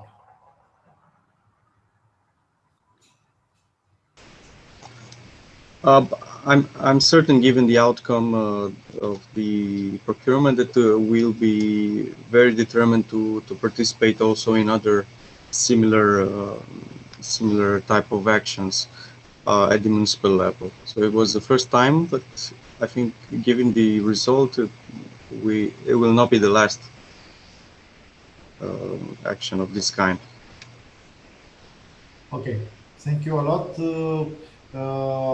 From your presentation and of course all the discussions we had during the project, it's clear that Alba Iulia team was able to test different ideas from all three guidelines, and it was very useful for us. I have to recall that also other cities and authorities in our project team has provided feedback. So besides your big effort to run such tests for more than 1 year, the other cities like Palanga, like Calamaria, like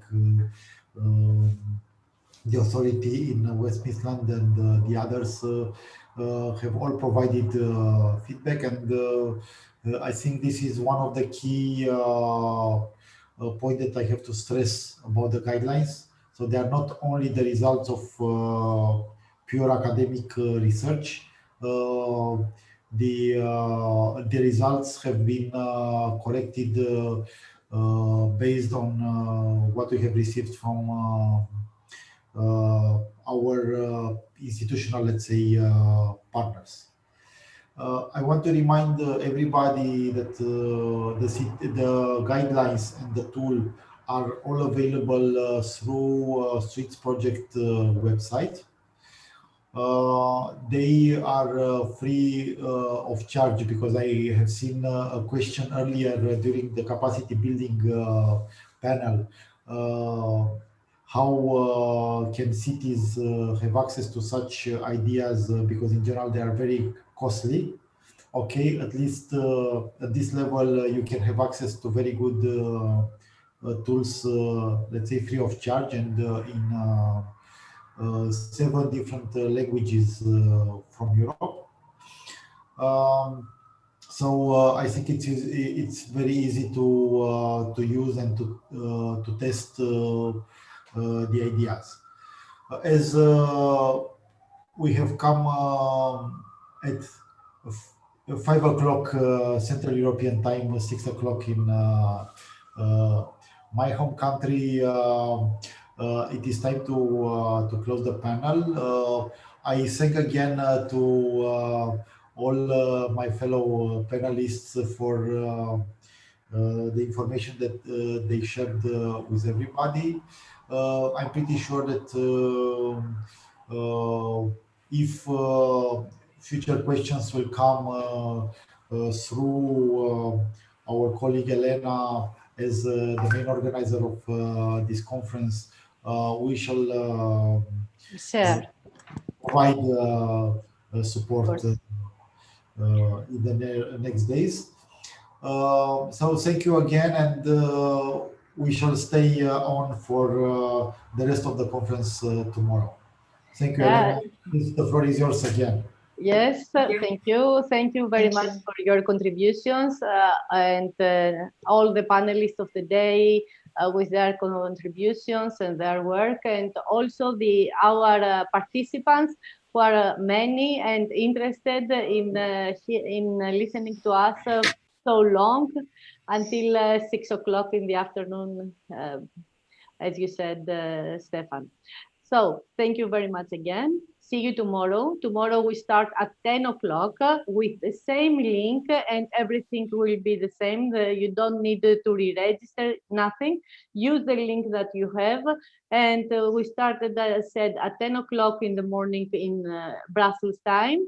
And also we have 2 sessions, organizational change for resilient cities, and also a tools for analysis of big data, and a wrap-up session in the end of what these 2 days we heard and discussed.